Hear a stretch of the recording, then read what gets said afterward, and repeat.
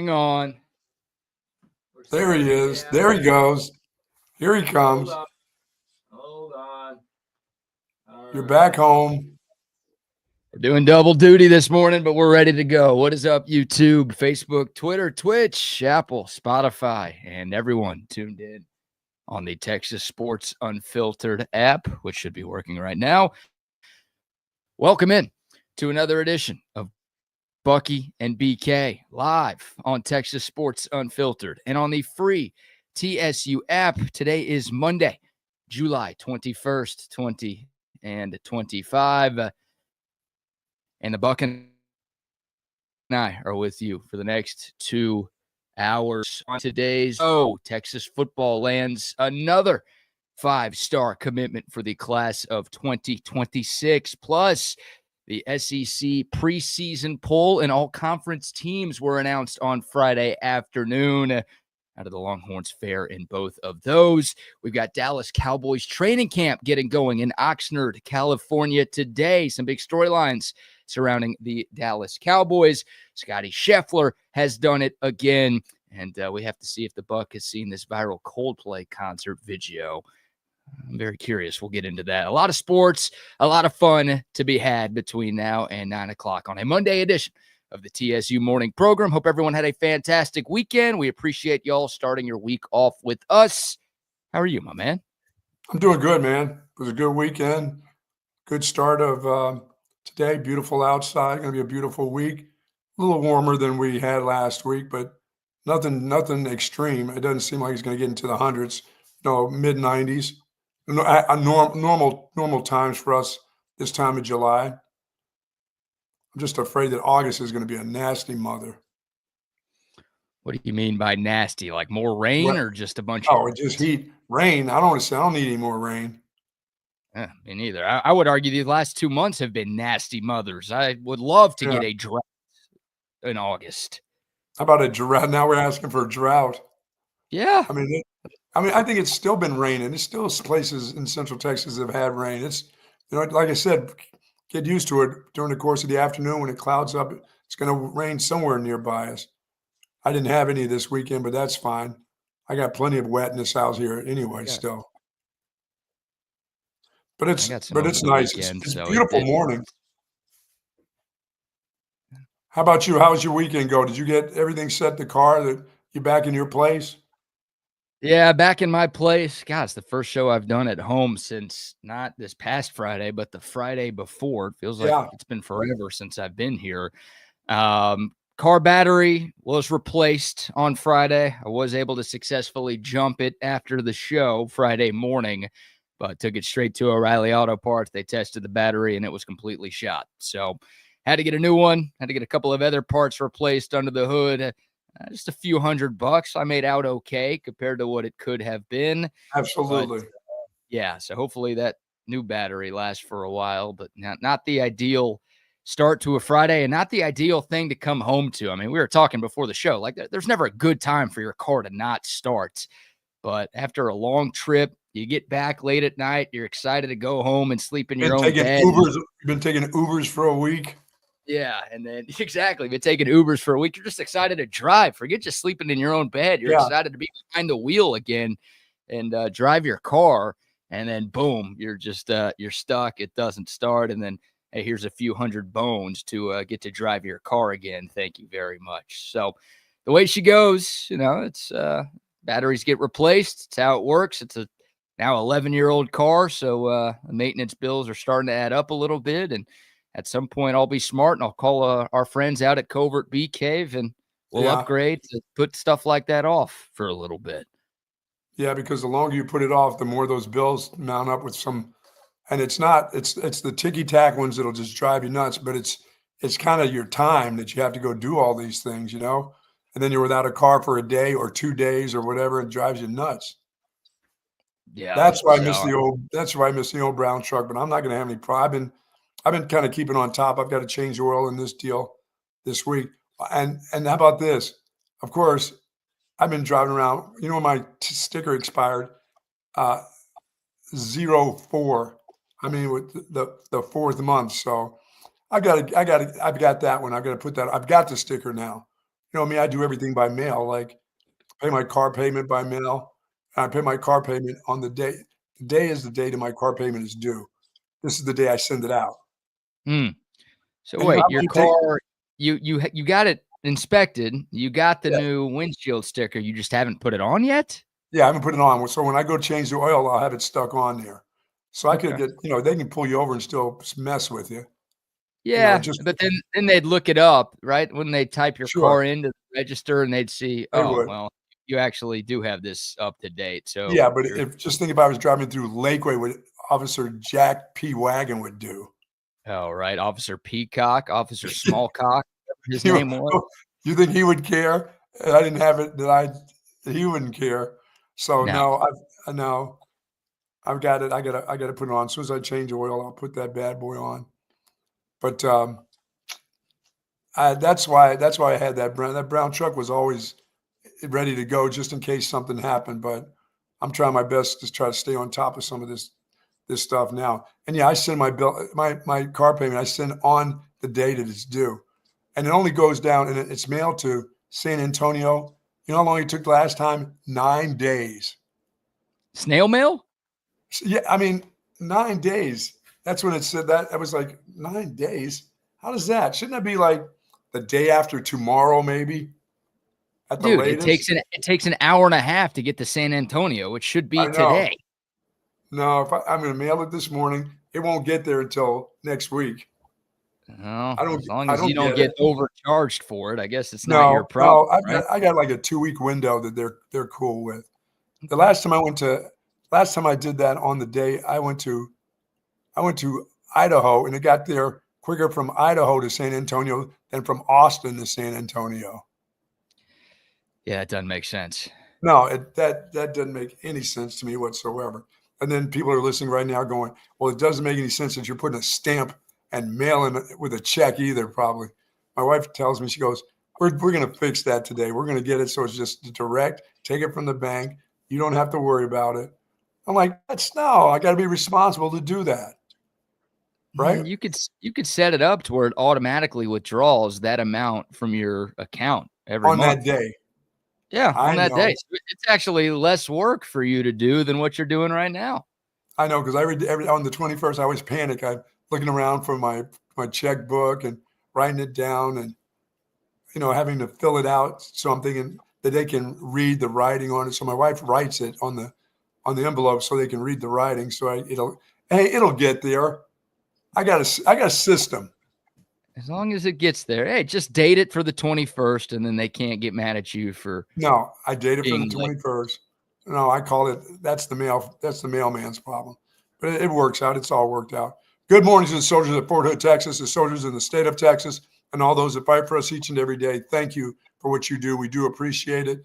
Do be careful out there, please. yes, indeed. All right, plenty to get into. It was a busy sports weekend for the Texas Longhorns and all around the world. And we'll start with a little Texas recruiting. Felt like 2 weeks ago we were talking about Texas being mired in a bit of a slump. The Yeah. Longhorns were missing out on a number of their top targets who were committing elsewhere. And there was a little bit of panic around some Texas fans. I don't want to accuse everybody of pressing the panic button, but there were some Longhorn fans across Longhorn Nation who were starting to worry about the way things were trending in recruiting. Well, in the last week, Texas has landed 3 5-stars, and they landed another one last night with 5-star running back / athlete Derrek Cooper from the state of Florida. He's from the Hollywood, Florida area. Okay. Most recruiting services have him listed as an athlete, but he is more than likely going to play running back when he gets to the University of Texas. He is a top 30 player in the country in this class. He is the second-ranked player in the state of Florida. He is the second-ranked athlete overall in this class, and it is a big get for Texas. Before last night, the Horns had 0 running backs committed in this class. And every year under Steve Sarkisian, the Longhorns have signed 2 running backs. So, they had some work to do. They hadn't picked anybody up yet. And then last night, they start their 2026 cycle with a bang, bringing in a 5-star. That is great. That's great news, boy. They kill it in Florida now when it comes to running backs. or they get the best of the best out of there. So, and this is a running back / athlete, huh? What's the size on him? I think it's 6'1", 220. Of course, my notes didn't email over, so it's technology is just absolutely destroying me lately. But I believe that's the height and weight for Derrek Cooper. It's a big old kid. Yeah, make sure I got that right. 6'1", 205. Had the height right. I gave him a few extra pounds. So 6'1". Well, here he'll gain that. He'll get that anyway. I'll give it to him anyhow. Yeah, now you love calling our running backs fat, so I'm sure you're chomping at the bit to get the chance to do that with Derrek Cooper. I was going to say 6'1", 220 right out of high school. He's a big one. 6'1", 205 going into his final year of high school football. Perfect. He also is a state qualifier in the 100-meter dash, 200-meter dash, and long jump as well. So, yeah, track speed, that's something you're looking for in those skill position players. You've got some track speed, and not just any track speed. This is Florida. We're talking about a Florida state qualifier, not Idaho. You brought that state up earlier. You know how many great athletes there are in the Sunshine State. Yeah, Derrek Cooper not only putting up great numbers on the football field, but also doing great things in track as well. That's a great get right there. Once again, proving they can go into Florida and get the best of the running backs.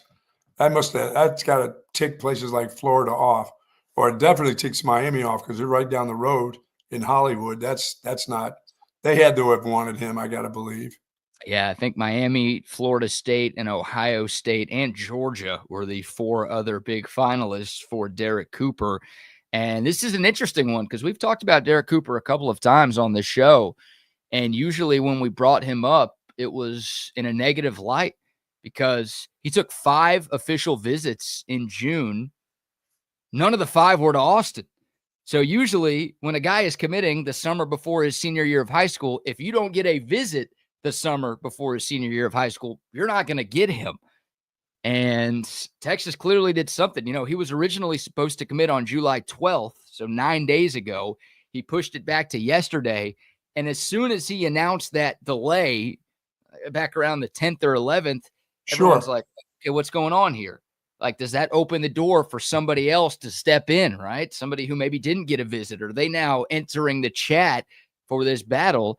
And Texas was apparently that team. So even though Texas didn't get the OV, again, they upped the ante. They upped their full court press and did whatever they had to do, and they found a way to convince Derrek Cooper to commit. I mean, that's incredible. He didn't come on this campus, man. No, not this summer. He was not here for an official visit. He's been here before, but he was not here for the OV. Yeah. So look, it's an NIL thing. I'm sure Texas felt a little pressured because the Longhorns really were going after 3 top flight running backs in this class. You had KJ Edwards from Carthage, you had Xavier Crowell from Alabama, and you had Derrek Cooper. Well, KJ Edwards surprised a lot of folks when he committed to A&M a few weeks ago. Xavier Crowell, we talked about him. He committed to Alabama. So it kind of felt like Derrek Cooper was like the last of the big 3 and the last guy that Texas really wanted at running back in this cycle. And once they missed out on the other 2, it's a very similar conversation we had with that linebacker, right? Tyler Atkinson, the number 1 linebacker in the class. Texas was going after 2 other top flight linebackers as well. Both of them commit somewhere else. Texas ups the ante on Tyler Atkinson. Boom, they get the commitment. It almost feels like an identical conversation with Derrek Cooper in that running back room. Yeah, well, if they really want somebody, and you've got 3 of them that's on your list, and you don't get the other 2, you've saved some money, so you maybe have just a little bit more for that last guy because you desperately need to have the last one, and so you get him. Or because I don't, like I said, he's been here, but not to take an official visit here. That there's something about that. So that's just good recruiting right there. That's a good deal by them. And plus, they've had success in Florida. I mean, that helps too. Let me tell you, when you have some success, when you have kids on your campus that are from that state, you know, and you're starting running backs from that state, that kind of makes you think right there. If you're a kid from that area, now they've been taking care of this guy. They'll take good care of me. You talk about good deal. I mean, that's probably what this thing came down to. It's Texas good deal a little bit to make sure that they were going to get Derrek Cooper on their campus. But you're right. I mean, look, CJ Baxter's from the state of Florida. You look at just And Texas has gone all over the place to get running backs in the Steve Sarkisian era. Bijan Robinson was a Tom Herman pickup, but he was out of state.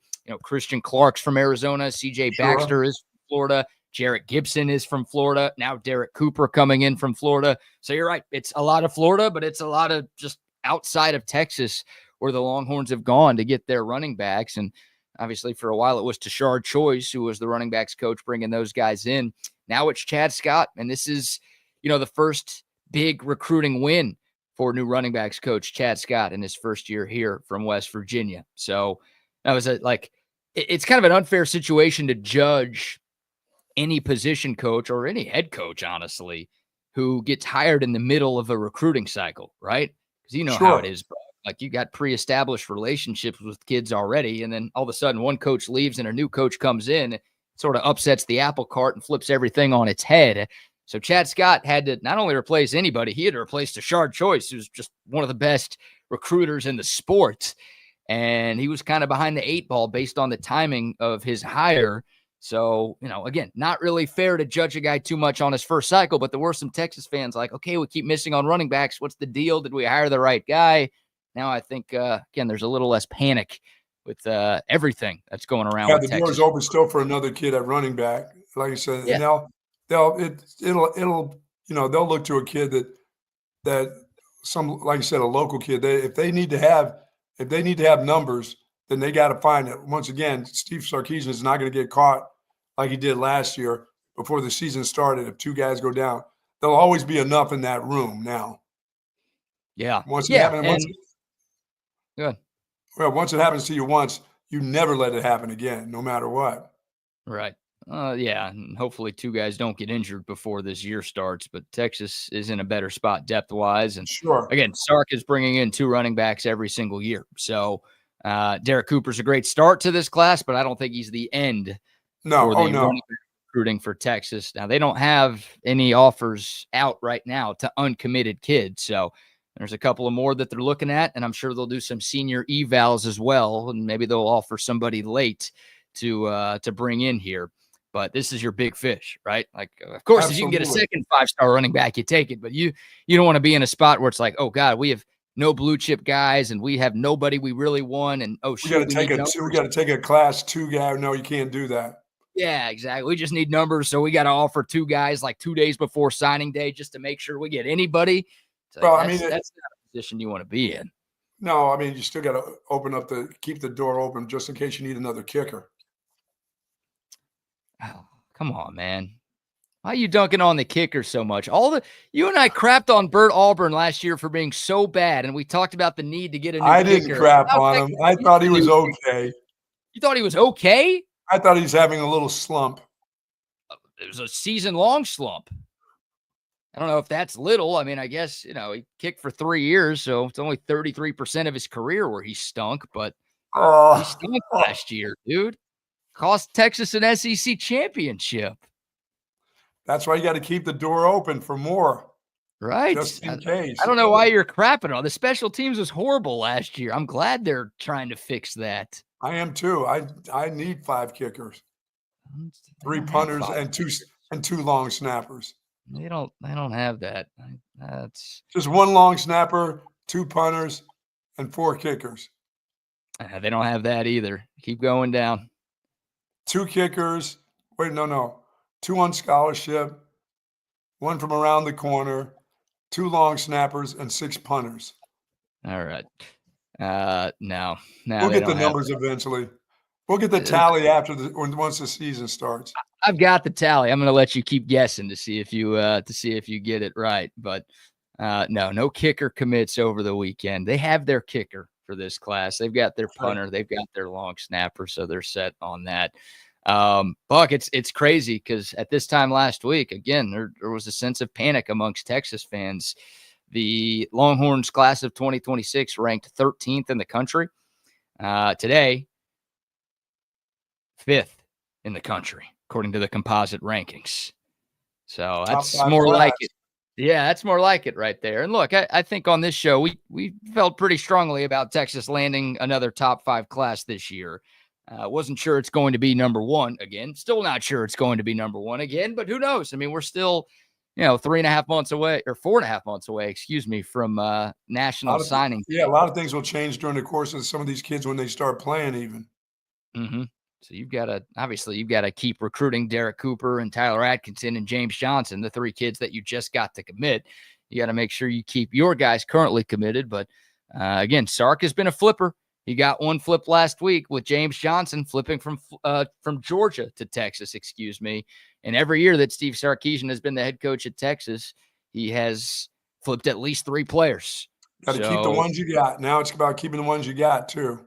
Yeah, a little bit of both. So but that's good news. Again, it's 13th. A lot of teams around college football would kill to have the 13th best recruiting class, but absolutely, Texas fans don't feel that way, and it's understandable because you look at the conference you're in and you look at the teams you're competing with for national championships. You got to recruit higher than that. Well, the good news is the cycle didn't end on July 14th. There's plenty of time, and in the span of a week, Texas went from, hey, what's going on in recruiting to, no, they know what they're doing. All right. Yeah. Figured. Yeah. Kids are all right, Buck. Yeah. Like I said, there'll be some changes once the season starts. There'll be some kids that, will make some commitments because they don't want to be bothered during the football season. That's enough. Season has started. I don't need all the phone calls now. I'm going to commit to somebody. Texas will get 1 or 2 then. Yeah. And John says class rankings are absolutely worthless. See, this couldn't be further from the truth, because if you look at the teams that win national championships, in class, yeah, they all recruit at an incredibly high level. So I see what you're saying, John. Like, obviously, the recruits have to hit for the class to pan out, but you cannot win national championships in this sport if you're not bringing in top 10 recruiting classes. Like, once again, John, you take your 4 and 2 and 3 stars. I'll take the 5s. And I'll like to play you every weekend. Right. Now, any Texas fan knows that if you don't develop the talent, you're going to waste a good class. We saw that way too much last decade, but I'm telling you, your class rankings matter, because you need to have those to compete at the highest level in this sport. So it is worth paying. In this conference, you have to have it too. You can't be number 62 ranking and have 2 or 3 good guys and tell me you're going to win. You're not. Buck, if you're like class number 13 in the country, you're like 8th in the SEC. Right. You're right. That's how crazy. If you're 62, then you're dead last in the SEC. You're golfing with Hugh Freeze if you're down that low. So some people like to be in the top. If they're in the top 20, they feel pretty good about their program. Not at this level though. No. Yeah. If you're in the Big 12, you could be the 10th or 11th best recruiting class. You might be number 1 in the conference. That's right. You do that in the SEC, then you're going to be falling behind a little bit. So it's the lifeblood of the program. Every coach says that. And again, Steve Sarkisian has this damn thing figured out, which is pretty cool. Another reason to be happy about the direction of this program. Yeah, and some guys will, and some of these kids that are seniors will even get better as this season goes on too. That's what's good. Oh, seniors in high school? Oh, yeah. So those guys will get better.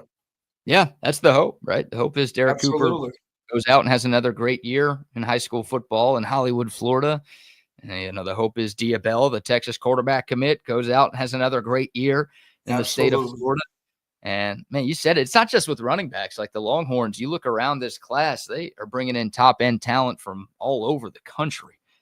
This isn't just this is not a slight at Mack Brown. I mean, Mack Brown's the last coach to win a national championship here, but it felt like his recruiting was like so focused on the state of Texas and just dominating Texas and keeping the best players at home every year. Now, Steve Sarkisian has made this thing a little bit more national, where they just go and pick and choose seemingly anybody they want. You could win a national championship if you had them all from Texas, if you kept them all from Texas. That's the problem, BK. You can recruit them, and you can recruit them hard. And generally, you want to recruit the best players you have in your state at every position in your state. If you get a chance to keep them, it's just hard to keep them because so many people come after them in the state of Texas. So if you got them all, you'd be just fine. Yeah, that's true. Like, it's just harder to do that now than ever before. It's my goodness. Easier for guys to get recruited in the era of social media, and just easier to travel now to these other places. And obviously NIL is, I don't want to say leveled the playing field, but it has completely changed the game in terms of recruiting. And you got 4 or 5 or 6 states like that that can do that if you get them all, the best ones from your state, and they don't go anywhere else, and nobody comes in and messes with them. You get the top of the pick, they come to you, and the rest, everybody else gets to choose from. That just doesn't happen in this state. They go everywhere. They go everywhere out of this state. But when you can go to places like Florida, Arizona, now California, and get the ones that everybody else wants in that state, like the good schools in that state, and they're in a dogfight with you, that's great. That's great for you. And Florida's that's crushing them in Florida to take all the great running backs out of Florida. That's amazing. That's the thing, right? Because for the last few years, teams have come into Texas and poached some of our top talent away. Well, shit, they've been doing that forever. Yeah, now Texas is kind of returning the favor. I mean, 5 years ago, Buck, you're right. 5 years ago, you think Texas could have gone into Georgia and taken the #1 defensive player in that state away from Kirby Smart? No. Right? Like all these guys from Florida and Georgia and California, like that's what's cool is that, it's been happening to Texas, but now Texas is like dishing it out to other people. They're returning the favors all over the country now. You're right. Yeah. So what do they say? Turnabout is fair play. Oh yeah, and they're getting it too, boy. That's just amazes me out of the state of Florida. Yeah, you've got their #1 quarterback and their #1 athlete, and two of the top players.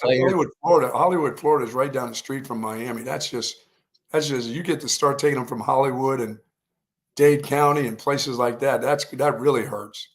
Yeah, they love it. And, Texas taking advantage perhaps of the Florida schools just not being great right now. Well, you're right. Miami solid. They almost won the ACC last year and made the college football playoff, but they didn't. Florida State was the biggest joke in the country last year. And then Florida, everyone's talking about their coach potentially getting fired after this year. So take advantage, right? That's something people took advantage of. Texas and hell, when Texas and A&M were both down, saw teams coming in all the time, taking their top players. And now Texas is again doing the same thing. All right. We'll take your thoughts. Dakota text line 512-222-9328. The YouTube, Facebook, Twitter, and Twitch live chats are rocking and rolling as well. We will get back to some of your comments. We'll talk a little more Texas recruiting, but we've got to get to what Scotty Scheffler did across the pond over the weekend. But before we hit the links, Buck, how about our first round of sponsor shout-outs? Folks, I am sitting in my relaxed back chair, and I had a weekend of walking on the hard pan out there. Got a couple miles in last couple days walking. Back's a little sore from walking out there. Been told, Bucky, go to the track. Why are you on the hard pan? I'm hard-headed because I'm a tough guy. No, I'm a bad guy that shouldn't be out there walking the streets when there's tracks all over the area where I am that I can walk on, or a treadmill. But thanks to this relaxed back chair, folks, my back is feeling fantastic. It was over the weekend sitting in it watching Scotty Scheffler win the British Open for sure. They got zero gravity recliners there. They've got Tempur-Pedic mattresses, pillows, everything you need at our friends over at Relax the Back. Anybody's got a sore neck, sore shoulders, hips, thoracic back, lumbar area, please go by the store. See what they have, all the different types of accessories they have that are going to make you feel fantastic. Office chairs that you're going to be sitting at hours a day. You want to be in a great office chair. And Relax the Back has just that for you. 2 locations in Bee Caves at the Hill Country Galleria right across from Whole Foods, and in North Austin at the Gateway Shopping Center across from the Container Store. Live pain-free like the Buck at Relax the Back. Yes, sir. Good to be back in my Relax the Back chair. I bet. Oh, love this thing. All right, now a quick word from our great friends at AV Consultations. Now, stepping up to the plate is a household name, weighing in at roughly 115 pounds with a wingspan of 98 inches. It's Samsung. Kid, I know it's baseball season, but this isn't what I meant when I said to incorporate sports into the company commercial. Sorry, old man. I just want everyone to know that audiovisual consultations can make your home feel like a stadium. That's true. Audiovisual provides stadium surround sound, huge screen video, controlled lighting, and even temperature control. On our roster, every customer is an MVP. Sounds like audiovisual knows how to score a home run with our customers. All right, kid, that's enough with the baseball puns. But I'm trying to tell everyone that audiovisual is a real catch. You'll love our services. Kid, There's nothing coming out of left field when you give us a call. We won't break your balls. Hey, we only have a minute. Pitch, please. I don't need your attitude right now. Rest assured, listeners, audiovisual is much better at installing and designing custom home theaters than we are at making jokes. Just check our stats. Give us a call at 512-255-8678 or visit us online at avconsultations.com. And I sat in front of my big screen and just I got up 2 days in a row at like 3:30 in the morning to watch golf. And man, oh man, I did catch 2 of the nicer days there watching. Yesterday was beautiful, but I also caught that first day, that Saturday. I think it was Friday morning. Oh, was that ugly there? That was an ugly BK. That weather was nasty. Yeah, did get good weather on Saturday and Sunday, like you said, which it felt like for the British Open, the conditions were more favorable than usual.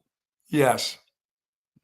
Because I'd be sitting up there with a little blanket over me like this, feeling chilly watching it on TV. But it was nice. Friday, Saturday and Sunday. Actually, there was only really one really bad day, and they still fought through it. They had some of those squalls that came through there with downpours, but it didn't stay the whole day. But it just looked miserable.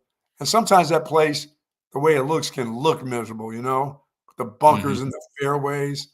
And I know a bunch of you real golfers have played there. You can have it. No thanks. Get the bunkers out of the fairways. If I want to go to pitch and putt and go through the windmill, I'll just go to Peter Pan. No thank you. And there were some windmills out there, huh? That was fun. That place looked like a gorgeous place. The Emerald Isle looks beautiful. Yeah, I mean, if I was drinking and staggering from pub to pub, that'd be pretty cool. But yeah, I don't know. I don't think I enjoy my golf there. Now I hit it low. It'd run forever right into the bunker. Yeah, but Scotty had that thing down. He was dynamite. He played really, really well. I'd asked I had asked you about this guy, Lee Westwood. I saw Lee Westwood more than I've seen him in like 10 years during the weekend. He played okay there, that old dude. That old dude still hacking away. Still hacking away, man. Yeah, he was okay, but Scotty Scheffler, obviously the story from the 153rd British Open, as he basically lapped the field yesterday, dominating his way to his first British Open championship, his second major of the year, his fourth major of his career.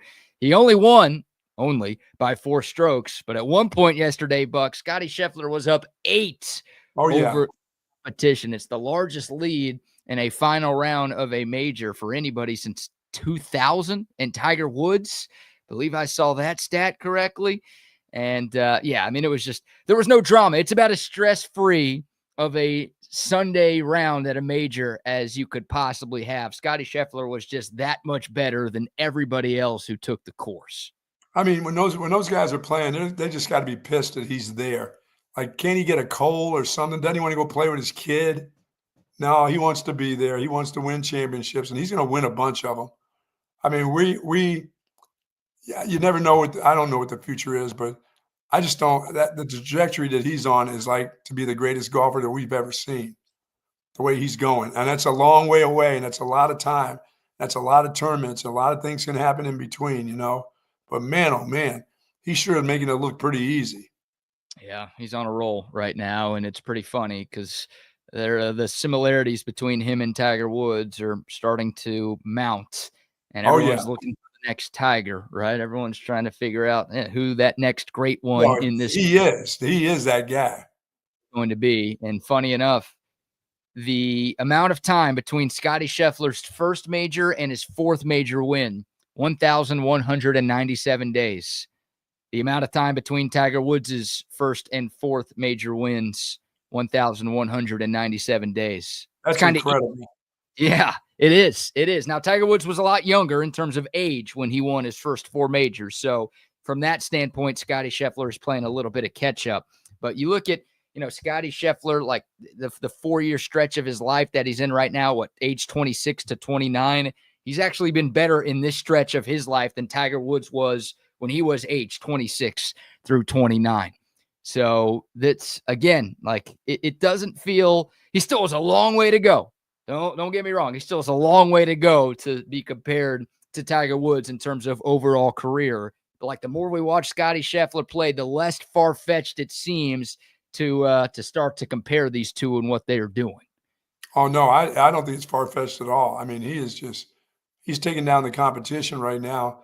And some of these young guys that are coming up, every year like an Aberg, who Oberg will come up, and all of a sudden, and you're thinking he's going to be the next guy. He'll take this championship. Not from this guy. This guy's just 29 years old, and he is like steamrolling these guys and beating them by big numbers.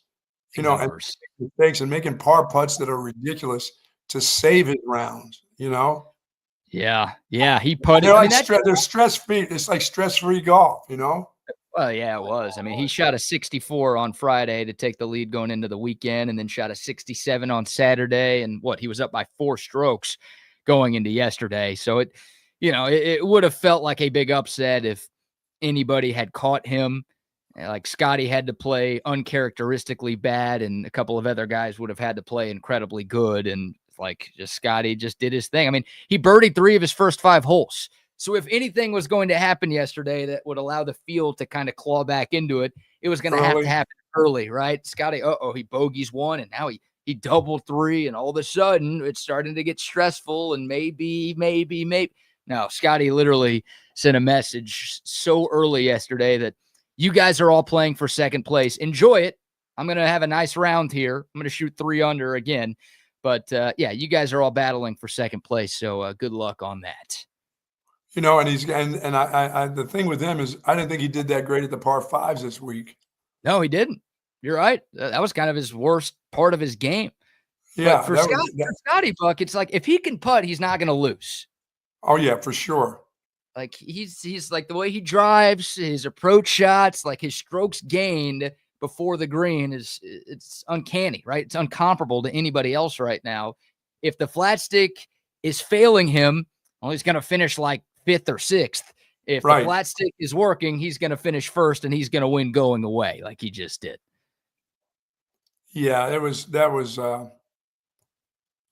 fun. Saturday was really fun watching him. He had it going on Saturday now. Yeah, I think he was 59 of 63 from inside 10 feet. You kill for that.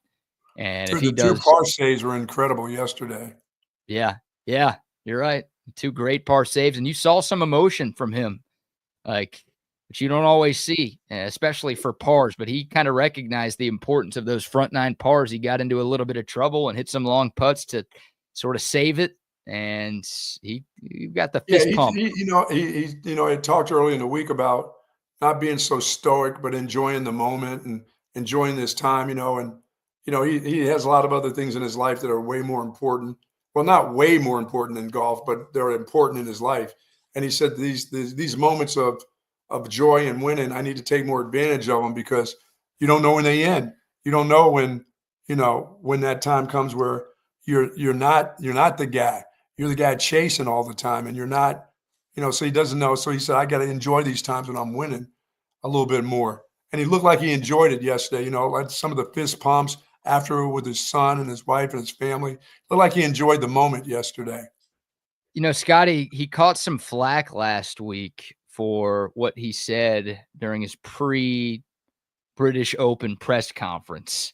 Yeah, he was kind of open about his life, he let people in a little bit. Yeah, he basically said, when I win a golf tournament, I kind of celebrate it for 2 minutes, and then it's, back to reality, and, golf doesn't define me. But people it was a great, 5.5 minute answer, incredibly eloquent, and a great peek inside the mind of Scottie Scheffler, which for me is his best superpower. It's what makes him unbeatable. He's just so mentally grounded all of the time, and nothing seems to faze him. But in this clickbaity society that we live in, people took the clip of him saying, yeah, when I win a tournament, I only celebrate it for 2 minutes. And then it became, Scottie Scheffler, does he even care? Does he disrespect the game? And that's it was ridiculous, but that's what happened last week. And it kind of tells you, he really kind of goes on. He said golf is it's kind of there and then it's gone, because the next week, guess what? You go right back against these same dudes. And, these events, and especially in majors and things like that, or your FedEx and all that stuff, he goes right back to getting ready for the FedEx and a huge payday, Right. Yeah. Well, here's Scotty yesterday. This is after he took home the trophy. Here's him talking about the emotions of winning the British Open for the first time in his career. I've worked since I was 2 or 3 years old to have a chance to play professional golf for a living. And now I've been able to win tournaments that I just dreamed of playing in. And it's an amazing feeling. And I'm so grateful to be able to live out my dreams. But, like I said, my faith in my family is what's most important to me. And I try to live as normal a life as possible because I feel like a normal guy. I have the same friends I had growing up. I don't think that I'm anything special just because, some weeks I'm better at shooting a lower score than other guys are. Yeah, the guy's pretty grounded. Not pretty grounded. He is grounded. Incredibly grounded. And there's him, he spoke for like 2.5 minutes, almost apologizing. He didn't say I apologize or I'm sorry, but it was almost like, he caught wind of some of the ridiculous backlash from what he said last week. And he's like, well, let me clear things up a little bit and talk about what I mean. But that's pretty on brand for Scotty Scheffler. That's who he is. He's a guy who cares more about his faith and his family. And obviously he's really good at golf. You don't make it to this level if you don't practice and try incredibly hard all of the time. Yeah, and don't think that dude does not love golf, because he does. I mean, he is very passionate for the game. He practices hard. He's into it. He just says that after that one's over with, guess what? There seems to be another one the next week that's just as important, Right. Because and it's almost like, yeah, he takes them. It's important to him. So I know he loves the majors. It's not like, who's the guy that plays for the majors all the time? And just some of the other Koepka, he talks about the majors. Scotty plays for the game of golf. He practices too hard and works too hard to want to lose the Valspar Invitational because he didn't work hard enough, because it doesn't mean that much to him. No, they all mean a lot to him. Yeah. So he takes them all very serious, where other guys will say, no, I only get up for the majors. Why do I get up for the majors and I don't get up for these other ones? Well, he gets up for them all because that's how he works. That's how he is in his life. He's just not a lot of ego with Scotty Scheffler. He's got his priorities in life right, and he's just a machine out there on the course, dude. It's like he hit that, was it on 6 or 7 yesterday, where he found a fairway bunker, one of those pot bunkers, and then he hit it right off the lip, and it came right back into the sand. Like, to me, that's like the machine is malfunctioning. So like AI is broken. Like, it's so rare to see him hit that kind of shot. He's just so machine-like and so stoic out there about He his doesn't take business. a lot of chances. He doesn't take a lot of chances. No, and he's just a robot. Like, it's ridiculous how good he is right now, and such an easy guy to root for. Obviously, the fact that he's a Texan and a Texas Longhorn makes it easier, I think, for all of us to root for him. But it doesn't matter where you went to school or where you're from. Like, it's hard to root against Scotty Scheffler with the way he conducts himself, and obviously with the way he plays the game of golf as well. So yeah, and I'm fine. Like, when Kisner's on doing it, I always got to hear about the Georgia Bulldog golfers. Scotty doesn't throw up the hook 'em and go all University of Texas on them. Like, I mean, they got announcers that do that. Oh, just another proud Bulldog we got in here. I'm like, so what? Well, that's because those guys just go around barking like dogs everywhere they go. I forgot about that. That's Remember, right. Georgia grads, like, just old men everywhere they go. They just Yeah, I forgot about that. I forgot about that bit. No Texas fan goes around. Ooh, no. Everywhere we are, like, because we're adults and we don't make animal sounds. But Georgia fans, every time any Bulldog hits a shot, you hear that in the background. So it's like the perfect segue for the broadcasters to start talking about where they went to school. And it cracks me up. It cracks me up. Grown men acting like dogs. But that's the only trash I could talk about Georgia, because we haven't beaten them yet since joining the conference. So that was weird, though. During our pregame show last year when the dogs were in town, just kept turning around like, oh, who brought their dogs here? Oh, nope, that's just a 65-year-old man doing that. That's just a 65 man. Yeah, he's barking. They're walking and barking. Was that guy on a leash? Is he into some weird section? Oh, no, it's just a Georgia fan.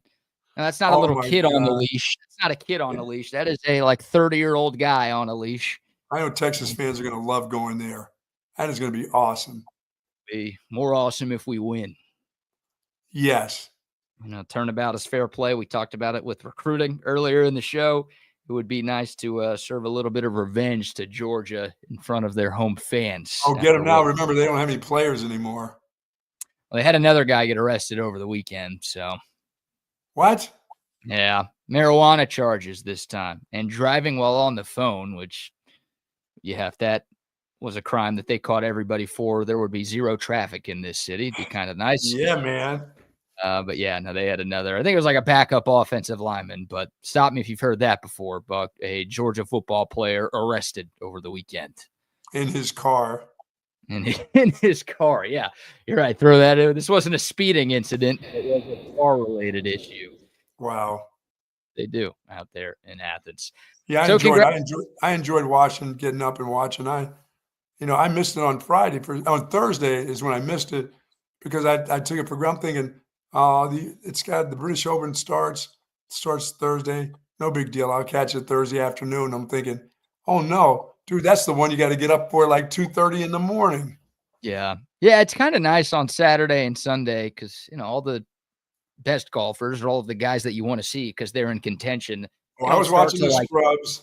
Yeah, they don't start till like 7 or 8. But look, if you want to watch Scotty on day one, you might be waking up at 3 a.m. to watch him. Right. So, Saturday and Sunday, for me, it's like, all right, I'll sleep till like 7, 7:30, 8 o'clock, and then I'll get to watch like all of the leaders' entire rounds. And that's really what I care about anyways. But yeah, Friday, the first couple of rounds, Thursday, Friday, you're at the mercy of whatever pairing your favorite golfer is in. No, on Sunday, I was watching Phil. I was watching some of those guys. I was up early watching the first ones out there with the seagulls crapping on their shoulders and stuff. I mean, it was early. How did Phil do this weekend? I guess he made the cut. I think Phil ended up being -1, maybe. All right. Phil Mickelson, I'm seeing if I could pull it up, but I'm having all sorts of tech issues last night and into this morning. Welcome home, me. Phil Mickelson, I think at the start of the year was like, I don't think Scotty Scheffler is going to win before the Ryder Cup. He literally tweeted that out. He's like, just something doubting Scotty Scheffler. And well, since then, Scotty Scheffler has won 2 majors and a number of other tournaments. And everybody brings it up. Every time Scotty does something good, everybody like reverts back to that Phil Mickelson tweet that. No, come on, Phil. Yeah, it's a bad take right there from Lefty. So there you go. Congrats to Scotty. 3/4 of the career Grand Slam now in the bag. He will try to complete the Grand Slam at next year's U.S. Open. That's the one he doesn't have, huh? The U.S. Open. It's the one he doesn't have. He's got 2 Masters, 1 PGA Championship, and 1 British Open Championship. He won those last 2 here this year. The U.S. Open. Speaking of Phil Mickelson, that's the one Phil could never get. I got a hunch Scotty is not going to live the same fate that Lefty has.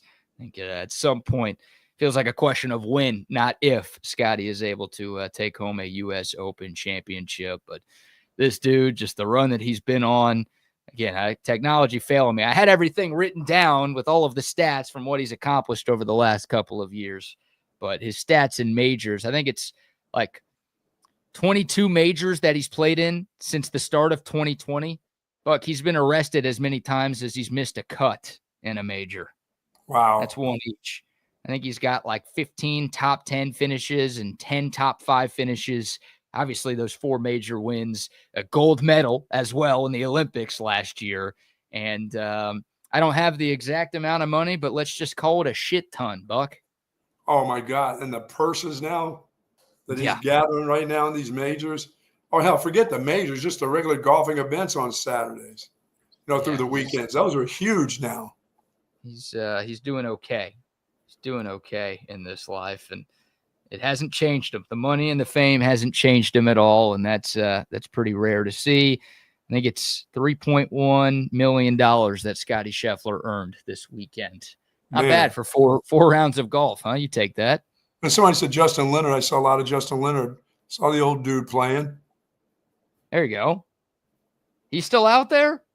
Oh yeah, Justin Leonard. He's been up in the booth, and then now he plays in and he's paying more attention to the Champions Tour, but he was there, a former winner. So, What'd you make of Rory's weekend? God, they wanted him to win so bad, didn't Oh they? man, did they ever? Did they ever? He just that was the closest thing. And Rory wasn't really that close to Scotty yesterday, but like it felt like people were cheering against Scotty. That's the closest thing I've ever seen to people cheering against Scotty.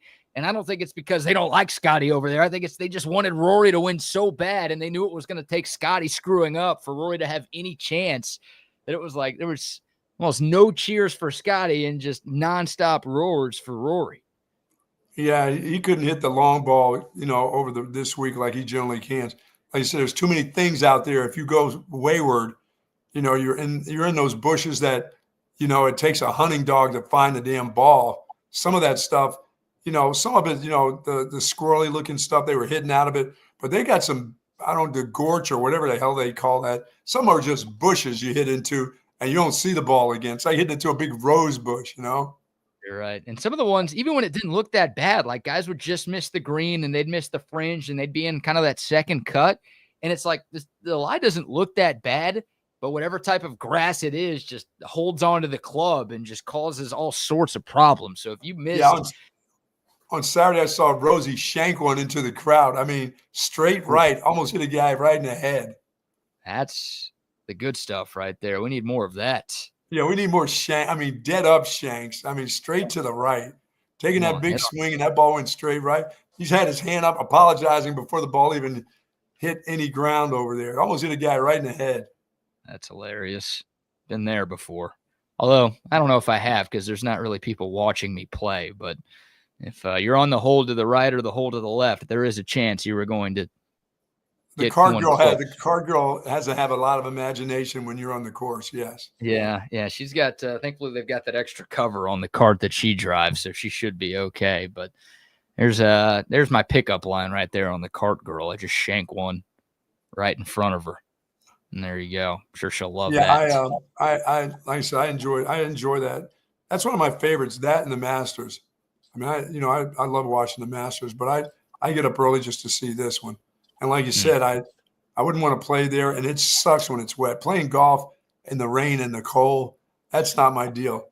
I'd rather go out there and pass out in the heat than to be out there in the rain, slopping around with towels and plus my caddy, I got to pay my caddy too much anyway. Right. Yeah. What caddy? Who's your caddy? Oh, I mean my golf cart. Yeah. Okay. And I don't have that many towels. Those guys are bringing towels like magicians out of that bag. Like, how many damn towels do they have packed in that sucker? You got to, man. With the conditions out there, you got to. Justin Thomas, he took his club. He broke his driver. He got pissed. I didn't see that. He snapped it? Snapped his driver. What did he do it? Like over his knee, like a baseball player? I think he slammed it into the ground and the head came flying off of it. There you go. Been there. Yeah, but he's got a guy who will pay the $600 for his club. They got a whole thing of clubs waiting for him when he comes back in. He can't replace it though during the round, right? He's got to wait until it's over. No, you got to wait till it's over. How about that? Yeah, that's tough. Although there have been rounds where I've just put my driver away. So of course, and a lot of those guys, there were a lot of driving irons that they were hitting out there because that ball just runs and runs and runs. Yep. Very good stuff by Scotty, though. Yeah, congrats to Scotty. And it's of course his caddy. He gets some nice coin. He's making more than probably half the golfers there by just being that dude's caddy. You're probably right. What is it like?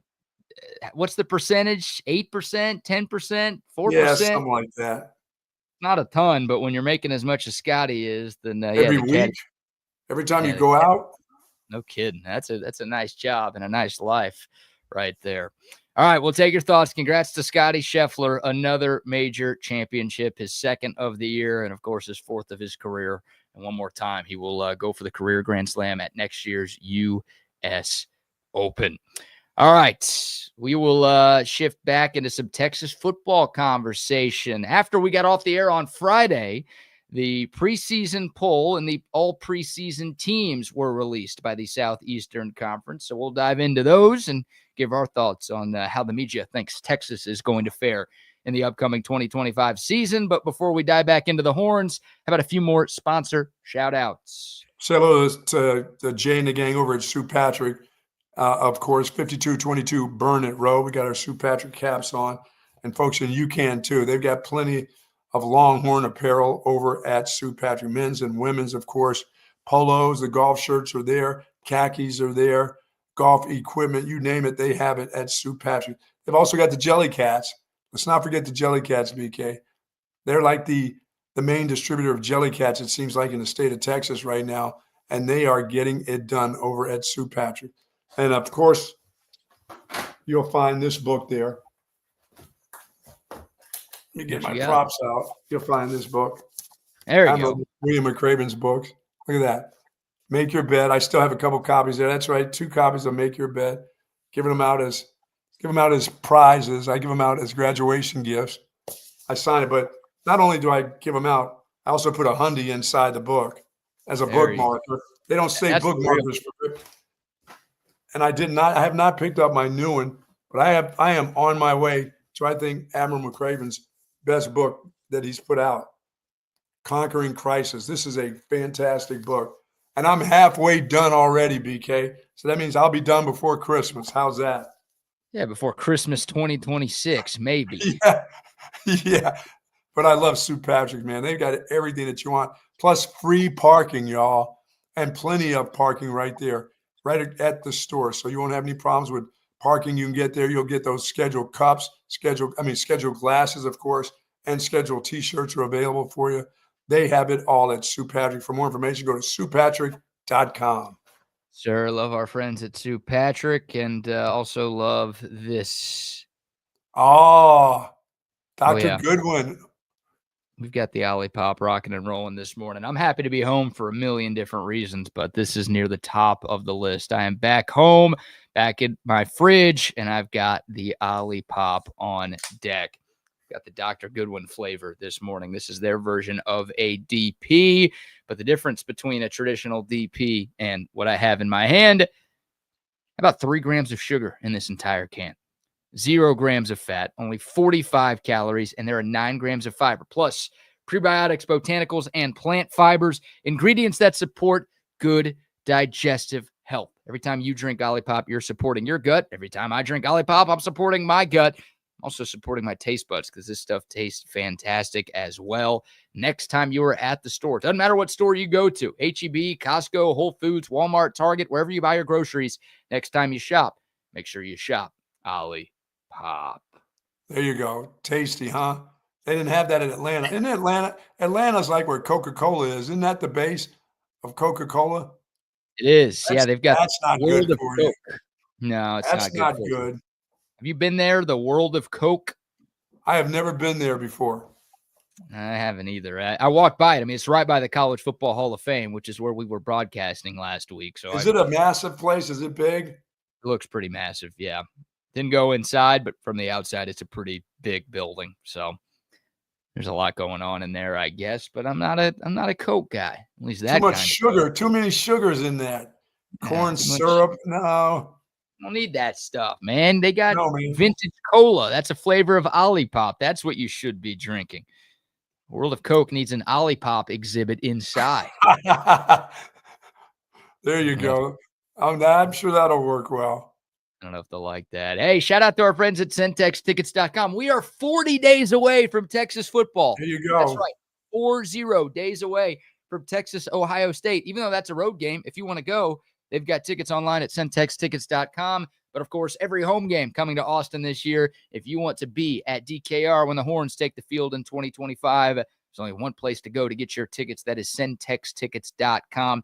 Every Texas sport, not just Texas sports. They got Major League Baseball tickets. They got Austin FC tickets. They've got concert tickets, comedy show tickets, whatever. If you want to be there in person, CentexTickets.com has you covered. Don't forget to use the promo code CENTEX10 when you check out, and you're going to get 10% off of your purchase. Again, CENTEX10 is that promo code for 10% off at CENTEXTickets.com. Jay says they got the small size schedule tees back in the store at Sue Patrick. So that's a good thing. For some of you small sizes, not many of you out there that need a small, I believe. You're body shaming our entire audience this morning. But that means that he's got plenty of XLs, XX, and XXX. Jay's got some 3X's out there too for you. He's fat. Oh, Come on, man. Why is the whole audience catching strays this morning? They're kind I don't enough know. to spend time with us. You're doing this to them. The big man is the mediums are starting to get kind of small on the buck. You know what I mean? How big are you now? Phrasing. 156. Okay. On the daily now. You're 1 pound heavier than what you were? Yeah, I'm getting there though, but it's some of these are morning weigh-ins. All right. That's good, I guess, but it doesn't. You're trying to be the big man. You keep talking about 160, 160, 160, and all I hear is 154, 155, and 156. Dude, I can't slam all that stuff down. The 3 meals a day deal is hard, brother. It's You're not hard. You're not going to be the big man then. You're going to be the little man like you always have been. I'm just going to be a little short guy with a belly. I don't want that. I got to be careful with that. That's you. I got to get to Hat Creek and Taco Bell this week. There you go. That combination. I'm seeing all these Taco Bell commercials with their new brand of whatever they have. What is all that nasty stuff? The chicken? Yeah. Isn't it like extra hot chicken or whatever? They're selling chicken nuggets now, and you don't like fried chicken, so that's probably a combination that's not going to work for you. Taco Bell and chicken nuggies. Still have my classic. Yeah, I need to go in there and have myself 6 crispy tacos. You can't eat 6 crispy tacos. I've eaten 4 of those bad boys in a row, in a car, in one sitting. Case in point, you can't eat 6 of them. You could get 4. I could see that happening. Maybe. I no way you're getting 6 without I tried to do it. I tried it. That was one of those orders I put in that I just no. Came back and gave them to the dog. Missing out. That's the best. What, slamming down a half dozen of those things? Yeah, they're delicious. That would absolutely tear my guts apart. It would have to. That's part of the experience, Oh, it is? I didn't realize that. Yes. The bathroom experience, it matters. You got to enjoy it coming in and coming out as well. Oh. You know the deal. All right, Buck, Friday afternoon after we got off the air, the SEC announced the 2025 preseason poll, and it's all preseason teams, plural. There were 3 of them. And the Texas Longhorns got a lot of love from the media members who were in attendance at SEC Media Days in Atlanta last week. We'll start with the poll sitting at the top, receiving a total of 3,060 points, and more importantly, 96 first-place votes. That would be your Texas Longhorns. There you go. For the first time in school history, the Horns are preseason favorites to win the Southeastern Conference. Of course, we're only going into our second year in the conference. The last time Texas was favored to win any conference was the Big 12 in 2023. Of course, the Longhorns got it done in their final year in that conference, so hopefully history repeats itself this year. But 96 first-place votes for Texas. Georgia came in second. They had 44 first-place votes, so more than double the amount of picks to win the SEC championship for Texas than Georgia or anybody else in the SEC. What do you make of that, Coach? Oh, they're not number 1. Right? Georgia, that they're number 2, right behind Georgia, Texas. Yeah, Texas is 1, Georgia is 2. Georgia's 2. Yeah, Texas. I don't know. I don't know how they. That's just BK. That's just the coaches and everybody. They're going to get that no matter how they cried it. They don't have anybody. They had enough players. They're fine. I would expect them to be no worse than 3rd. But how far would you think they would have gone down, even though they're crying the blues? 2, even 2. Yeah, I thought some combination of Texas and Georgia would be number 1 and number 2. So the question was Texas going to be 1 or was Georgia going to be 1? And I'm fine with Texas being 1. I'm not surprised that Texas is 1. I am a little surprised at the disparity between Texas and Georgia. Again, 96 first-place votes for the Horns, only 44 for the Dogs. I figured it'd be a little bit closer of a gap between those two. Yeah.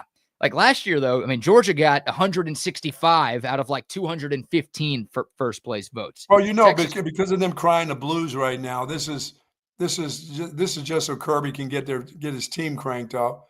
Now they've got something to go into the season with. sure. Nobody respects us. We're no good. We're not any. We're not going to be picked to win the conference. That's just how it is. So he'll be telling his team at every practice, every time they get into a meeting, this is what everybody thinks of you.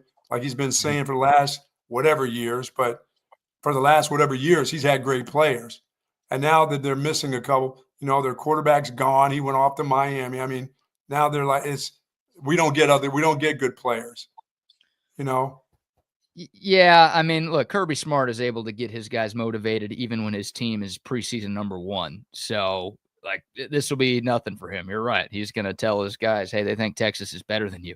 And look, he clearly used that in that game in Austin last regular season. Oh, there was no doubt about that. Texas was the number 1 team in the country. They were favored to win that game. Everybody was all over the Longhorns at that point in the season.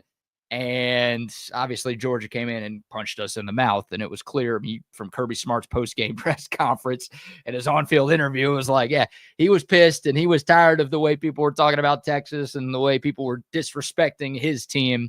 So, yeah, when his team's favored to win, he's able to somehow get a chip on his guys' shoulders. But now, of course, there's some extra added motivation with them being picked to finish behind Texas. So, well, they're ready to go for that mid-November game. They'll have that. Yeah, there's not going to be a time that you and I doing this, talking about the SEC, that they won't be in the top 3. How's that? As long as he's the head coach. Yeah, that feels fair. I mean, I don't know. This conference is pretty damn good. Like there could be a year where they're 4th or 5th, don't you think? Like Texas, Alabama, and LSU. Some years, probably not in my life. Probably not in my lifetime. Not in your lifetime? Until the new LSU coach gets there. Oh, as long as Brian Kelly's in Baton Rouge, you're not worried. I don't think you're going to have to worry about that. Yeah, well, you might be right. It's a big year for him, obviously. But, yeah, I don't know. I mean, look, it doesn't surprise me that Texas was picked to win. Here's the good news if you're a Texas fan, which I feel like most people tuned in this morning are. The last 5 years, the media preseason SEC championship has picked the final 2 teams in all but 1 year. So 2019, LSU was preseason 3rd. That was the year they won the national championship. Right. Went on so they obviously won the SEC. But the other years between 2024 and 2019, the teams that were picked to finish 1 and 2 ended up making it to the SEC championship game. So last year, the media got it right. Georgia was picked to win the conference. Texas was picked to finish 2nd. That's exactly what happened. So recent history, again, it's people will poo-poo preseason polls and say they don't matter, they don't mean anything. At the end of the day, they really don't. But in this conference, at least, and this obviously predates Texas's time in this conference, the media has had a pretty good pulse on who the best 2 teams are going to be at the end of the year. Yeah, and you feel like this is one of the more wide open SEC seasons coming up. I do. And look, there's 16 teams in this conference. 11 of them received at least 1 first-place vote, which we might have some people doing bits. Remember, Vandy got a first-place vote last year. Yeah. And I know they had a very surprisingly good season, and hell, making a bowl game for them feels like winning a conference championship. But, I mean, come on, that was clearly a bit by somebody. Vanderbilt actually got 2 first-place votes this year, by the way. But Auburn got 1. Ole Miss got 1. Tennessee got 1. Auburn, somebody just wasted a vote. Come on. I know. Auburn getting 1. I mean, that's almost as ridiculous as 2024 Vanderbilt getting 1. Are you going to tell me Arkansas got 1 too? Don't think Arkansas got 1. I believe they were one of the 5 schools that did not get 1 single championship pick. But it was 11. Last year, there were 7 teams that got first-place votes. This year, it was 11. And again, Georgia last year was picked to win the league. They had 165 out of a possible 213 first-place picks. Texas was in 2nd place. The Longhorns only had 27. This year, you had 4 teams get more than 20 first-place votes. Texas got 96 out of, I believe, 203 possible votes. And Georgia, Alabama, and LSU all got more than 20. So to your point about my point of this conference feeling a little bit more wide open this year, I think it is. And based on the voting that we had in Atlanta last week, I'm not alone with that sentiment. So I do think it's open. But if you ask me right now, who do I think is going to be in the SEC championship game at the end of the year, I would say Texas and Georgia. So I am in line. I think Alabama and LSU are both playoff teams. That's your 1 through 4. It's Texas, Georgia, Alabama, LSU. That's how I see this conference playing out. I think all 4 of those teams are playoff teams. And again, I think the Longhorns and the Dogs will be in Atlanta again in December for the conference. Did the Aggies get a vote? The Aggies were picked to finish 8th in the conference this year. Oklahoma 10th. Yeah, that sounds right. For OU, for A&M, for both? I would say for both. Okay. A&M, that's a little bit lower than I would have thought A&M would have been, considering, they were a win away from winning the conference, getting to the conference championship game last year. Obviously, it was a game they were never going to win because they were playing Texas. But eighth feels a little low for A&M just based on where I thought they would be. Here's the order before them. Again, Texas 1, Georgia 2, Alabama 3, LSU 4, Buck South Carolina number 5. Yes. About Florida number 6. Where are you on those teams? Yeah, I mean those 2 dangerous teams. Okay, Not great teams, but dangerous. On a Saturday, they can beat you if you're not ready. And then, please don't tell me then Vandy. No, Vandy. Missouri is Missouri before Vandy? Missouri is before Vandy. They are. Yeah, Missouri's 12, Vanderbilt's 13. All right, here we go. Sorry, Ole Miss is number 7. Texas A&M at 8, Tennessee 9, Oklahoma 10. OU got 3 first-place votes, by the way. Auburn at 11 with 1 first-place vote. Missouri 12, Vanderbilt 13, 2 first-place votes.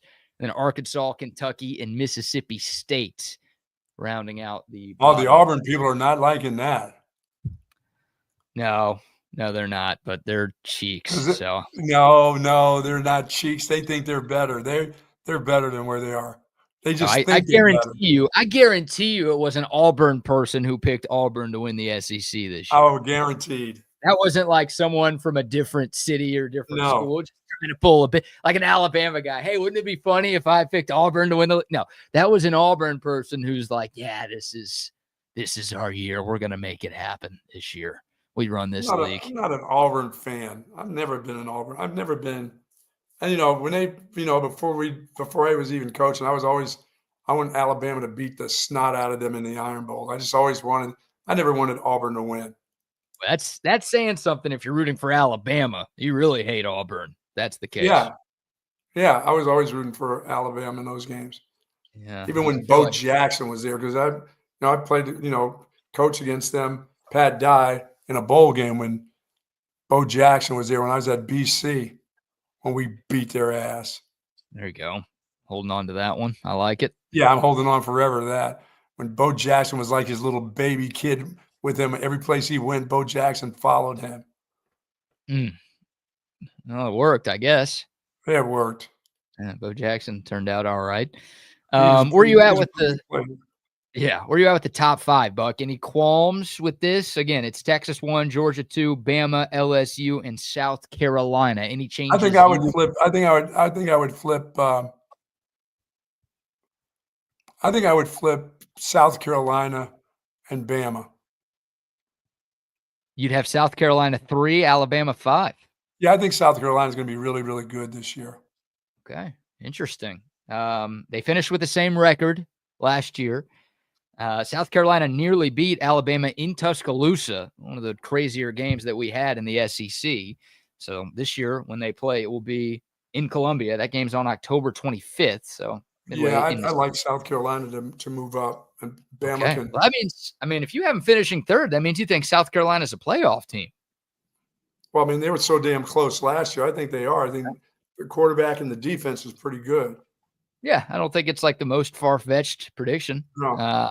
again, there are people who thought they should have been in last year. Again, they were in that category of 3 SEC teams that were 9-3 and just missed the cut. But they did. And I just don't want LSU to be good because then I got to hear it from my LSU daughter, Yeah. And South Carolina did beat Clemson last year on the road. They had some impressive wins. They ended the year incredibly hot. Remember, they started the season 3-3. They had a BS loss to LSU where LSU got gifted a touchdown. The refs just completely missed a call that literally was the difference in that game. So, I mean, South Carolina, you could argue they should have made the playoff. If they win that game, it's 10 wins. And we're having different conversations about the Gamecocks. But, yeah, they almost beat LSU. They almost beat Alabama in Tuscaloosa. They lost that game to fall to 3-3, and then they started killing people. They went into Norman and demolished. They beat the brakes off of A&M at home. Their quarterback started to get Vanderbilt. Good. You're right. Yeah, they crushed Vandy in Nashville, which, I know it's Vandy, but, I mean, Alabama lost in Nashville. Texas only won by 3 in Nashville. It wasn't easy to win there last year. They beat Mizzou, and then they had that road win at Clemson to end the year. So they ended the regular season on a 6-game win streak. Lenore Sellers is a stud. He's one of the best quarterbacks in the country. My question with the Cox is I just don't know if they have enough outside of Lenore Sellers. I think they have enough on defense, but I don't know if they have enough offensive players besides that kid to get it done. They'll have enough. They'll have enough defense, and Shane Beamer. I'm not a big fan of his. That guy won't be able to shut up if he wins too much. Well, you haven't finished in third. It sounds like you at least believe in Beamer ball. I believe in that quarterback and that defense. Okay. Yeah. I would have South Carolina below 5, which is interesting. So there's a pretty big gap between you and me on the Gamecocks this year.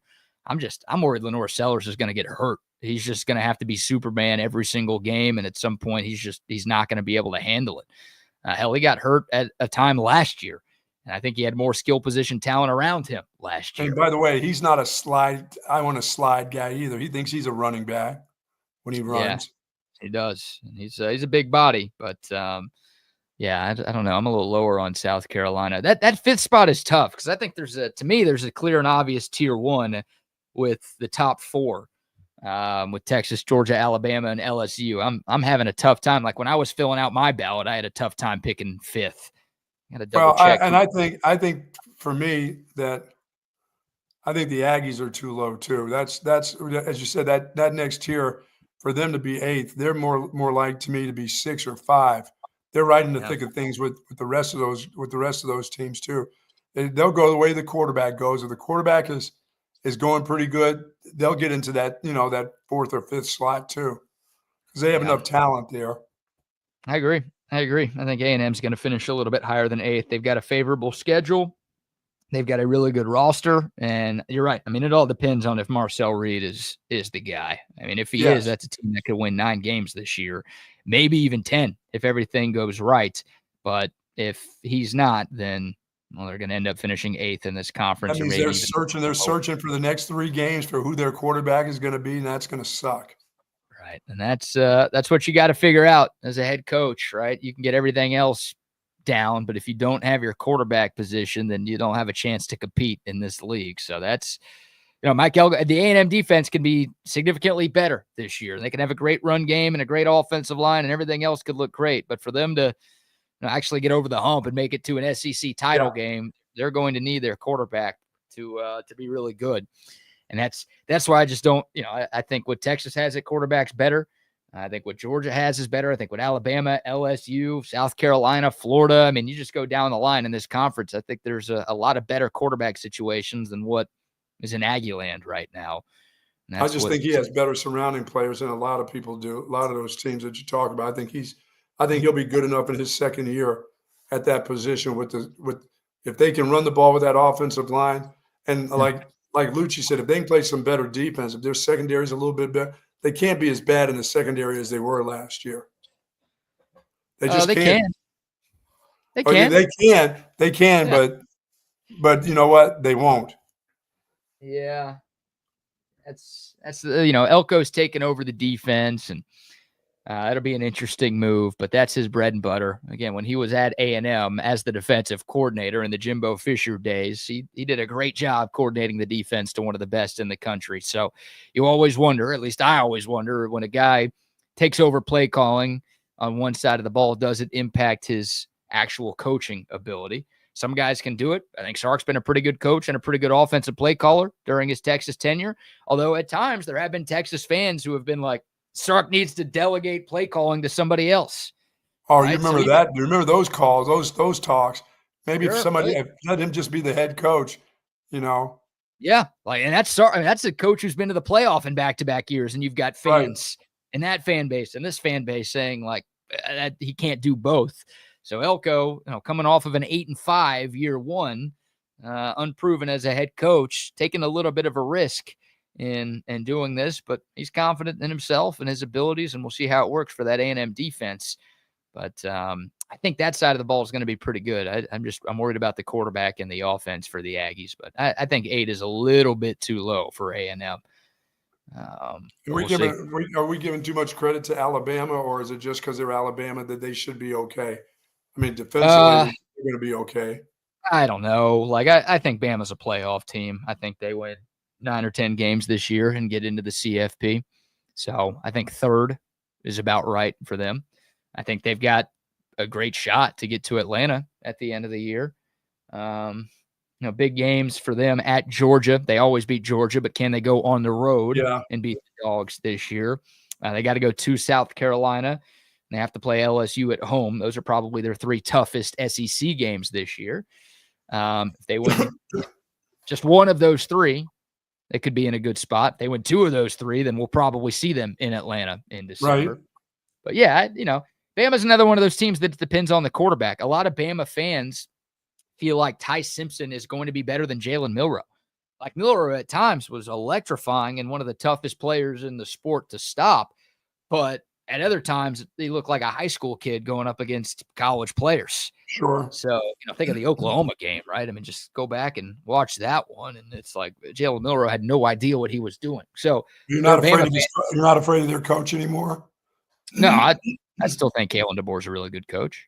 So again, I have Bama 3. You have them 5. I'm higher on Bama than you are. I think Bama's a playoff team this year. So would it surprise me if they crash the party at Mercedes-Benz? Once again, no. But I'm picking Texas and Georgia in my championship game. That's what I did, at least on my ballot. But I think Alabama is right there. And if Ty Simpson is the next great Bama quarterback, then it could be a special year for Kalen DeBoer and company. And I like what he did. That dude can coach. Yeah, and I like, look, he brought back Ryan Grubb, who was his offensive coordinator at Washington. He wasn't with the Crimson Tide last year. He's there now. So, unfortunately, we know all too well what the Kalen DeBoer, Ryan Grubb combo on offense can produce. Those guys back together again in Tuscaloosa. Bama fans hopeful that they can have similar results to that Washington team from 2023. Yeah, they're not, I mean, that's why this conference feels so wide open, Buck. You look at the top 3 teams, at least the projected top 3 teams, they all have new starters at quarterback. Right? Texas, Georgia, and Alabama all have new starters at quarterback. And I think Texas is in the best QB situation, but still, at the end of the day, it is a new guy there. So you're not entirely sure what you're going to get from Arch Manning. Georgia fans aren't entirely sure what they're going to get from Gunnar Stockton. Bama fans aren't entirely sure what they're going to get from Ty Simpson. So, if any of those guys flames out, then those teams could fall short of expectations. And you're absolutely right. Any of them that flame out, their team is going to be totally different. Yeah, just like that. No matter how good the other players and the defense is, if the quarterback is throwing a bunch of picks and not being able to lead the team, none of those 3 teams are going to. Those 3 teams are going to have 3 or 4 losses somewhere. Right. I'm with you on that. All right. We'll take your thoughts. The Dakota text line 512-222-9328. Buck, before we dive into the all preseason SEC teams, a lot of Longhorns represented on those. Let's give another quick round of sponsor shout outs. Shout out our friends over at 34 Wine and Spirits, 4601 Southwest Parkway for all of your alcohol needs. Big party, small party. They're a wholesale distributor. They can get the alcohol to you. If you're having a big company party before the football season or during the football season, you can call on those guys to get it to you. Or if you just want to stop by the store at 4601 Southwest Parkway, pick up all your liquors, all your wines, and Altstadt Beer. The best beer in the world is there. Did you miss your Altstadt? Oh, I didn't miss it this weekend. I can tell you that. Oh, did you tear it up this weekend? I found it this weekend. Yeah. There you go.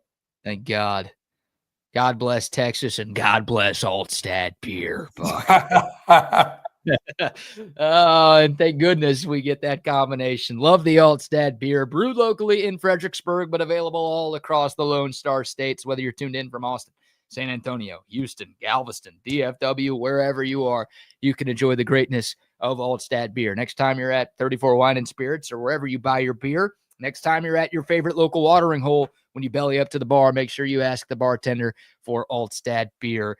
They got a bunch of different brews, something for every beer drinker out there. I'm telling you, the seasonal peach rattler, perfect for the summertime. It's the lager mixed with real Fredericksburg peaches. That's right. You get the great award-winning Altstadt lager with that real peach juice. Makes for an incredibly refreshing, super easy to drink, enjoyable summer beer. Check it out. If that's not your thing, they've got the lager, the Kolsch, the Hefeweizen, the light beer, something for everyone. Just get you some. I promise, one sip, and you won't go back to the other beers you've been drinking in the past. It is Altstadt Beer. No impurities, no regrets. Great.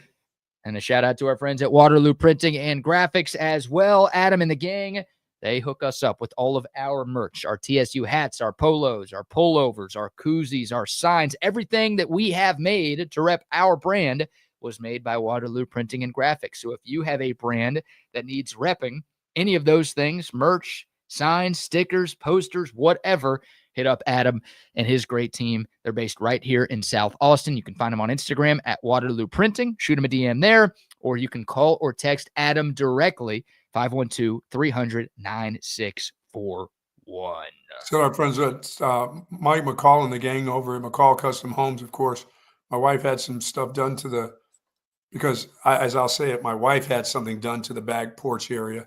Not me. I would have left it as it was. But if she says it's time to do something different, it was time to do something different. And then we called the best in the business, and that's McCall Custom Homes. They got it done in 2 days, and it looks fantastic. Exactly what we wanted to have done out there was done, and they did it quickly and efficiently, and it looks fantastic. I love it, BK. I love what she had done out there now. I'm not complaining now.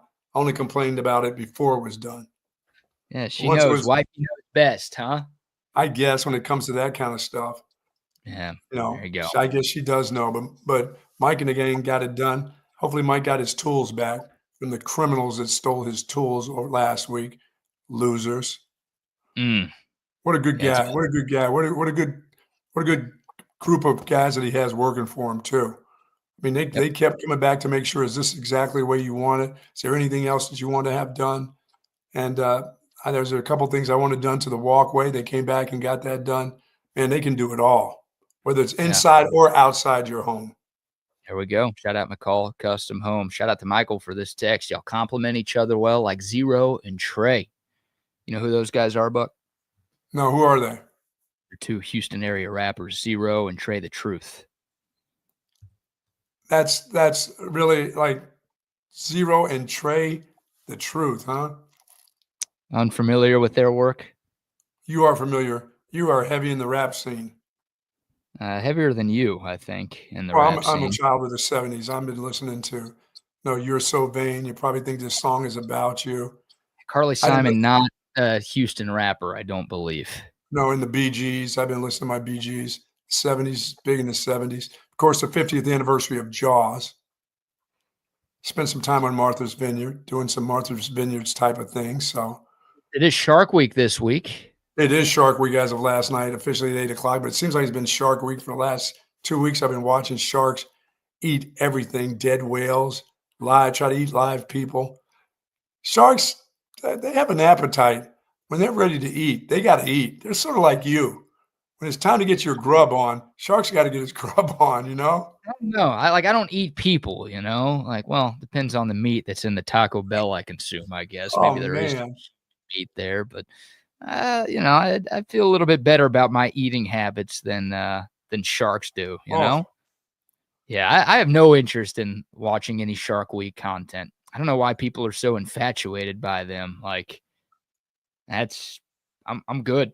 I'm good on that. And I also spend a lot of time. If you never see one in a while, it doesn't bother you, huh? Like maybe if I like still lived in like Kansas City and I never planned on going to the ocean ever in my life, I'd be like, yeah, sharks are sick, and that's never gonna happen to me. There's a guy who like goes on the water a decent You don't want to amount. see it. You don't want to hear about it.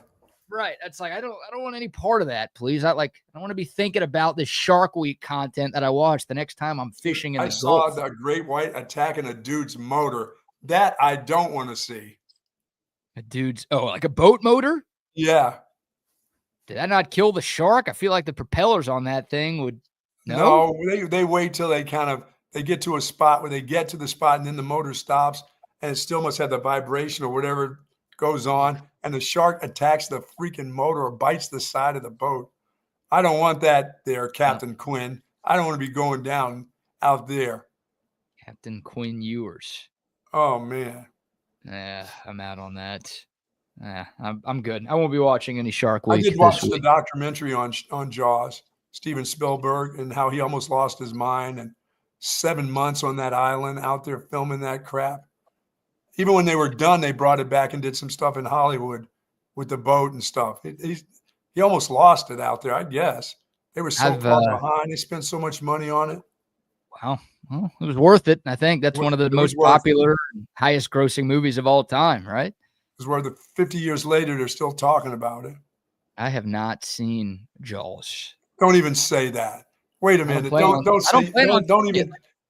tell me. Like I'm super scared of sharks, and like I'm not, but I don't want to be. I feel like if I watch a bunch of shark stuff, then I am going to be scared of sharks, and I don't want that in my life. I don't need that in my life.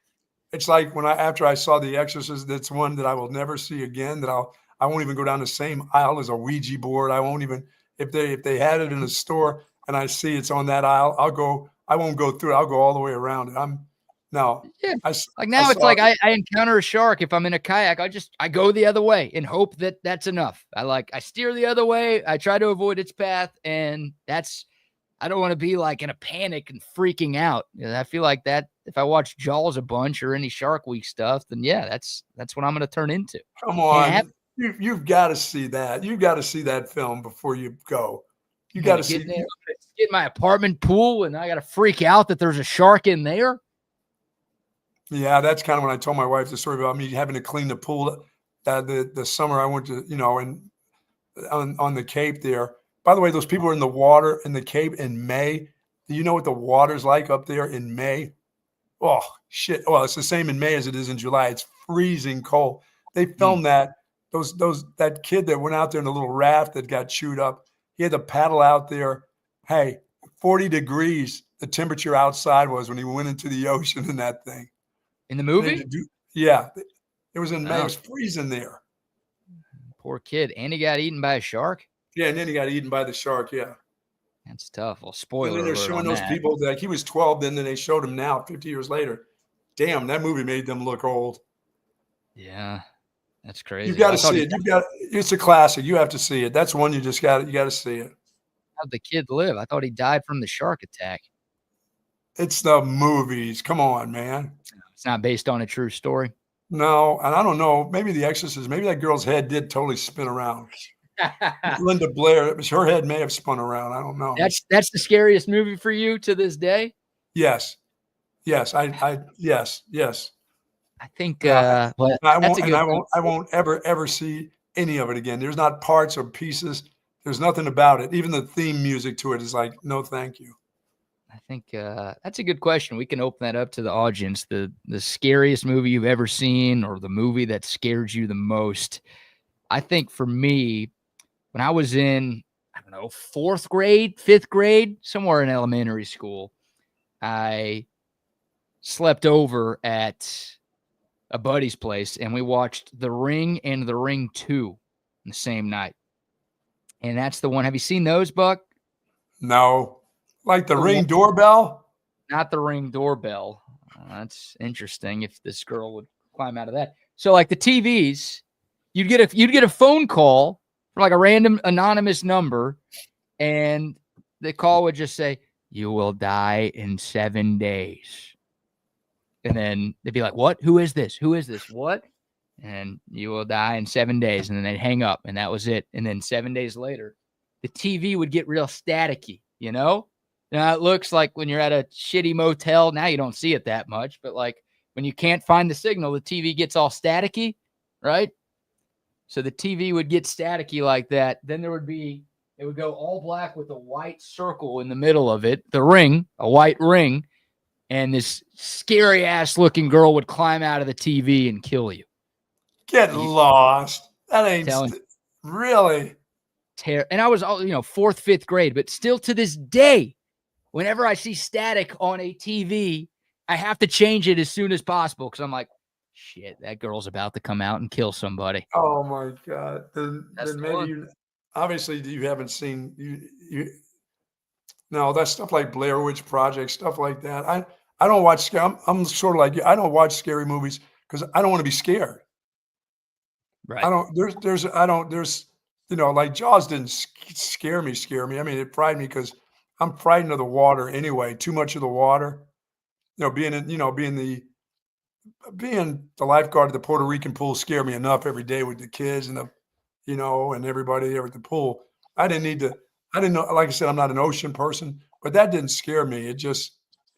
But The Exorcist scared me because, I was, Catholic and all that kind of stuff. I was horrified of that supernatural weird stuff, that I didn't do that. Like, Blair Witch Projects. I don't go to those movies. If there's somebody tells me there's a good one that's out that you got to see, I won't go. I just don't want to be scared. Yeah. Not my I'm a cup of scaredy tea. cat. I'm afraid of the dark. I'm scared. You're afraid of the dark? I'm not excited about darkness. I do stuff, look under my bed and stuff like that. I'm afraid of the dark. I don't like anything with the boogeyman or any of that kind of bullshit. That stuff scares me. You got monsters under there? I don't know. Interesting. You got to check every night just to be safe, huh? I got to just reach under there and see. I don't want to get grabbed and pulled under there. You're like worried if your arm or like your toe is hanging off the side of the bed, someone's going to grab it. That's why I always have to have covers on me.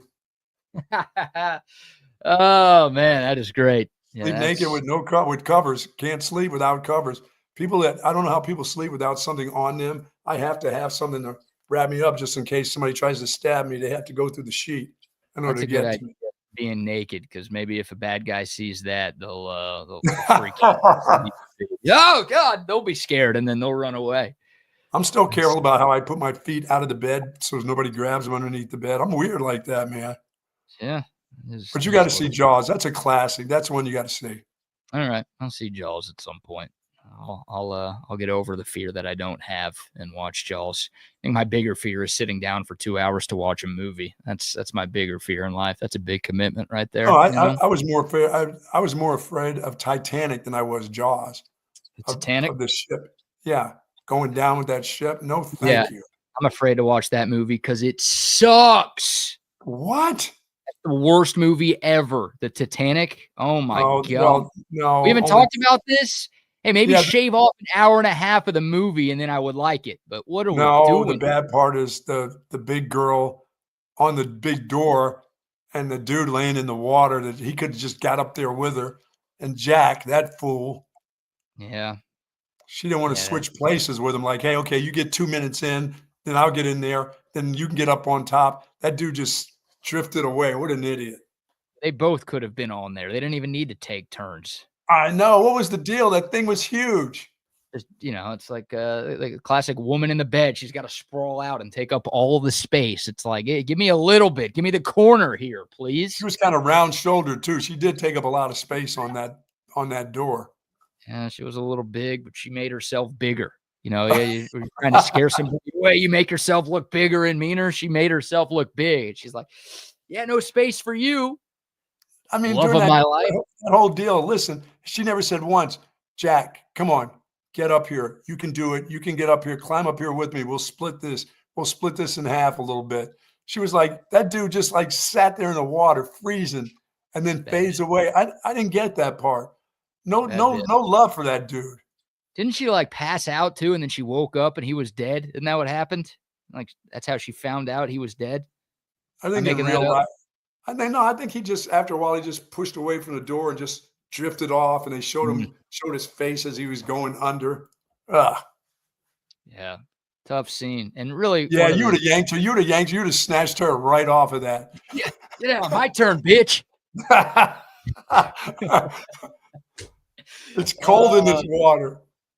Yeah, it's I can't stand that movie, dude. Like I don't know why you were scared by it. That's a little weird to me. I don't think Yeah, it's boats going very down scary. in the ocean in the dark. Well, They yeah, made it's it like like it 100 was so years dark there. ago. I think we've got the technology to avoid icebergs nowadays. No, we Most of just them have are kids jumping off and dads jumping in to save them. That's a little scary, right? That's you got to watch your kid when you're on board the ship because they Oh. make it pretty hard to fall out, but I guess not hard enough because some 4-year-old found a way. It's not that hard, basically. And you It's could try to do it, but you have to like really go out of your way to try. Yeah, The rails are tall enough that unless you're Yao Ming, you're not like gonna like lean over and fall. You could obviously like pull yourself up and over if you really wanted off, but a kid could do it because kids are stupid like that. I guess so. Yeah. I don't know if that cruise line changed its, Yeah, safety they have a policy. cage. They don't have rails anymore. It's a cage. Full on cage. Yeah. I don't Oh know. yeah. I don't know if they changed anything. I don't know how we got there. By All the right. way, your Delta airline has been struggling with some plane engines conking out and having some emergency landings lately. Oh, I And didn't see that. it's We been have one yeah. of Look, check out Delta this week over the last 2 weeks. They've had a couple. One was going across the ocean, had to land on some island, BK, with with nice an engine on fire, I believe. emergency landing. Everybody Yeah, okay? everybody was fine. They just fly 30 hour layover Oh my God.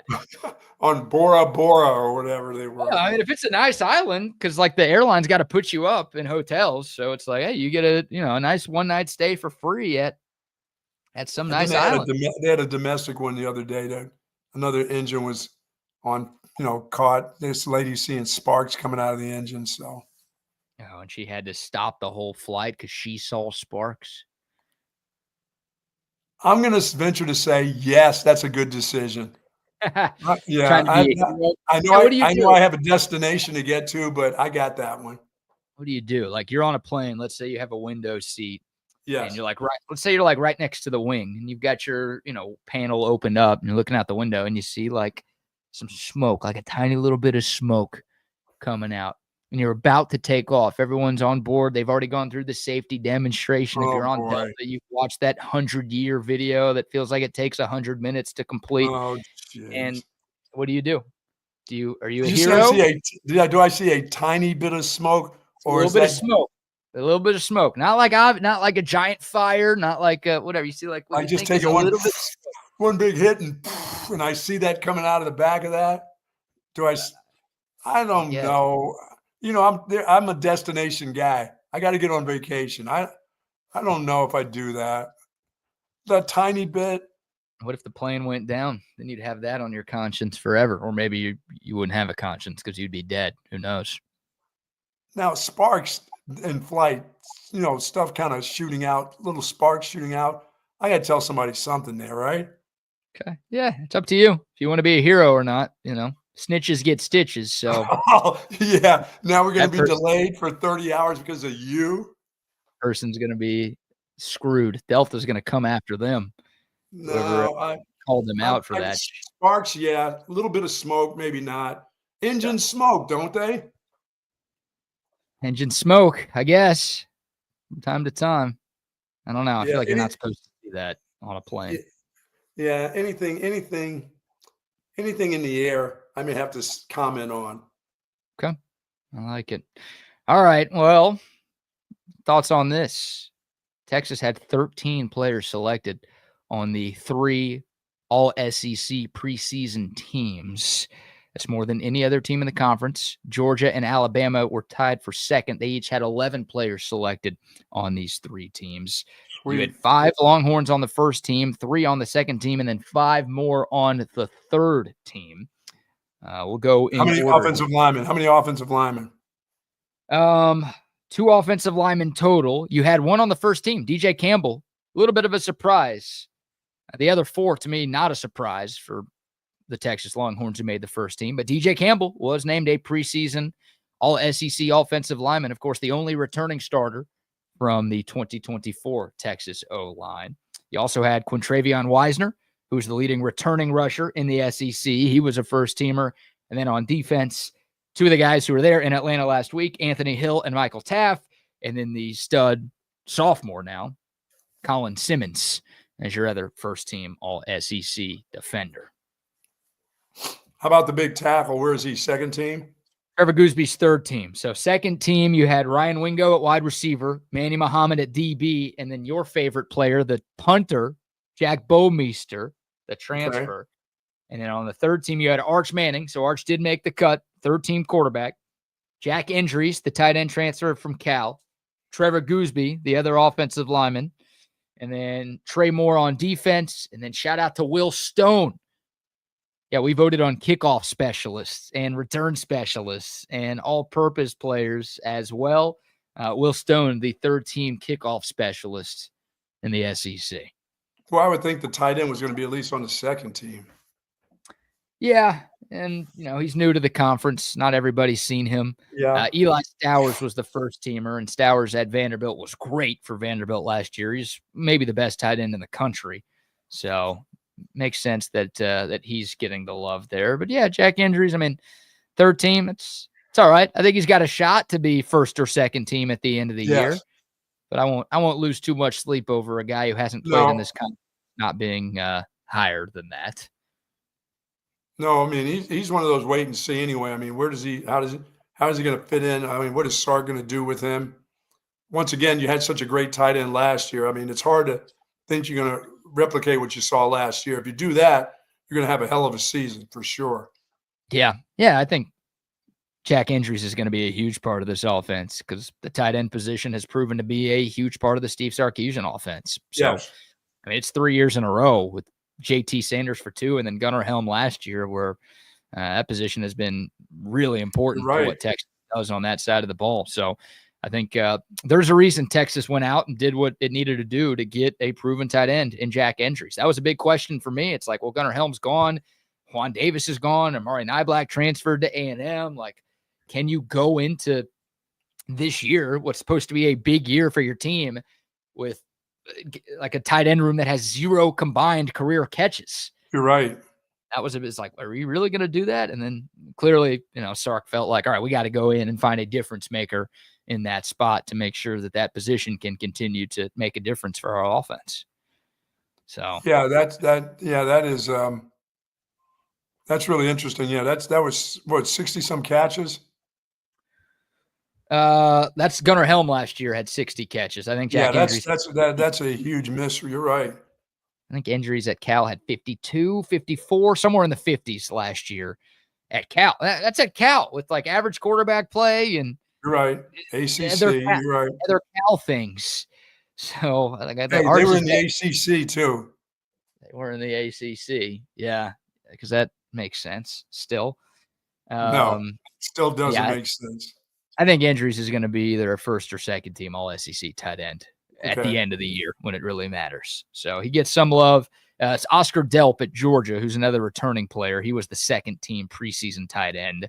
Okay. I think Jack Endries is going to be better than him, honestly.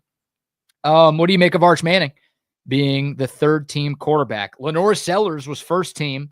Garrett Nussmeier was second team. That's a little surprising. I would have thought Nuss would have been first team and Sellers second team. That's the way I voted it. But Lenore Sellers first, Garrett Nussmeier second, Arch Manning third. That makes sense. That all makes sense there. It feels fair to put Arch on one of these teams. I think so. I think Arch has a chance to be the best quarterback in this conference, but even though he's not super proven, obviously. By the way, if he's not good, the team's not good. Sorry. Well, no. If he's not a peak performance guy, this team won't. This team, the backup is not going to be good enough to take this group to a championship. Oh, well, if he's hurt, I don't think Quinn Ewers was peak performance last year, and Texas was really good. So, if Arch has, I think think Arch could be better than 2024 Quinn Ewers. I think most Texas fans are hoping he is better than Quinn Ewers, but I don't think you need elite quarterback play for Texas to be a good football team. I think they have to be above average quarterback play this year to get to the championship game, to play in the championship game. Okay. All right. Yeah, that's fair. Yeah, all right. To me, that's different than good team. Like Texas is going to be a good team if Arch Manning is average, but to win a conference championship or to get there, then I mean to win. Yeah, I'm into the championship level. Got it. Okay. Yeah, I mean that feels fair for Arch Manning. I wouldn't have put him ahead of Garrett Nussmeier. I wouldn't have put him ahead of Lenore Sellers with what he's done. But if you're, some people might think that's overrated. Well, I would ask them if you're like starting your dream SEC team this year, how many quarterbacks are you picking ahead of Arch Manning? I don't think there'd be a long list of guys you would take over Arch Manning. I think most would just pick Nussmeier and that's it, really. Yeah, maybe Nussmeier, maybe Sellers, which, again, it feels fair that those two guys are ahead of Arch. But you taking Ty Simpson ahead of Arch Manning right now? No. Taking Gunnar Stockton ahead of, like, no, and I'm not taking Dandy. I'm not taking Omar Pavia either or whatever. Go Diego Pavia. No, I'm not taking him over. No. I don't think I would either. I'll eat my words if I'm wrong, but I think, Mike keeps saying name recognition. Yeah, of course, part of it's name recognition, but I feel like Alabama fans would rather have Arch Manning as their quarterback than Ty Simpson right now. I feel like Oklahoma fans would rather have Arch Manning than John Mateer. Like, you just look around the conference, I don't think most teams are keeping their current guy over Arch Manning if they had the choice. Yeah, the thing about Arch is, we've got a chance to see him, but there are other people that don't even see him that much that are talking about him. And it may be name recognition or whatever, but that was the top quarterback in his class in the country. Right. It wasn't like he was the 15th guy, This isn't a Bronny James situation where it's like he's literally only there because of his last name. Right. Now, this guy would have still been an incredibly highly touted recruit and a guy who got offers from big-time colleges around the country, even if his last name wasn't Manning. Dude, so, and he's a guy who would have been at some places even had been playing immediately. They would have thrown him, into the fire and let him just go. So this is a kid that all over the country, people that understand, that have been to camps, that some of these coaches have seen him play football, throughout his career, understand he's a good football player. He's a really good quarterback. So it's not just us around here who got him, in the fishbowl. We could see, well, there's this that he doesn't do, or why isn't he playing here or whatever. But there are other coaches that know football a lot more than we know about it that think this guy is pretty damn good. Yeah, coaches, analysts, media. I mean, absolutely. The list goes. Look, there were a lot of people covering Texas last week. There weren't 96 Texas people there, or 96 people who voted Texas to win the conference this year. It wasn't like, oh, everyone who represents Texas picked that and everybody else picked somebody else. You're right. People who voted on this are fans and media from, every other SEC school as well. Right. So it's not just folks in Austin drinking the burn orange Kool-Aid right now. Like, it's going around. People are getting drunk on it all over the nation. Absolutely. All right, so there you go. Like DeAndre Moore maybe would have been a guy who I thought could have cracked the third team, but for the most part, I feel like everybody who I would have put on here is on here for Texas. Yeah, the injury got him late. That really hurt. It hurt the team and it hurt him too. His chances of being on these teams. It's hard to complain when you have 13. I mean, that's two more than anybody else in the league had. So I think Texas did all right with the preseason love. Now they got to go out there and prove everybody right. That's what matters here, and we're 40 days away from the season opener. All right, we have one fun story to end the show. If you have time, Buck, do you need to skip a couple minutes early? What time is it? Yeah, what time? I got to check. Let me check my handy dandy. Well, I got to get cranking. Give me your fun story. Give it to me. Start talking. No, we can't. I need you invested in this. Oh, okay. I have to be invested. Well, I can't be invested because you have till 9 o'clock. We got you. But if you've got to leave 5 minutes early, then I got to leave. I got to leave. We'll save it for tomorrow. All right. Buck is out. I'll talk to you soon, but I'll talk to you in the morning. All right, man. There goes the Buck. And we've got which one of these cameras looks the best here? I don't have the solo layout going, so we'll rock that.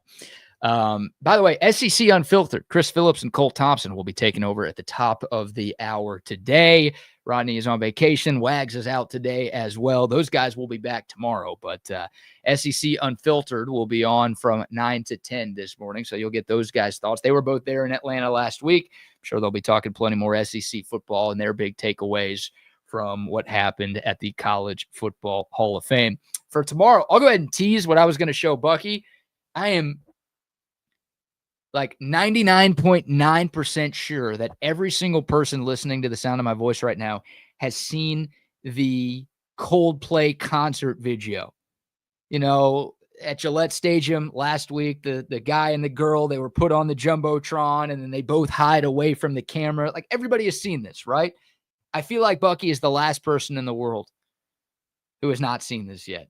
And I want to get his reaction, and we've got the latest updates from that story that went viral. I mean, like, more than 80 million people have seen the original TikTok of that incident, and I'm sure millions and millions of others have seen other Facebook posts and Twitter posts and this, that, and the other about that. I mean, it's like the story of the world right now. It's one of those stories that so many people have seen or heard about that it's like almost bringing the country together a little bit. Everyone's so divided all the time, and you get a story like this, and it's like, doesn't matter what you believe, what political party, what religion, like, everybody is like bonding over this hilarious incident at this Coldplay concert. So I want to get the Buck's thoughts on it. I want to, number one, know if he's actually seen it, and number two, kind of get his whole breakdown on that. So we will save that for tomorrow's show. I will talk a little Cowboys, though, before we bring on the guys from SEC Unfiltered, because Dallas Cowboys training camp starts today in Oxnard, California. Definitely tune into the Lone Star Playbook, because Nick Harris, who covers the Cowboys, he is in Oxnard, and he will be telling you everything you need to know about the Cowboys. So that's coming up from 10 to 11. But an interesting report, and something that Bucky and I will talk about as well. This is sort of a Longhorn Cowboys story here. I don't know if y'all saw this, but late last week, former Dallas Cowboys assistant coach Glenn Stretch Smith, who's actually a guest on Chip and Zay a lot, he had an appearance on Locked On Cowboys last week, and he had some interesting things to say about Jaden Blue, the lifetime Longhorn, who, of course, was the 5th-round pick of the Dallas Cowboys a couple of months ago. Stretch said, quote, "I'm already hearing some rumblings out of the building about the running back that they drafted and him being, kind of borderline lazy, not in the building, doing his off-season workouts," end quote. He also added, "From an accountability standpoint, when they don't know who you are and you're already messing around, it's the NFL. I realize college guys are getting paid, but telling you, I'm giving you right up front, I'm concerned about this pick at the University of Texas. He's got to eliminate the doubt that's in this room right now," end quote. So, again, that's one reporter. I think it's a little ridiculous to be questioning any player who hasn't even arrived to his first training camp in his first season, right? Like, I'm not questioning anybody's work ethic before we even get to that point. But Stretch Smith, former Cowboys assistant coach, the guy who still covers the team in some capacity, who has some sources, at least you would think, saying that there are already some concerns about Jaden Blue being a little bit lazy and not always in the building when he needs to be. That's not great for Jaden Blue. He caught wind of those reports. He took to his Instagram after that went down and said, quote, "LMAO, taking time out of your day to make a fake article about me for attention," end quote. He also posted on Twitter, "They're going to feel me real soon. Production quiets all the noise. 100 emoji," end quote. So Jaden Blue, he clearly has heard that report from Stretch Smith, and he's right. Look, production's going to quiet all the noise. People can question Jaden Blue's work ethic. They could question how much he's there, whatever. If he goes out there and has a great training camp and a great preseason and, more importantly, a great regular season, then he's got a chance to be one of the steals of the draft for the Dallas Cowboys this year.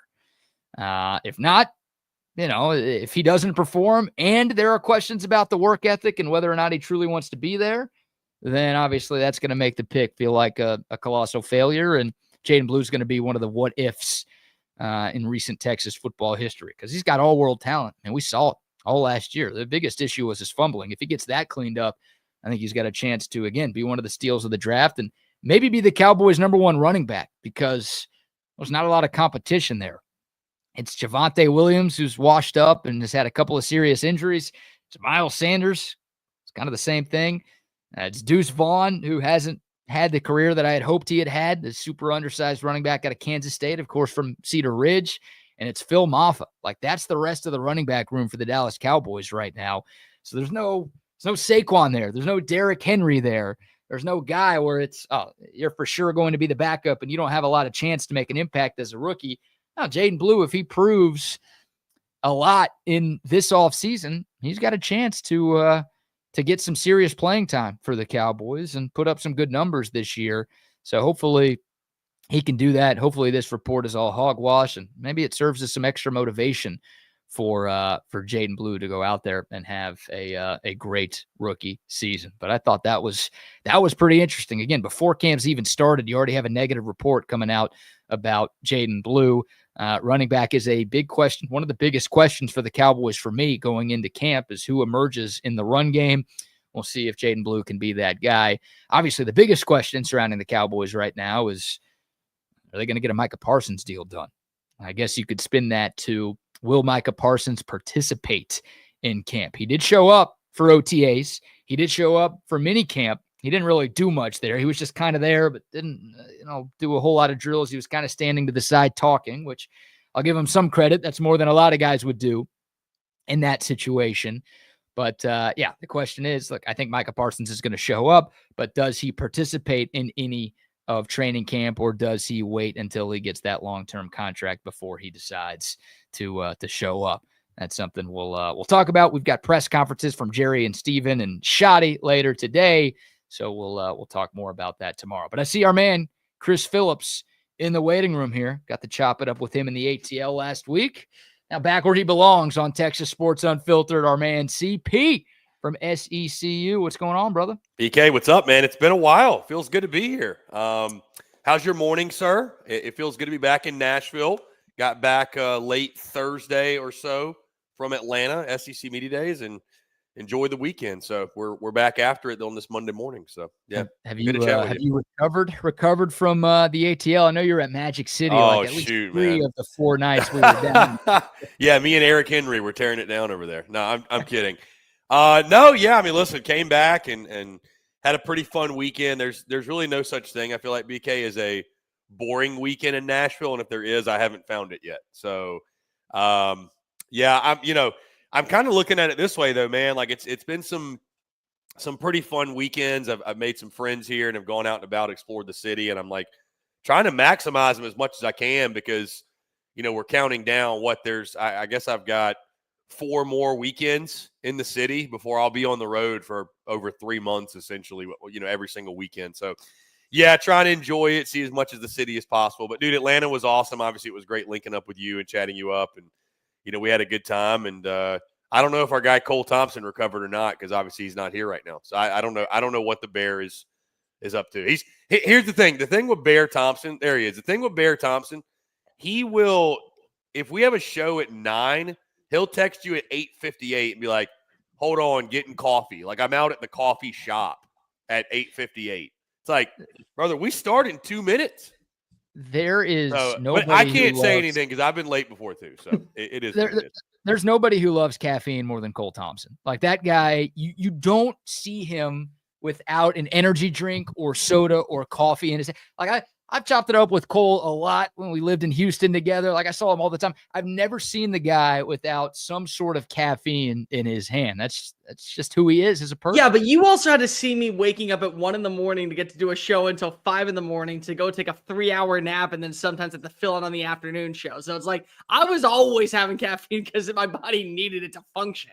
I can resonate with that. I'm a coffee guy, though. I'm not an energy drink guy. So I noticed I noticed there are more than a few energy drink folks at SEC Media Days. I'm just strictly coffee. I really don't delve into the energy drink game. I'll drink a Celsius if somebody offers me one, but I'm not really a energy drink guy. I think Cole is an equal opportunity caffeine guy. Whatever it takes. Like, I'm with you, CP. Like, I'm not a huge energy drink guy. The only soda I drink is OLIPOP. Shout out to one of our great sponsors. Nice. We got to get them connected to SECU too. But I just coffee is all I got. For Cole, it is anything that has caffeine. And I don't know how you nap, dude. I feel like if you're drinking that much caffeine, it's impossible to sleep. I don't know how you do that. What's a nap? Yeah, I'm not a nap guy, BK, either, to be honest with you. I'm not a nap guy. If I'm napping, it's called sleeping. That is what it is. It's not this 30-minute powwow that people go ahead and hit in the middle of the afternoon. No, it's hey, 9 o'clock rolls around. I'll see you at 6 a.m. That's the way that my brain works, but it's actually probably like 4 a.m. I have learned the term disco nap since I moved here, though. Disco nap. You ever heard of that? A disco nap? Yeah, apparently I guess it's when you have dinner and you go to sleep at like 7 and wake up at like 8:30 or 9 o'clock. It's like your pregame nap before you go out all night. So apparently there's people that swear by it. That like it's like your power nap that'll keep you out till as long as you need to be out. So I haven't partaken, but that's the term is disco nap. Hey, Jay Williams, when I have my first heart attack from having too much caffeine, it's going to be a disco nap. That's what it's going to be. That's what the ER nurses are going to tell me. Hey, you just had a disco nap. Also, your corneas are kind of filled up with a lot of slush. We gotta go ahead and have a triple bypass. You can have another disco nap in 5 minutes. Oh, that is fantastic. All right, guys, I'll get out of y'all's hair. Great seeing you both. Thank you all for doing this, and I will be listening. Have a good show. Yeah, great to see you, BK. You're the man. Appreciate you having us. Bear, what's going on, man? I don't even remember how to intro this show. It's been so long since you and I jumped on here. I think I was actually looking this morning at like, what's the last promo tweet I threw out of us jumping on? It was like early February. So it's been like 5 months, 5.5 months. I've been doing it for a while, so I will handle this. This is now SEC Unfiltered, filling in for, of course, Rodney and our other friends right here on Texas Sports Unfiltered. So real quickly, if you can, just make sure that you like the video, hit the ring notification, subscribe to the channel, because we talk college football, not only over here, but also on SEC Unfiltered. Takes literally 10 seconds. We got 3 live streams per week on Mondays, Thursdays, and Sundays throughout the college football season that you're not going to want to miss. Follow Chris at CPhilly19, me at Mr. Cole Thompson. Check out all of our great work found at SECUnfiltered.com. And if you haven't already, make sure that you download the Texas Sport Unfiltered app on Apple Store. That way you keep up to date with all of the great content that we produce here every single day from 7 a.m. to 6 p.m. That's how you do it. That's how you do it. Taking me to school right now, Cole.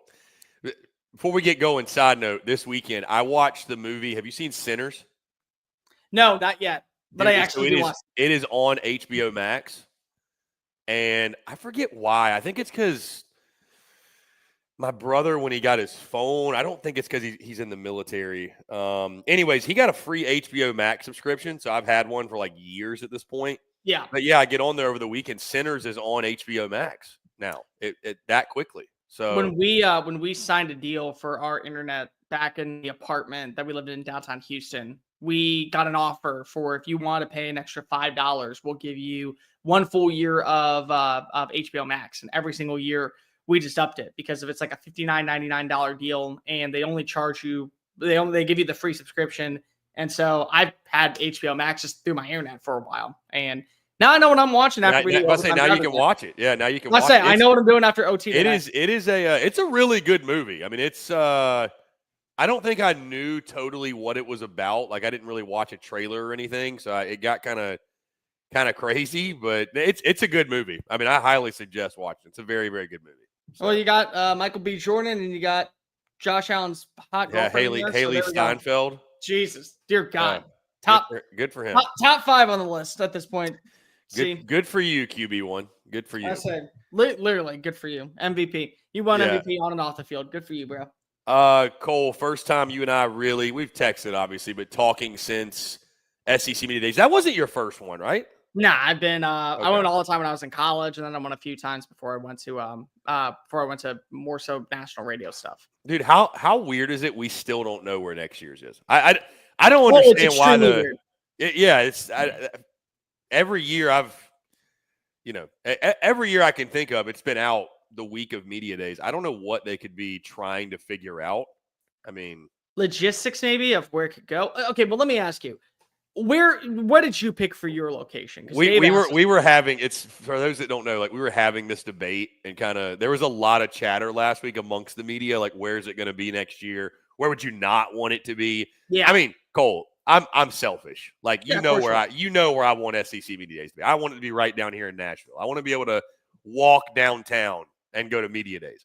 I want to be able to host you and Dave, and y'all. That's what I'm saying. I want to be crash at the there, crib. so We can do the host show. us, I save money. We can do the show from here. It's like we don't need a table. We have a house. I say we have an apartment. We have an apartment. Like we don't need a table, So yeah, I mean, selfishly, I want it to be in Nashville. Of the other, so just to give some folks some ideas, and I mean, I guess it doesn't really matter for like the common fans. Like if you're not going to the event, what difference does it make to you where it's at? But it is kind of interesting. Some of the cities that were thrown out, we heard Orlando. Yeah. We heard St. Louis, which is ridiculous. It's like almost as ridiculous as saying Missouri is in Southeastern school. Dude, like, somebody said Austin. Bro, the uproar from the other SEC schools if it was in Austin, which it'd be awesome. I mean, Austin would be a blast. I'd have no problem with it. Austin would be too much fun. That's the problem. Hell, Nashville would probably be too much fun, to be honest with you. I'd be a little scared for myself, but you could contain yourself just to make sure you woke up in the morning. No, But it would be fine, but it would also be like, hey. Well, I'll tell you this though. I came to Nashville in 2023, obviously before I moved here. Yeah. For that SEC meeting. The events were awesome. They had a dinner reception at the Predator Stadium. They had a dinner reception at the Titan Stadium.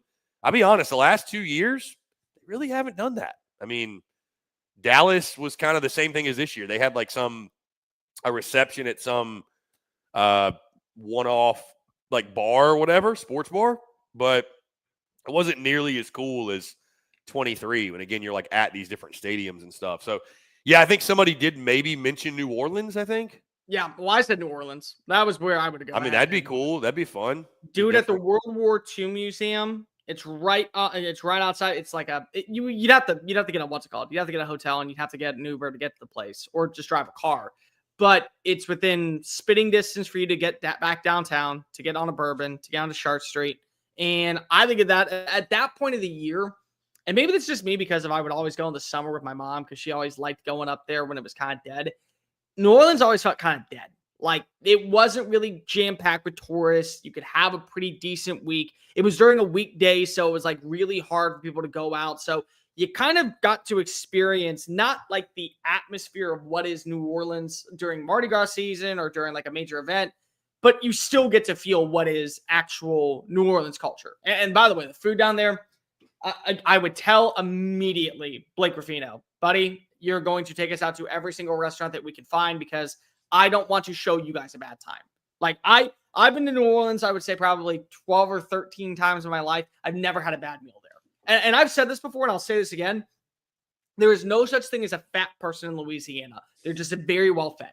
They're very well fed in Louisiana. It's just like there's no such thing as spicy. It's just well seasoned. It's very well seasoned. That's all it is. Very, very well seasoned.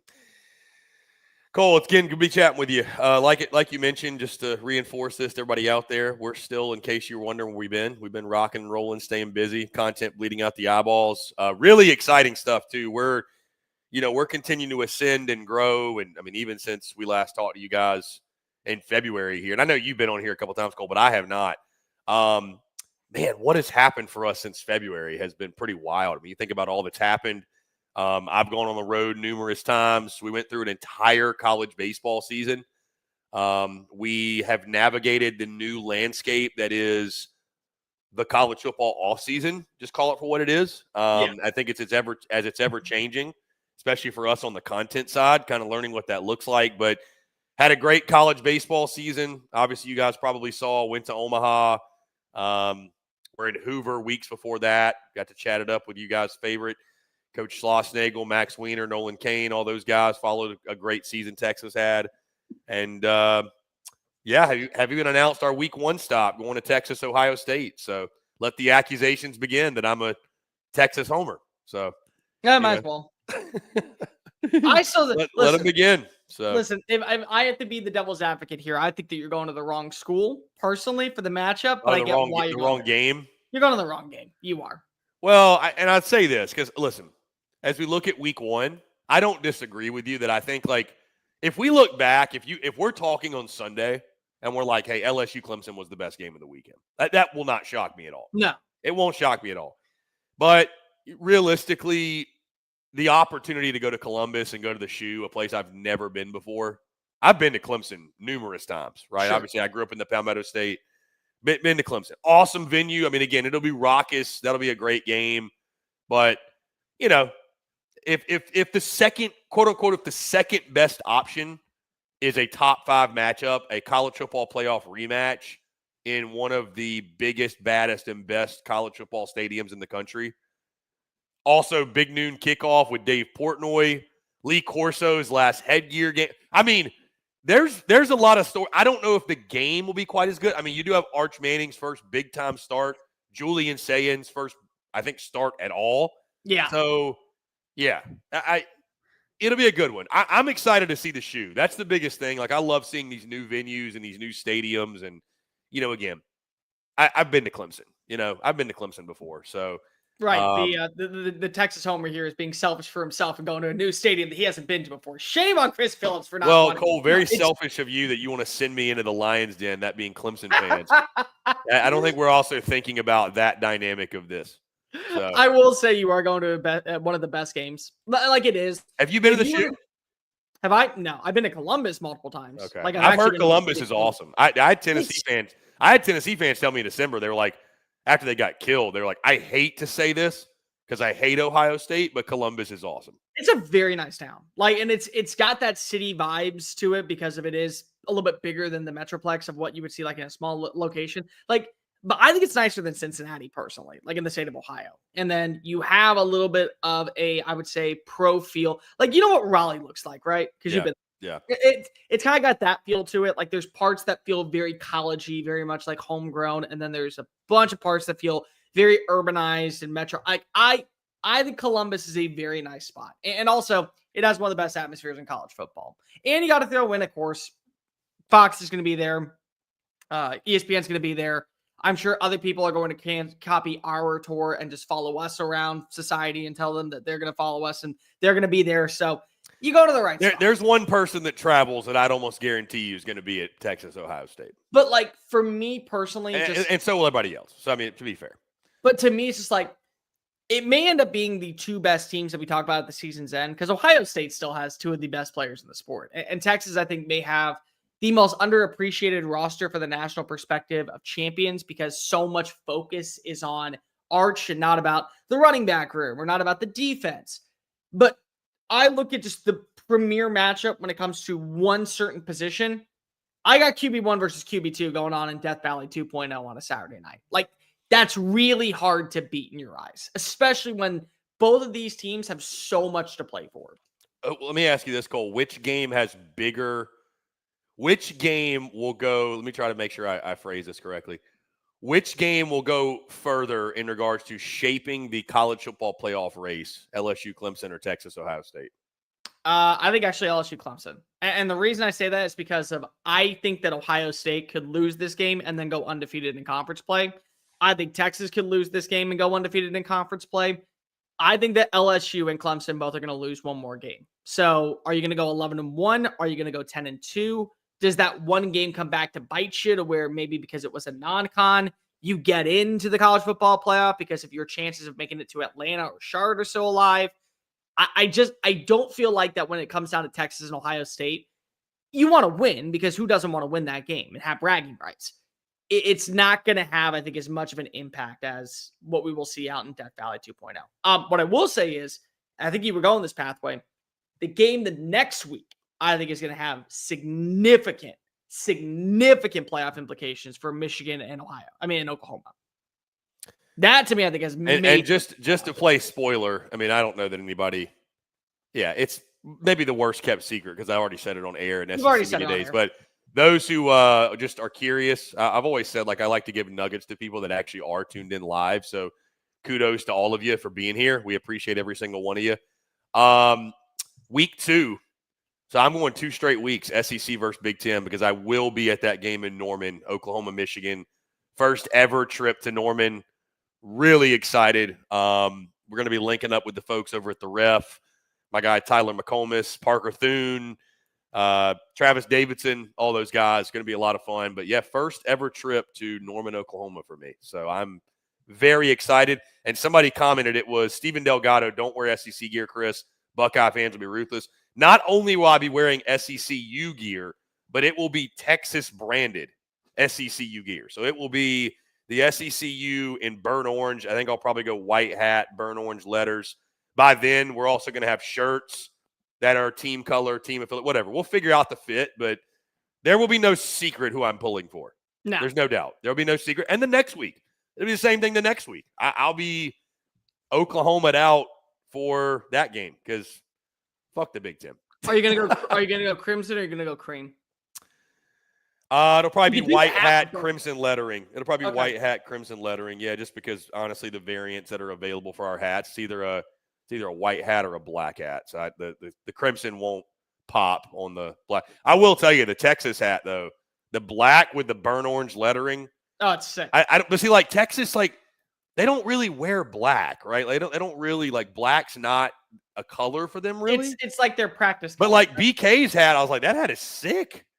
Oh, I don't know why they don't have more of it. Really, genuinely, like I would love to see Texas in a blackout uniform. I was telling BK though, I got to match the team, bro, because they'll be in their all white, they're iced out. Oh, they're gonna be straight up white. The icy uni, so we got to go with the white hat. Yeah, they're putting a chill over Ohio State's spine that afternoon. That's what they're doing. They got to make sure. sure. I did realize that though, Cole, when I went to the Bama Michigan bowl game with our guy Cruz and others last year, I was wearing just SECU stuff. And I was getting chirped by Michigan people. So I was like, damn, I'm not even, but I was wearing SEC. So, I mean, Ohio State would be the same way. I'm like, because that's what's so interesting is like when I go on this tour and 99.9% of the games are SEC versus SEC, like I'm not getting chirped by anybody, like obviously because I'm keeping it pretty neutral for the most part. I'm excited to get chirped a little bit. Like, okay, it's really game day. We're really out here doing this shit. You want to get hit in the face potentially because it probably means that you pissed them off and you won. Yeah, that's the way I view it. Especially if you win. Like if I get punched in the face because my team won, that just shows how pathetic your team was on that afternoon. You got so pissed off that you got punched that you. It was probably a pretty good day for Texas if they're throwing bows. So you have the whole coffee pot right next to you. Yeah, it's a French press. Oh my god. Yeah, I mean, you said you like your caffeine. I like my caffeine. I know you do. I drink. I drink. What is this? Like 34 ounces of coffee. This holds. You like drink 3 cups of coffee. Yeah. Okay. I drink like 3 cups of coffee. Yeah. I got on the French press like a year ago. Apparently this is really fancy. I didn't think it was really that fancy. I would say a French press is very fancy. I mean, it's pretty simple. I mean, I've got like a water boiler, and so I put the ground coffee in the. I mean, I'm not I'm not going to explain to you how to do a French press. I think you know. But yeah, I don't. We have 30 more minutes. Explain. Yeah. Folks and people around. No, it's dude. What's funny is I've got an espresso machine too, and I just never use it anymore. I like Nespresso a lot, but I'm like, it's kind of pricey. Like Nespresso can get up there. I mean, I remember at one point where I was spending like $60 a month on coffee. I'm like, this is a little outrageous. This is a little I was just drinking black coffee. Yeah. I'm like, it's not that serious if you're just drinking black coffee. I've met some people, man, like they are coffee like diehards. Oh yeah. They've got the full on like $1,000 machine. They're frothing the milk. I'm just like, I'm just drinking black coffee, jolting the day. It's soothing in the morning. It's pretty much it. Kirsten does it every day. I mean, I'm not hating if you do. Like if that's your thing, yeah.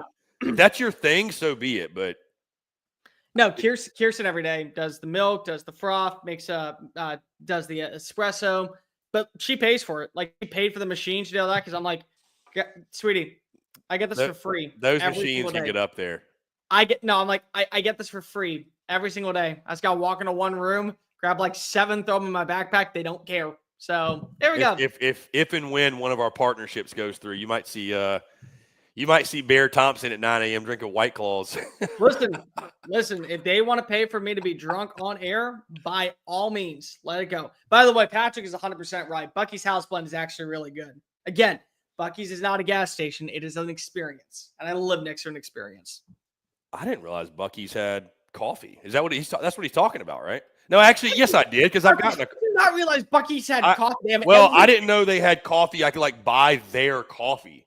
and like have it at my They house. have everything. They have literally anything that you want. They have inside that. I'm You trying could to go see walk how- out of Bucky's with a rubber ducky, a t-shirt, 6 pounds of jerky, a Mountain Dew, a fresh cup of coffee, and a new set of tires if you want to. That's Bucky's. You realize the closest Bucky's to me is 67 miles away. It's still under 100 miles. Where is it? Okay, it's a day trip. The Bucky's near me. The closest one is in Smiths Grove, Kentucky. So it's in Kentucky. Okay. Yeah. So you got to leave the state just to go to Bucky's. Yeah. Okay. You drive The closest 65. the closest one in Tennessee. Get this. The second closest is in Crossville, Tennessee, which is 100 miles away. The third closest is in Athens, Alabama. You ever heard of Athens, Alabama? You don't know where Athens is? No. Yeah. Never. I didn't know there was an Athens, Alabama. There's a Huntsville, Alabama. There's a Fort Bragg, Alabama. There's a Hey, Prattville. only 260 miles away. I could just go to Auburn. Why you gotta do that to yourself? Why you gotta go put yourself? They have why does Auburn have a Bucky's? What, dude, Why does Auburn have a Bucky's? Like, tell me that. Why do they have? Why do they not have a Galatzan? I mean, same thing. I can ask the exact same question. Why do they not have and it's free? You know, they have Sky Bar, which is, I guess, cool. Pretty good bar. Pretty cool bar. Sky Bar is actually very nice. You know, the first time I ever went to Bucky's was last football season on the way to Tuscaloosa for the Bama-Georgia game. That was the first time I ever went. Where'd you stop though? Leeds, I think. Leeds, Alabama. Yeah. Like going northbound. Yeah. I've never actually been to Leeds. I know where it is. And then my guy, I mean, it was cool stopping there, obviously, but my guy who really put me on was our guy Ryan Brauninger for Texags. Yeah. When I went down to College Station for Texas A&M, we stopped at Bucky's. Yeah, you went to the mothership. Went to the mothership. He put me on it's like the Texas cheesesteak burrito. Yeah. Good God, dude. That thing is incredible. Again, it's a gas station experience. It's not a gas station. Like, people want to get so butthurt about people in the state of Texas caring about their gas station. It's awesome in every single way. Not only great bathroom, not only good gas Great prices, bathroom, yeah. Great bathroom. And like the dude sitting in the corner, he's like a valet. Like, he sees you go and then it's like, yep, let's go ahead and spritz this down for the next person. Moving fast, always got a smile on their face. It's like having a Chick-fil-A employee mixed with probably the folks that come from the food of Whataburger. You put that together, that's what you get at a Bucky's. It's like, you can't beat it. My pleasure, sir, is they're cleaning up your piss. I mean, good for you, dude. Good for you, dude. So switching gears, Cole, like Cole was mentioning, we got a lot of exciting stuff in the works. As we get closer to kickoff, we're actually going to be adding segments to the SEC Unfiltered lineup. And that's also, by the way, we're in a, we're constantly evolving, constantly changing. You guys are going to continue to show up. So maybe this won't have much effect on you. I think if any effect, it'll be only a positive effect. I don't know if I've really even talked to you about this, Bear, but maybe a little bit. Maybe a little bit. We're really leaning into the, we've put everything we've done under the SEC Unfiltered masthead. And I mean, essentially everything will continue to be under the SEC Unfiltered masthead, but we are going to be in the process of franchising our own shows. So, let's say, for example, like the wind-up during college baseball season was just published on SEC Unfiltered, and it rocked out really well that way. I mean, maybe even in the early stages, we'll continue to throw the show on SEC Unfiltered. And the point I'm making is we're going to franchise these shows out to the point where they have their own social media. They've got their own YouTube, everything under the sun. So like next college baseball season, the wind-up will have its own, it's going to have its own logo, like going to be franchised out, powered by SEC Unfiltered, like you see on other media platforms. For example, Barstool Sports is the one that I can most think of, but like ESPN, any of them, where SEC Unfiltered is kind of the flagship, the masthead, and then you got these branches coming down. So we're going to be adding, I think I might do, Cole, I might do this again, the Monday morning quarterback thing I did where I do kind of a call-in show on Mondays. Here's the kicker. I don't think it'll be a call-in show. I think it'll be like a taking voicemails show, because what I have learned is when you have a call-in show, Cole, people abuse the privilege. I got to be honest. They do. I love them to death. Everybody who's ever called in, I love you. But too many people want to abuse the privilege of like, hey, let me call in and take up 10 minutes of airtime. It's like, brother, I love you, man, but updating me on your cousin's knee surgery, this is not the place for that. Like, even though you want to get it out there, it's not the place for it. So I want to know what his cousin's up to right now, man. Maybe the knee surgery didn't go according to plan. It's now getting amputated. Do we gotta send him some SEC gear to feel better? Is like that what we gotta do? Text me that. Don't voicemail or don't call in on that. He wants to start the GoFundMe through SEC Unfiltered. That's what he's so I probably will be doing that. That was a lot of fun, taking questions, comments, kind of just, it gives me like an hour plus, hour-ish, opportunity to just decompress from the weekend. But anyways, the Overtime Drive, our football show, our SEC football show, like Cole mentioned, during the season, going to be 3 times a week. Right now, we're obviously 2 times a week, Monday, Thursday, 8 o'clock Central, every single week. And it's probably not a secret to you guys. Cole, I got some names I want to throw at you here. Sure. Some names, some potential. So the show is called the Overtime Drive. I like it. I don't love it. I will be totally transparent. I'm not in love with it. It's fine. It's fine. But we don't settle for fine here. Yeah. And if we do go with Overtime Drive, like through the season, cool. Like it's not a bad name, but I think we can get a little more creative. So one that I thought of this morning, Down and Distance. Okay. I'll give it about a 7.5. Okay. It's a good one. I get it. It gets the point. That's for sure. Down and Distance gets the point. Dropping Dimes. That just feels that feels cheesy. too much. That feels too cheesy and too NFL like. It doesn't feel college. So this one was actually inspired by a friend of mine because his show way back in the day was called this, just simply Offsides. That's the show name, Offsides. Yeah, that one's the favorite so far, I would say. Okay. The other one I just put to be funny, Ball Knowers. That's a -2.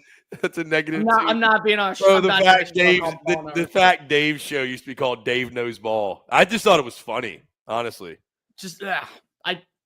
That is one term that has driven me crazier and crazier and crazier the older I've got. Ball knower. Like kind of like over the weekend when somebody posts their rankings or something and they're like signed off by a ball knower. It's like I don't care. Like what qualifies you to know this? And also, here's the beauty of it, dude. Like what you think that you know right now is going to be completely different at the season's end. Yeah. So it's like you have to prove to me that every single one of the guys that you currently are talking about are only going to get better by the season's end to where this ranking makes sense to be a ball knower.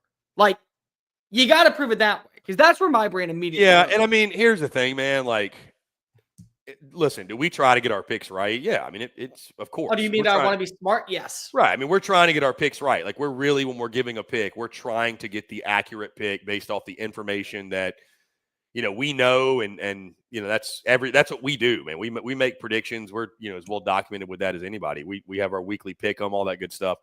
But the longer I've been doing this, Cole, the more I've learned, and this may come as a shock to some people, but like the point of what we do is really not to be the number one ball knower. Like that is just such a, if you're in this space and you do it all the time, you should know somewhat of what you're talking about. You should be able to get a feel on what you're talking about.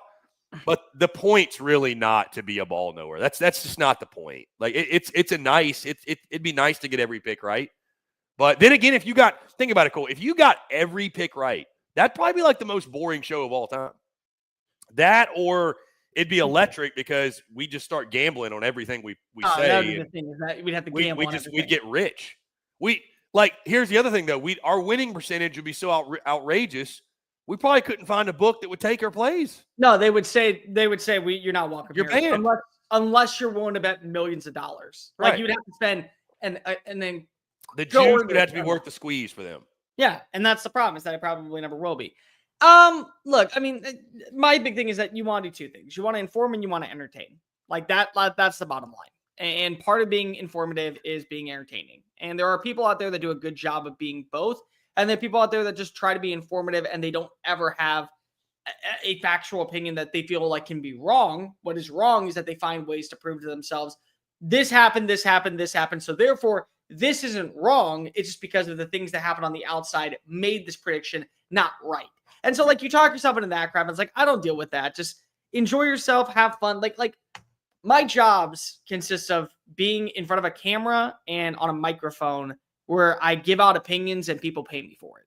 Like, I'm not sitting in office from 9 to 5. I'm not doing things that are really tenuous. I'm not having to go out in the middle of the summer and be roofing as a redhead. Like, I don't have to do any of that shit.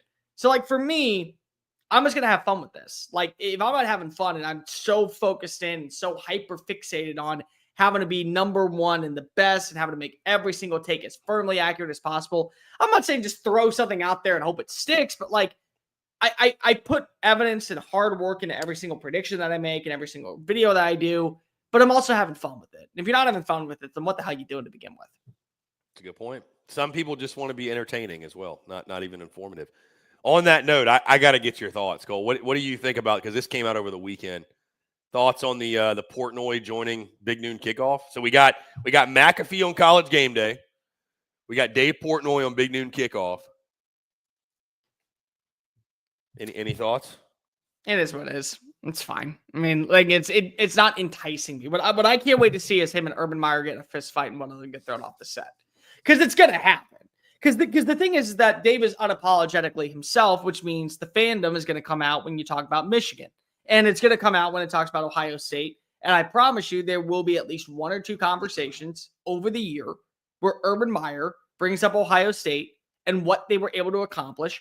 And he will throw a jab at Michigan for cheating. And then he's going to throw a jab at Urban for covering up the Zach Smith scandal, for covering up other things. And so that's going to lead to more arguments, and it's eventually going to boil on over when we get to the game, and these two are going to fist fight on the sidelines. And that's going to make me laugh like crazy. That could get spicy really quick. And that's the thing, like, I think a lot of people don't look at is Urban Meyer, for as good as a coach he was, the person that he is, there are some very, very, very dark skeletons in that closet. And I promise you, you have a guy like Portnoy, he is not afraid to unleash them. He is not afraid to open up Pandora's box and say, what you got, bitch? Come on, let's go. I'll go 9 rounds with you. And he's going to kill it at it. I don't really care. The thing that bothers me, and maybe that's just me because it comes from the television perspective, I'm not a fan of what they're doing with FS1. Like, I'm not. Because what are they doing? Like Big Cat and PFT and all of them are going to get their show in the morning. Oh, yeah, that is right. I'm not a fan of that because the thing for me, and again, I like structure when it comes to TV shows because if it's hard outs with timeouts, ad reads, stuff like that, that to me, it changes the dynamics of the show because if you have to meet certain quotas for television, and that's not what they are. Like, you're going to get more polished up. And the other thing that really bothers me when it comes to that shit, Chris, is that you spent decades, literally over a decade, crapping on FS1, crapping on the product that you were placing out there. And now you're joining forces with it. Like, it's not sellout because if sellout's the wrong word, but it just feels like you're trying to change up the game because you know that you want to build your audience even more. So you go to television and yeah, you'll get a quick buck, but you're going to have the people in the audience who also are like, this is ridiculous. And you don't want to have like the McAfee stuff works for a certain amount, but also how much to get a bleep out and everything like that. It changes the way the show dynamic is. And so if I listen to McAfee, I listen on YouTube because I don't listen on ESPN because I want to hear the entirety of the conversation, not the parts that's on a 10-second delay because of he's cursing up a storm. Kind of the same thing. That's just me. Who do you think the Barstool FS1 deal benefits more? Who's getting more FS1. out of that? FS1, 100%. Yeah. Because of television slowly is dying and it's turning more toward YouTube and more podcasting. And yeah, there's still value in having sports shows. Like First Take, again, whether or not we hate Stephen A. Smith, the ratings say otherwise. But there are people out there that actually hate watch Stephen A. Smith. And there will be people out there that hate watch this Barstool show because they'll say, listen to these cowards making these dumbass takes. Like, they're idiots. I'm smarter. I'm a bigger ball knower than any of these idiots. Like that's what's going to come down to. But the ratings are going to say, hey, listen, they're hating on us, but they're still watching. And ultimately, that's all we care about. I think maybe I told you this, Cole. I don't remember if I did or not. So, like, here's what I'll say. Because I think when a lot of people, hell, there's people that throw shade at me, throw shade at us. I mean, listen, let's just address the elephant in the room. And I don't think I'm overthinking this. Like, hell, I even feel it amongst my peers. Like when we're at SEC Media Days, I think there's a lot of people that I shake hands with, that I'm cordial with, that I think deep down really don't like the fact that I'm in the same room as them. And there's certainly some that I don't shake hands with that I don't think are thrilled that I'm there, because we are a different kind of media entity than we're not a traditional one. I think everybody that is hearing the sound of my voice understands that. And that's totally fine. It is what it is. I mean, listen, you work with people that you don't like all the time, or you're friendly with people you don't like or whatever. But like that is just the reality. It is what it is. Like I've felt that as well. So like I see this happening, like the McAfee thing. I mean, dude, McAfee was a guy that I saw doing what he was doing and having success, and was like, all right, like I can do this as kind of a rough around the edges kind of dude who didn't get a journalism degree, who's just starting on social media from zero and just trying to build it organically. It gave me, an extra boost of confidence that I could do it. But I say all what I said because there's just a lot of, there's still mixed feelings, I think, especially from your traditional journalists about independent entities or the, new age media, podcast media, whatever you want to say. But it's so interesting, Cole. Like everybody that I hear that's in the traditional media space, when they're bitching about someone that's like an independent content creator, or like some of the most notable people that people like complain about and talk shit about, I'm like, you know what the common theme with almost all of them is? I'm like, they all have like over 1 million followers. So I'm like, maybe I need to be doing more what they're doing. Like, you're not going to sell your soul to get a following, but I'm like, I tell you, like, man, the people y'all complain about, they seem to be having a lot of success. So, I mean, you can hate the player. You can hate the player, but I mean, don't hate the player, hate the game. I mean, you know what I mean? Like, say that I wonder, especially for a lot of, and again, it's not a shot. It isn't. It's just the reality. A lot of people who work at Barstool that are very minimal, like very, very bottom of the barrel. Sure. Not PFT or Big Cat or Dave or even Brandon Walker for that matter, because if you know who they are, but like guys I've never heard of, but just have the Barstool logo. Right. I genuinely feel like half of their followers are bots. Like, and that it's not to be rude, but it's like, yeah, I've never heard of you before. It's one of those things. I think if you that's why so many people want to be hired by Barstool, because if you get hired by Barstool, inevitably your personal brand is going to grow, because like you said, people are going to follow you just because you're affiliated with the company. If for no other reason. Now, are you really truly building an audience that way? Like if you left, are those people really are those people fans of you, or are they fans of Barstool? Well, I think we know the answer to that question. So, and whatever, it is what it is. But yeah, I mean, listen, I'm not saying that, I'm not out here telling Cole or Dave or Harrison or anybody else, like, hey, you need to be more like Stephen A. Smith. Like but I'll tell you, a lot of the independent media game is to me, like the way I view it, the people who can give their raw and unfiltered opinion and really stand on it, and the people who can do that at scale and give the least amount of damn or give the least care in the world, like the people who can take the most hate are the ones that win. It seems to me. Like, now, again, I believe in producing value, not doing that through like clickbaity stuff, like what a Stephen A. Smith would do or whatever. But yeah, it's like the more hate you can withstand, the more you win, because the people who get the most hate are the biggest. So, it's just, I'm just always fascinated by like the media landscape, and obviously the Portnoy thing. Listen, it ain't my company. I'm not getting a check from Portnoy going on Big Noon or Barstool Sports having success. But listen, when you're an independent media entity, any win for independent media is a win for all independent media. I really believe that. So, I think I was talking with BK about this in Atlanta. It's what did he say? What is the phrase? Rising tides, or what is it? Changing of the tides? No, it's rising tide. Like rising tides raise all ships, or something like that. Yeah, whatever. Essentially, like what's good for one is kind of good for all, kind of deal. Sure. So it's just interesting. It's just interesting to me. It is. It's interesting. I don't have a problem with it. But like my big rule is, and I come from a journalism background. I come from getting the degree, going to school, learning the ins and outs of the trade. Adapt or die. I mean, that's the way that my brain has always been. Adapt or die. Learn how to do other things. I produce in the afternoon while also throwing in some opinions from time to time. I have to fill in on shows. I have to learn to work with other people. I have to edit audio. I have to edit video at this point. I didn't study to do that. I studied to be the on-air talent, and I'm doing it part-time, but I'm doing the other things also at a high-end level. Because the more valuable that you are to your craft, being able to talk multiple sports, being able to edit graphics, edit visual designs, cut up audio, get up podcasting, everything that you can do, it makes you irreplaceable to a company or to yourself. And you got to be able to learn to do all those things. You have to adapt or die. Because if you just feel like that you're cool being stuck just doing something that was done in 1995 and you think it's going to work 30 years later, I got a sad story to tell you, buddy. You're not going to be in this industry that much longer. You're going to be out pretty quickly at this point. So I will say, though, and this is where I do push back, not every former athlete needs a podcast. Not every former player that was a part of a Nick Saban-led roster needs to be on every interview. Not every person that McAfee hires is good at their job. Not every person that works at Barstool is a ball knower. Like, you can pick and choose. But also, whatever entity you pick and choose, make sure that you stand on business and make sure that you back up your sport. Because like that's the thing, like we talked about this with gatekeeping, gatekeeping schools before.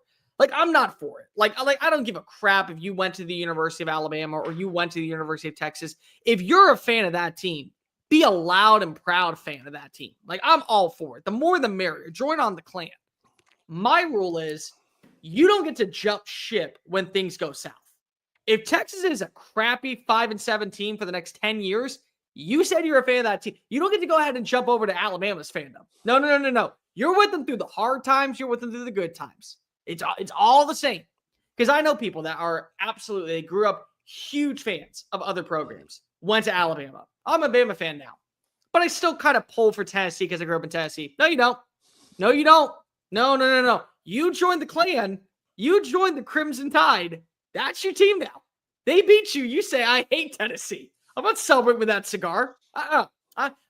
Neyland's a piece of crap in my mind. That's what you do. You got to stand on business, one side or the other. Draw the line in the sand. Yeah. And that's where I'm at when it comes to like the fandom part. The same thing with like pick your poison on what you like, but like stand on business. There's one guy at Barstool I can't stomach. I can't. He stands on business. He does. He is the most authentic version of himself. And even though love or hate that version, even though he walks that thin line, he definitely is walking out of my vicinity, and I think he's an idiot. He walks it. He walks it pretty well. If you can't tell who I'm talking about, then I don't know what else to tell you. Bear, switching gears, I'm going to throw this at you. Texas recruiting is on fire, like literal fire. Georgia fans are reeling. I mean, they're going to be fine, but it's between those two. Texas is kind of shoving Georgia in a locker right now in some ways in recruiting. Question. Why do we care? Like, for example, I'll just say this. I tweeted Texas recruiting right now, Texas football recruiting. I thought the GIF was funny. It's a literal cartoon dog smoking a cigar, and he blows out the cigar smoke, and it shows like a money symbol. And like people take that as like a diss almost. I'm like, why do we care if the reason a kid chose a school is money? Like, at this point, why do we care? Like, I still think there's something like ingrained where it's like, I think fans want to feel like he didn't just like it's almost like dating a girl because she knows you have money. Like, that's why. You don't want that to be the reason the girl's with you. You know what I mean? Like, it's kind of a. I did, but like. Maybe college football is a little bit different. I'm like, I don't care. Like, if the kid, like, if you're going to lose a kid because of money, I don't think you should, like, apologize or feel bad if you got a kid just because of money. Like, you know what I mean? Like, we're just at that point in college football. So it's like, to Texas fans, number one, I wasn't throwing a dig in any kind of way. Because number two, who cares if you got him because of money? Like, whatever, you got it. I mean, you have it. And also, like, Are we really kidding ourselves? Even if you choose a school just because of money, Like, brother, you're getting to go play football at Texas. Like, I mean, you don't need much. I mean, it's at baseline, it's a pretty cool place to go. It's not like a kid's going to go visit Texas and be like, man, everything about this school sucks and the stadium sucks and all that. None of it's good, but they are paying me. It's like, this isn't like, you know what I mean? There's some schools I think you could argue are like that, where it's like there's not a whole lot going for them besides the cash. I just think it's interesting. I'm like, why do we even care at this point, dude? Like, money is as much like money's as part of the recruiting game as any of those other factors we talk about at this point. So why even be bothered over it? I don't know. It's working for Texas. So it's a couple things. I think number one is you complain about money because of you want to believe that money does not dissolve everything, and that the way that you go about recruiting and the way that you go about building relationships and the way that you go about developing players, that's going to be enough. Like again, Georgia, perfect example. They've now lost 2 5-star talents in the last 2 years from their state that were basically supposed to be legacies for the Bulldogs. And they come to Texas, and Justice Terry makes it abundantly clear. They offered it a better NIL package, so therefore I'm going to go play for the school. But also, from a Georgia standpoint, Georgia is known for producing defensive linemen, first-round picks, top 10 talent, all SEC talent, all Americans. You feel like that we've done enough. We made you a pretty good significant package when it comes to NIL, but also our track record of getting you to the pros is second to none. Why wouldn't you want to come here when you can make more money after your college career by being a part of this team versus being a part of that team? That's number one. Number two, I think the other thing is just you're seeing these teams that come out of nowhere that finally have just a little bit of cash that are willing to swing. Texas Tech, perfect example.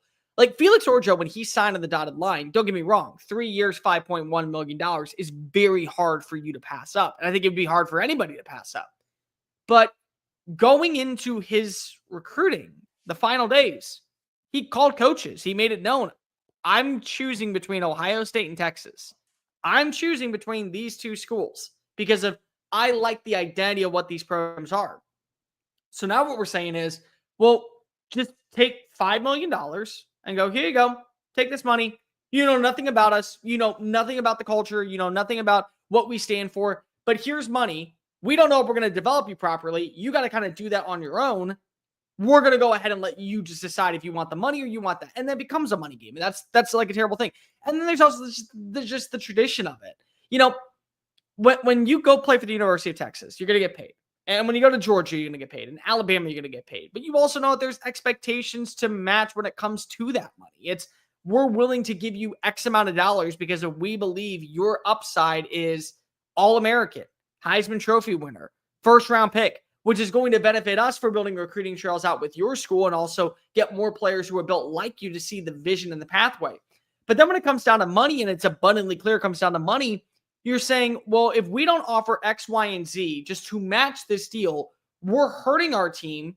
And we're hurting our team. And that school also might be hurting its team because if you don't have the right coaches in the building to properly develop them, they're not going to get better. Like when Felix Orjo decided to commit to Texas Tech, he said, go Raiders. Go Raiders.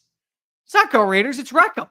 And anybody who knows anything about Texas Tech football knows it's Wreckham. That's it. It's guns up Wreckham. That's what it is. And so you're saying openly, I took this money.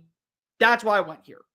And I think at that point, that's what's really souring about the sport is it doesn't matter about development. It doesn't matter about transition. It doesn't matter about the coaches. It doesn't matter about the personnel. It doesn't matter about what you have when it comes to history and tradition.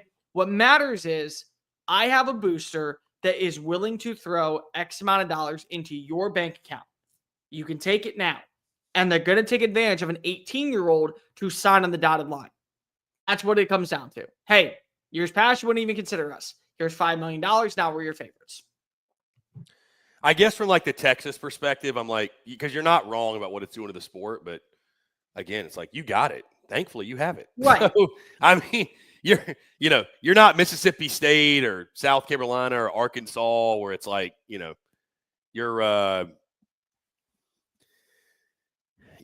you don't have as many complaints, I think, about the current state of college athletics, like when you have the bag. So, I mean, dude, I think for these kids, man, when it comes, like Georgia and Texas, I think program prestige-wise are on the same level. So it really is just going to come down to who gets the bigger check. I feel less bad for programs like Texas and Alabama and Georgia when they miss out on a 5-star. I feel terrible for teams like Missouri and Ole Miss that miss out on a 4-star because of Texas Tech or Baylor. Bro, that's what Mizzou recruiting, that's what, like, it makes it amazing what Drink's been able to do. They've been able to haul in some dudes. I mean. Well, but okay, it's not even that, dude. It's they develop them. Yeah. Like they're being developed in the right way. And to me, that's what I look at when it comes down to final tax. Like if I was an 18-year-old and I was getting similar deals, where am I going to be best developed? Let's say I'm a 4-star and I have an offer from Baylor that has a coach that may or may not be here in 2 years because of he was on the hot seat last season, and maybe it's a Neil Brown resurgence that 2025 rolls around, they end up regressing, they hit reset. And maybe my NIL deal is going to be a little bit different underneath the new coach versus what I got with Drink. And I'm looking at what Drink's doing and the way that there is actual talent coming out of the wide receiver position. They're bringing in linebackers who are meeting the standard. They lose a coordinator, but they don't lose a beat defensively. Like, that to me is the deciding factor, is where am I going to gain the most money 4 years from now when it's time to go into the NFL draft? Am I actually being properly prepared for Sunday afternoon football versus Saturday afternoon football? If it comes down to NIL deals. Now, again, you still have to meet in the middle on the NIL deal, because the last thing I want to do is go and say, well, Texas Tech is offering me $3.1 million and they have one of the greatest state-of-the-art indoor complexes and I'm going to be really well coached, but Georgia State's offering me $5.2 million and I can be a superstar. It's like you got to meet in the middle at some point. I get that stand. I get from that vicinity, but there are little things like that do play a role for me. They do. But Texas is one of those ones, like they just landed Cooper, the 5-star running back. Like, okay, you lose out on an offensive tackle, you gained a 5-star running back. Like Alabama, you missed out on a defensive lineman, you just got the number 1 linebacker in the country. Like, get over it. You weren't the first choice. You weren't the number 1 person on Love Island to go be partnered up with. You got to settle for your sloppy set. Like somebody's got to take a hood, but you're still on the show for a little bit while longer. You're still fine with that stuff. Way over my head because I still haven't watched that. And it's over. And it's over, right? Yeah, I mean, yeah. What is it on Netflix? No, Peacock, right? No, Peacock. Yeah, it was a daily thing in my house. I don't think I'll be watching that. So I didn't actually watch it for like the first 20 episodes. And then eventually one night I was just sitting down, TV in our room wasn't working. So she's like, can I watch it in here? Whatever. And ever since then, she like forced me to sit down and watch every episode because she was tired of me asking And questions. then you got into it.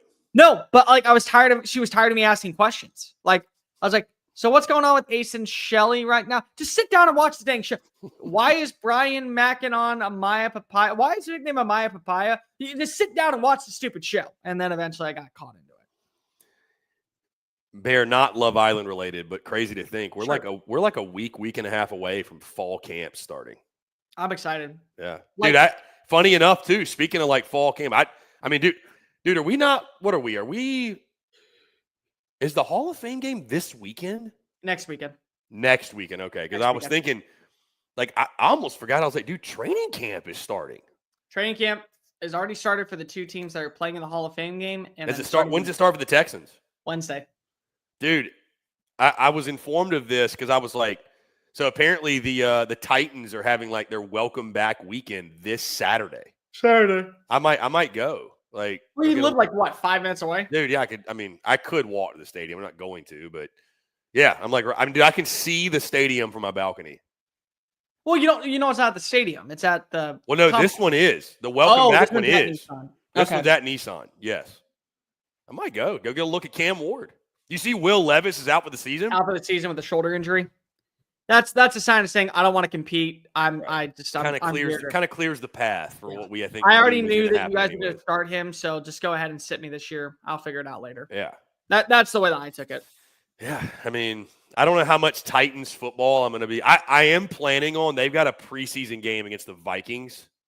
That this weekend will be epic. So the preseason game is on Friday the 22nd.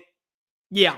And then that Saturday is week 0 in college football. I'm like, that's going to be such a great weekend. Dude, such a great weekend. I don't care what anybody says. Week 0 is awesome every single year. Yeah. I mean, dude, it's just football. Well, I mean, I love it because again, like I was saying, and not that I'm excited about it. I'm not complaining about it, but I'll be on the road for 15 straight weekends for college football. Week 0 is nice because I just get to I can either sit at my place or, there's endless amounts of place in Nashville. You could go and go catch games and it'll be just a different Saturday. I do like that. It'll be a different kind of Saturday. So I just like the fact that we always get a matchup that kind of feels like it's not going to meet expectations and then really does for all different reasons. I'm like Northwestern versus Nebraska. Hey, it's Scott Frost coming back. Can Scott Frost actually put it all together this year? Nope. Northwestern doesn't win a game on American soil, but they win one in Ireland. Last season, Florida State, undefeated year. They go out and they add in multiple players. They bring in DJU at starting quarterback. They portal in everybody. And here comes Georgia Tech putting belt to ass. And then this year, Kansas State and Iowa State, it's one of the better rivalries, I think, in the Big 12. And how's Rocco Beck going to look now that he doesn't have 2 NFL wide receivers? What are we going to get from Avery Johnson? And it's also a conference game. And these are 2 teams that many people think could be playing for the playoff. How does that look out in Aer Lingus Stadium or whatever the hell it's called? It's the Aer Lingus Classic. That's all I know. It's for my people, drunks. Indeed. Bear, really quickly, I know I'm jumping all over the place today, but I feel like we got an hour lot. We're about to wrap up here.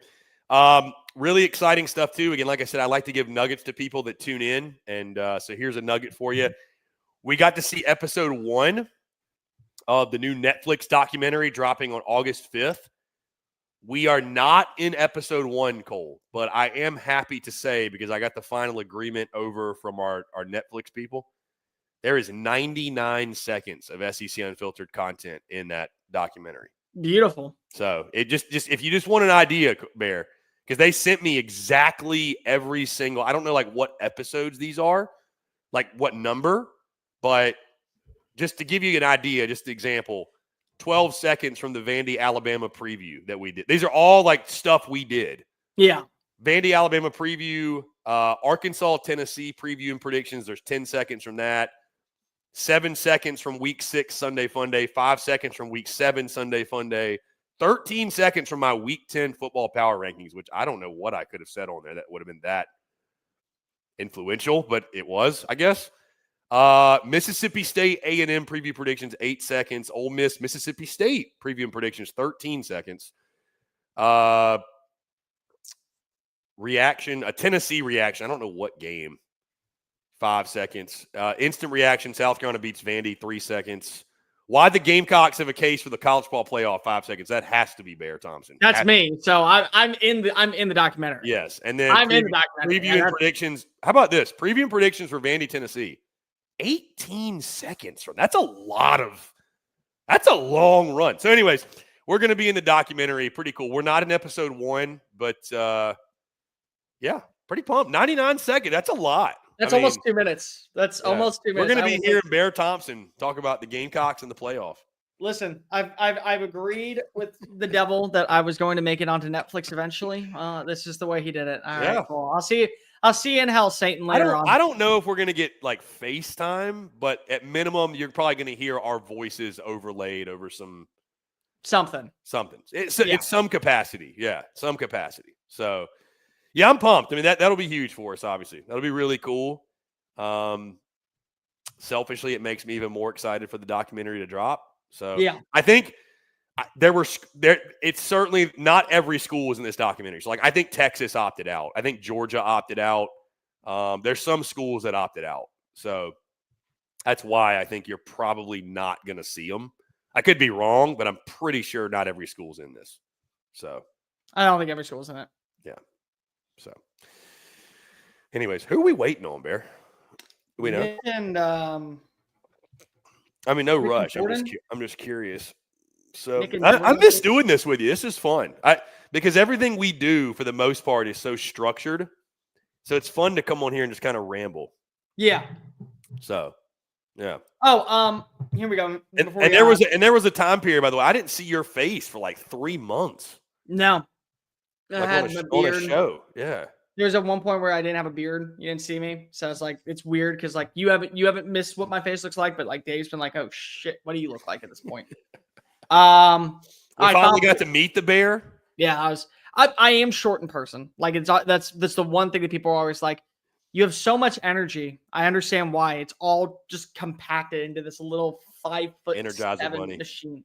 Final thoughts. Where is SEC Media Days going to be next year? Bold prediction.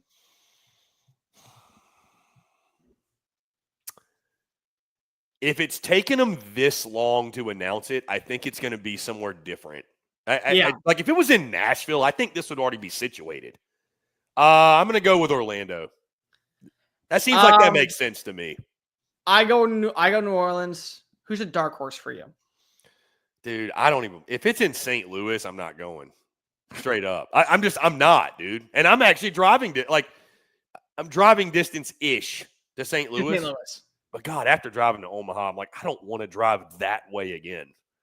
Respectfully. Bold for me is Charlotte. But the ACC would be kicked. I'd love that. But Charlotte would be sick. But let's say the ACC moves it. Like, let's say that they want to do it in Atlanta one year, and they want to have that prestige. Charlotte makes sense. Yeah, I mean, all right. My dark horse is Austin. They want to bring it. They want to bring it back to Texas. Or do they just go back to Dallas? They just double dip Dallas. That would be dumb. I'm sorry. I think it just would be so stupid to do it in Dallas. I do. I don't know why. I think that's just so weird to me. They haven't announced it. Like, I don't know what could be. I mean, listen, Orlando would be awesome because transparently, I'd be like, hey boys, let's get the content in, and we're hitting Universal, like straight up. Oh, I would not do freaking what's it called? I wouldn't do Disney. That's just me personally. Dude, I'm 1,000% at Universal every day. I'm 1,000%. Well, because I haven't still been in like Harry Potter World and stuff like that, and I'm a huge nerd when it comes to those things. Like, I've been to Disney. Cool story. Yeah. I'll go to Anal Kingdom or whatever they call it. Like, it's fine. We'll make it work.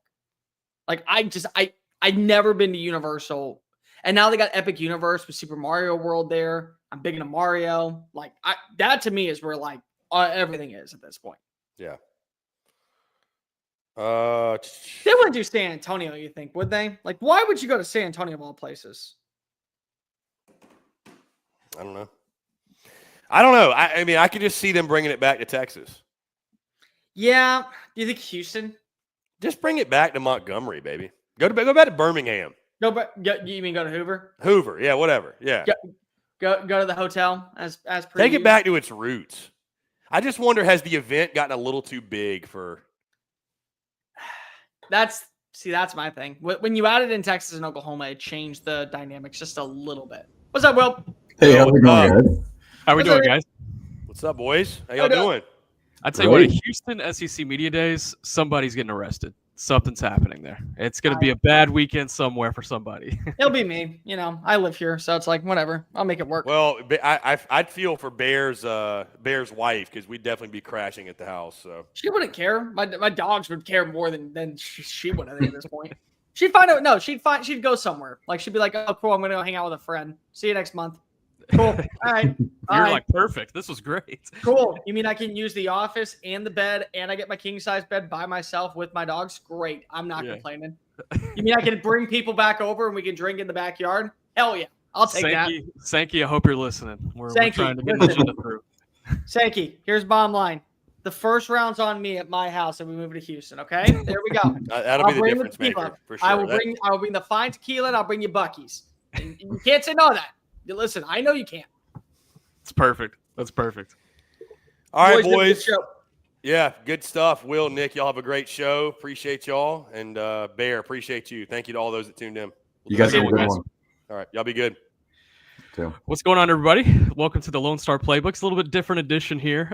Got me and Will. I think this is the first time we've done a show together ever. I think so, yeah. And, just before we start here, little context, you kind of, helped me break in about 5 years back. So really kind of cool full circle moment. I know we almost had a show together a few months ago, but glad we could actually get this one done and for a few days this week.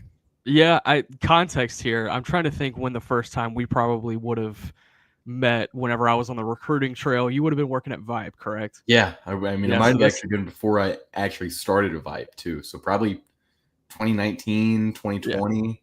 Yeah, Somewhere, and yeah. since then, it's just I feel like you've been coming up the ladder, and it's been great to see your growth, and really happy for you. And now on the other side of Horns 247, trying to keep Jordan in a wrangle. That's a tough task. I did it for a couple of years. It's not easy, and everyone here, I do it 3 days of the week. You do it too.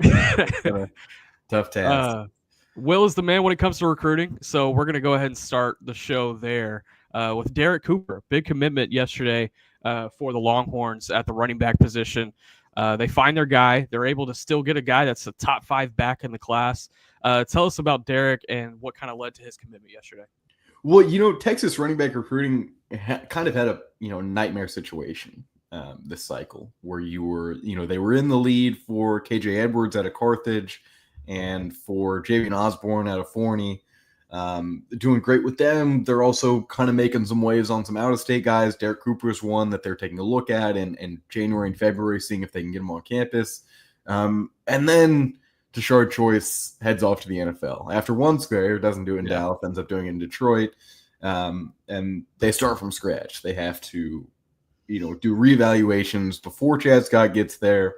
And then once he does, it turns out that a lot of Choice was linked to a lot of that success in running back recruiting, and that was clear, from the start. But you missed on Javian Osborne, considers Notre Dame and Michigan, and then you're kind of left with KJ Edwards and Xavier Crowell out of Alabama. KJ Edwards eventually chooses A&M before he even officially visits Texas, and Xavier Crowell does officially visit Texas, but commits to Alabama, as he was, the expectation for months and months. And if I could throw in there, the KJ Edwards thing, surprise, at least to me. I mean, huge as an shock. outside view. Yeah. Still, I would say the second biggest shock of this cycle. I think what the first one is. Absolutely. With Ojo and everything. But Derrek Cooper only made it to Austin once, and it was in April. And I thought that was really interesting. He actually mentioned it during his commitment ceremony yesterday. I didn't need that official visit.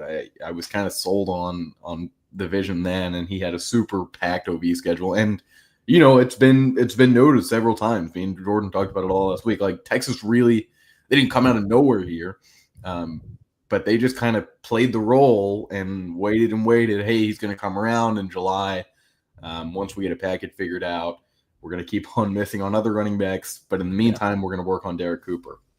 I mean, this is one that if you were going to put in extra work and kind of have the uncertainty that you've had with, it was Jonah Williams last year. And Nick, I'm sure there's been, tons of guys that didn't take summer official visits and then ended up in the class before they even, before the season even started. And Derrek Cooper is one of those guys that I think it was worth doing it for. I mean, this is someone that could probably start as a freshman at running back or linebacker. There are several schools, and some of the contenders were even, considering playing him on both sides. Texas, he's true running back take. This was all Chad Scott. I know this was a lot of Sark too, and this was kind of a full staff pursuit. But man, this is explosive speed. I see a little bit of Dalvin Cook in him. I think that's a really, that's a big comparison there, considering what Dalvin Cook was out of high school and then ended up being, in the NFL. But explosive speed, a guy that's really deadly sideline to sideline, and probably the best example thus far of Texas really addressing a need. Did not have a running back, at 2 weeks ago. Didn't have one that visited because Crowell was not going to flip back to you. KJ Edwards is still a huge question mark, but at this point it seems like Derrek Cooper is the one and only guy. Would you say with Derrek Cooper there's some receiving ability there, or would you say pure downhill between the tackles? Or is there you feel like there's some wiggle, there's some bounce? That's the big thing I ask when it comes to these big running backs, these bigger set running backs, is how multidimensional can they be? Yeah, there's definitely some pass catching abilities, and I think Texas wanted that. They haven't picked up a ton of running backs in the last 2 or 3 cycles that have receiving ability. A lot of these guys are north-south runners. They don't get outside much. You look at a Jarrett Gibson, you look at a Ricky Stewart, they're getting some pure runners, and you've loaded up your receiver room, so you don't need that. Jaden Blue was used a lot late last season, in screen passes, and kind of getting sent on wheels and goes. I think this season they weren't expecting to need that, but down the line, you're going to need it again. And Derrek Cooper is someone that I think, like I said from the start, I think he'll be a player. and someone that will probably be catching passes his freshman year. Recruitment over, or do you maybe see some more visits he's going to take? What does it look like to you? This one's going to the whistle. Texas will okay. get him on official visit. I mean, it would be absolutely ridiculous, even if like he does flip early in the season, which I don't think he will. I think if he doesn't end up at Texas, it's probably a signing day flip or somewhere around then. But Texas will see him for an official visit. I would expect they try to get him early. I know, they're playing Sam Houston State at 7 p.m., which is the first and only night game of the non-conference schedule. And I know they're trying to load that weekend up. It's early on. There's a huge gap. I don't know if you've seen the schedule. There's a huge gap in home games where they don't play for basically 6 weeks, from the end of September to November. So they're going to have, if you're going to bring guys on campus, it's probably going to be pretty early on. Yeah, and as far as schools that are going to be in contention for him, who are the others that Texas is going to have to be watching out for? I would say just about every single one of the finalists. So it was Georgia, Ohio State, Florida State, and Miami. I know Ohio State was near the top for basically this entire recruitment, and he was committed to Georgia for about 2 days at one time. So, Georgia's the one, just because I think this Longhorns Bulldogs recruiting rivalry has never been bigger than it is now. And I think Georgia is looking to get back probably 4 guys that are in the Texas class right now. Chances are they get one of them. But I think you would hope Derrek Cooper is probably the last, if not Tyler Atkinson. Is there another running back in this class, or is it a one take? I think it's probably going to be a one take. I think, a couple of months ago, you would have said they'll likely go for 2 here. But you didn't expect to miss on KJ Edwards. Like, I do think a class with KJ Edwards and Derrek Cooper is possible. I don't think it was going to happen. But like that would have been the dream scenario. Both those guys, not saying KJ Edwards was NIL recruitment, because it wasn't by any means. But he does cost a significant amount, as does Derrek Cooper, especially when you had to beat out, 4 teams that saw him for official visits and a few more that he was linked to far more than Texas. So I think they've kind of put all their chips in one guy. Yeah, and I would have to say if they're landing Derrek Cooper and they're going after his commitment and getting it yesterday, any flip possibility that you probably had with those 3 guys being KJ Edwards, Javian Osborne, and Xavier Crowell, probably decreased from whatever was already present before. But if you had to say that there's one that they're most likely to flip, would it be Edwards or would it be Osborne? Because I think Crowell is like the safe no answer there. But as far as the in-state guys, which one? Yeah, Javian Osborne has never really been interested in talking with Chad Scott. He was kind of vocal about that. Like, that's not something I want to do. I kind of thought I had my guy at Texas, and tough. I don't know if that camp felt betrayed. Guy went to the NFL to take a running backs coach job, but they were not very receptive to anyone on the staff. Not just Chad Scott. So, crazier things have happened. Notre Dame is not the school where I think a shakeup will happen. But I guess if that happened, it's a possibility. Even then, he probably ends up in Michigan. KJ Edwards is one.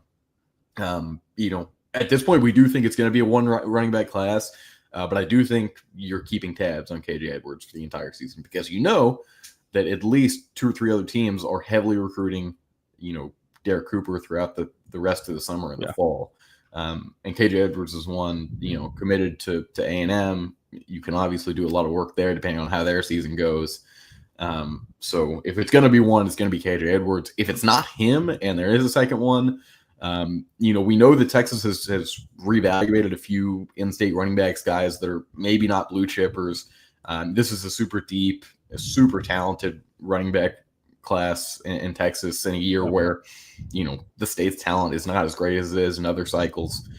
There's some really good, low power 4 options. You look at Ryman Estrada out of El Paso, committed to Minnesota, and then Ashton Rowden at Tech. Like there's some guys that are rated between 88 and 86.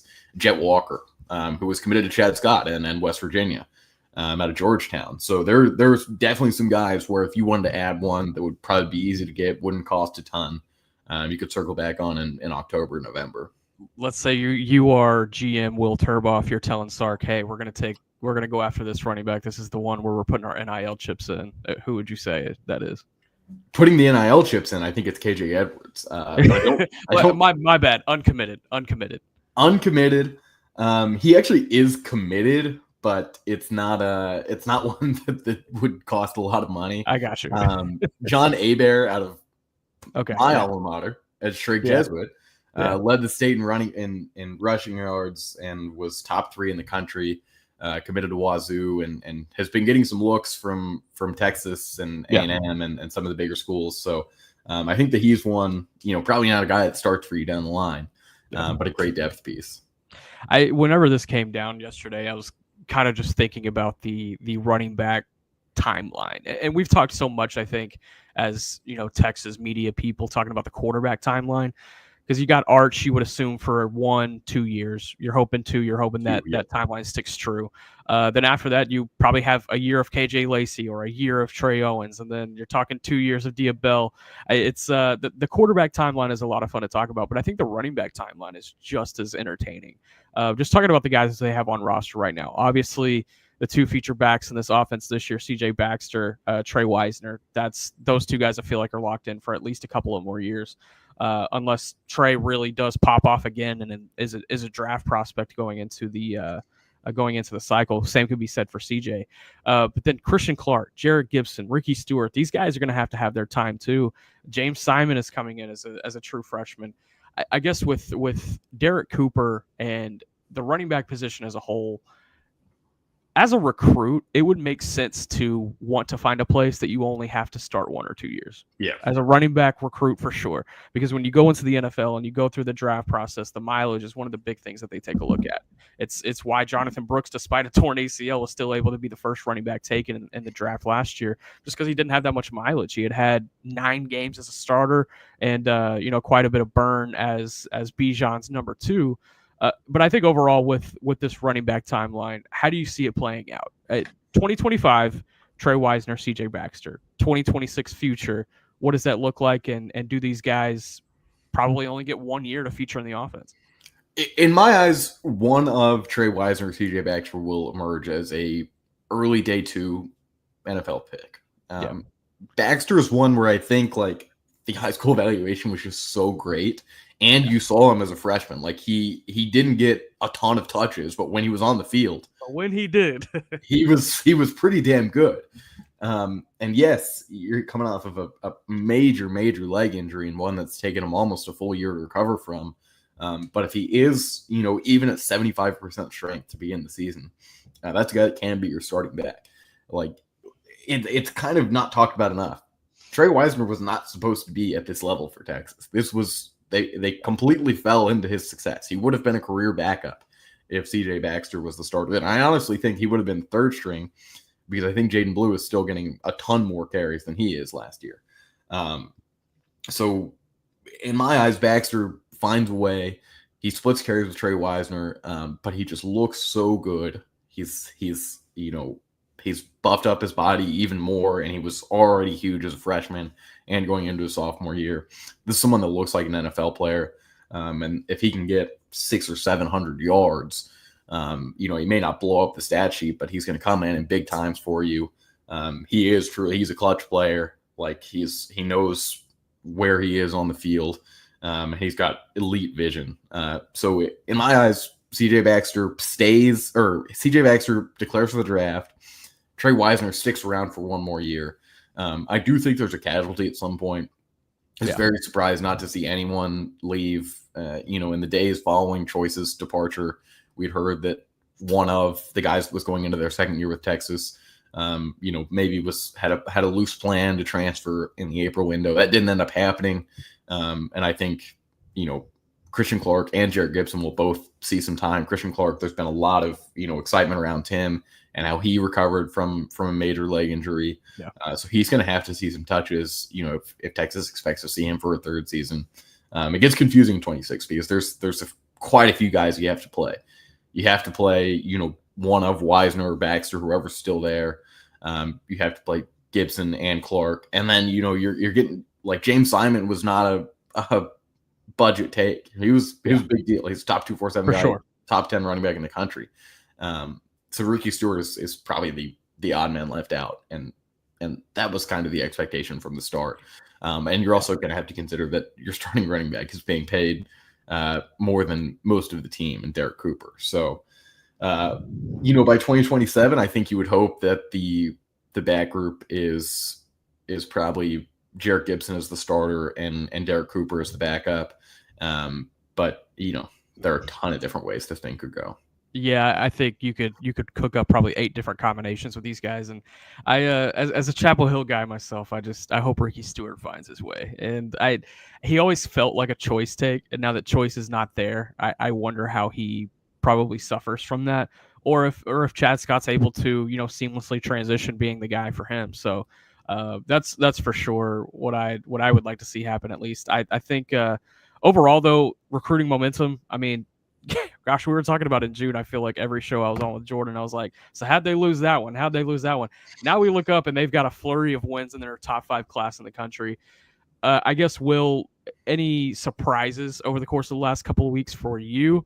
How would you rank those? I know Tyler Atkinson, it wasn't necessarily a surprise for me, but I think overall, like if you look at the class as a whole, if you had told me in January, like, yeah, Tyler Atkinson is going to be locked in this class before the summer's over, I would have thought I would have asked what you're taking. But I think overall a top 5 class at this point in the year, it ended up not being too bad of a summer for these guys.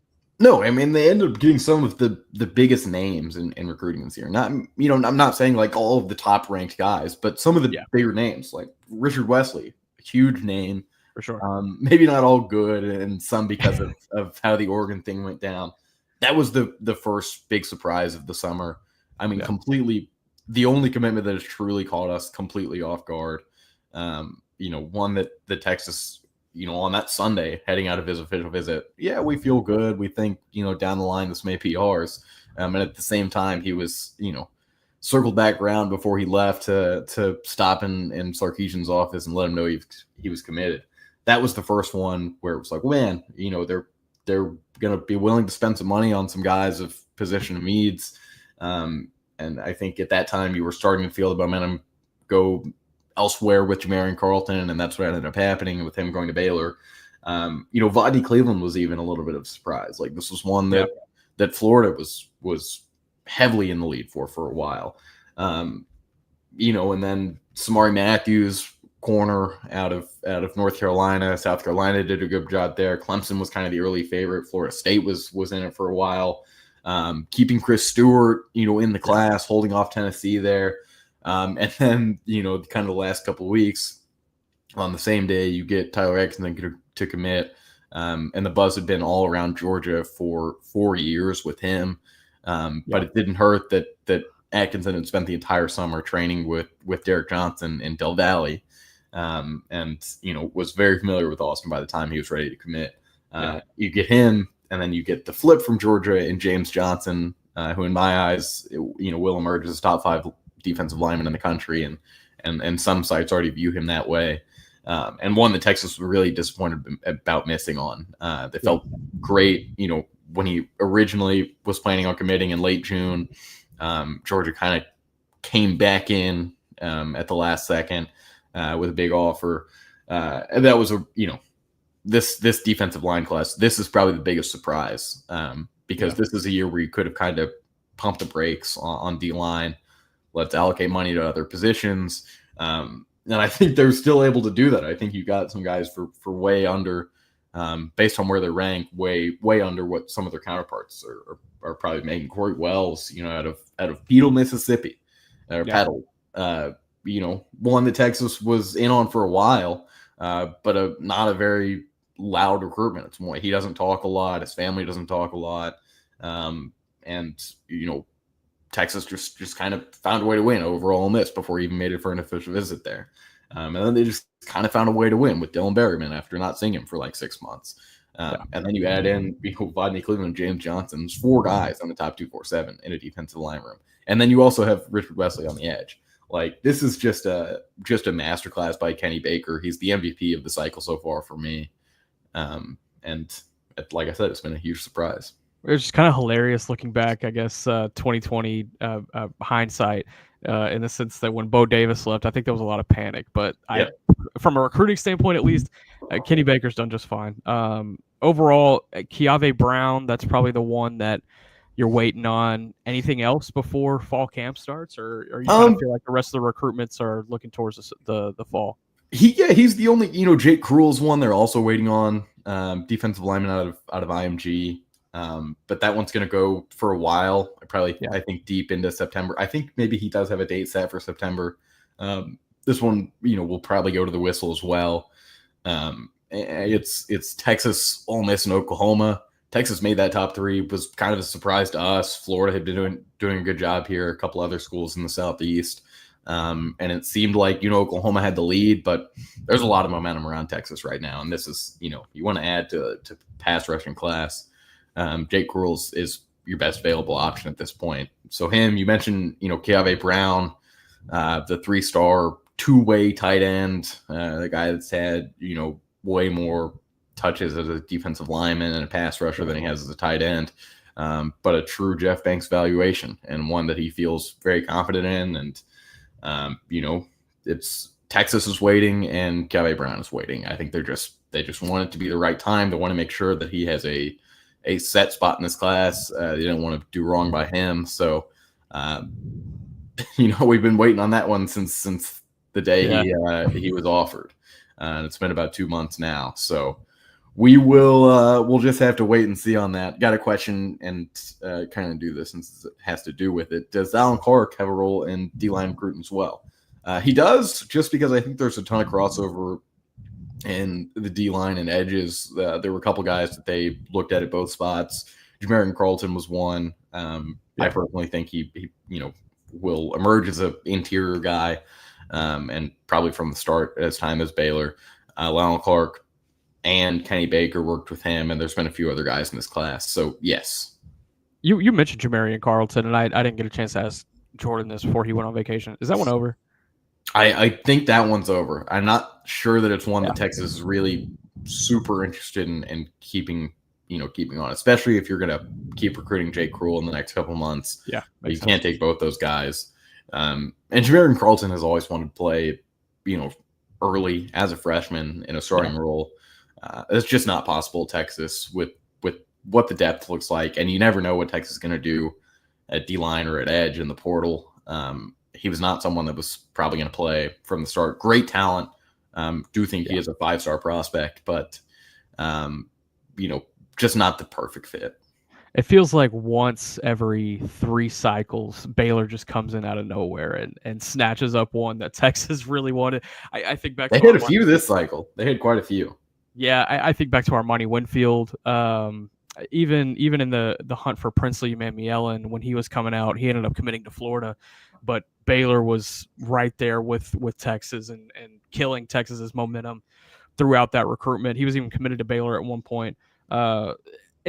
For me as a recruit, why are you committing to Baylor right now? I don't understand that. And that's not me hating on Baylor. I have a lot of love for Baylor. We both worked on the Baylor beat for a long time. Whenever you look at safe coaching staffs, Dave Aranda's coaching staff is not one I think about. I don't know. I think, I actually got to cover Baylor this cycle. And I will say that from what I heard from every recruit and from the staff as well, is that they feel pretty safe there. They finished with a great season.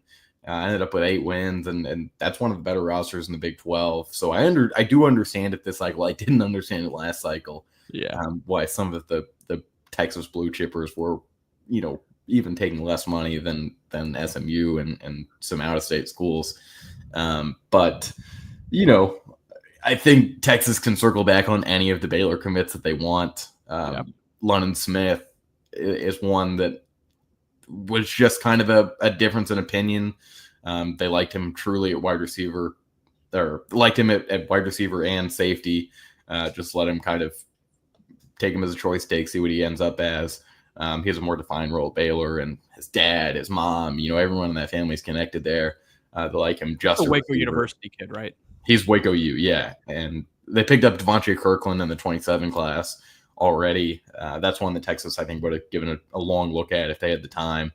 And then Jamarian Vincent out of Connolly, the cornerback, and primarily played quarterback in his high school career.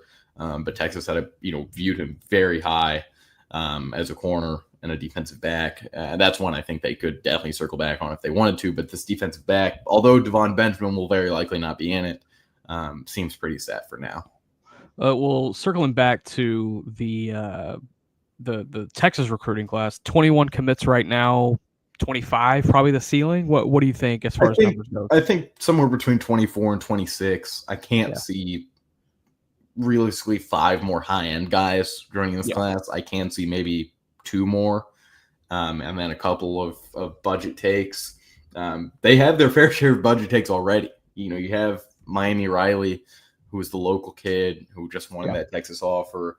Cohen Brown, who's one of the coveted wide receiver spots. Like, you've addressed some needs with some guys that aren't blue chippers, that aren't, don't come with heavy price tags. So it does give you a little bit more flexibility in the fall.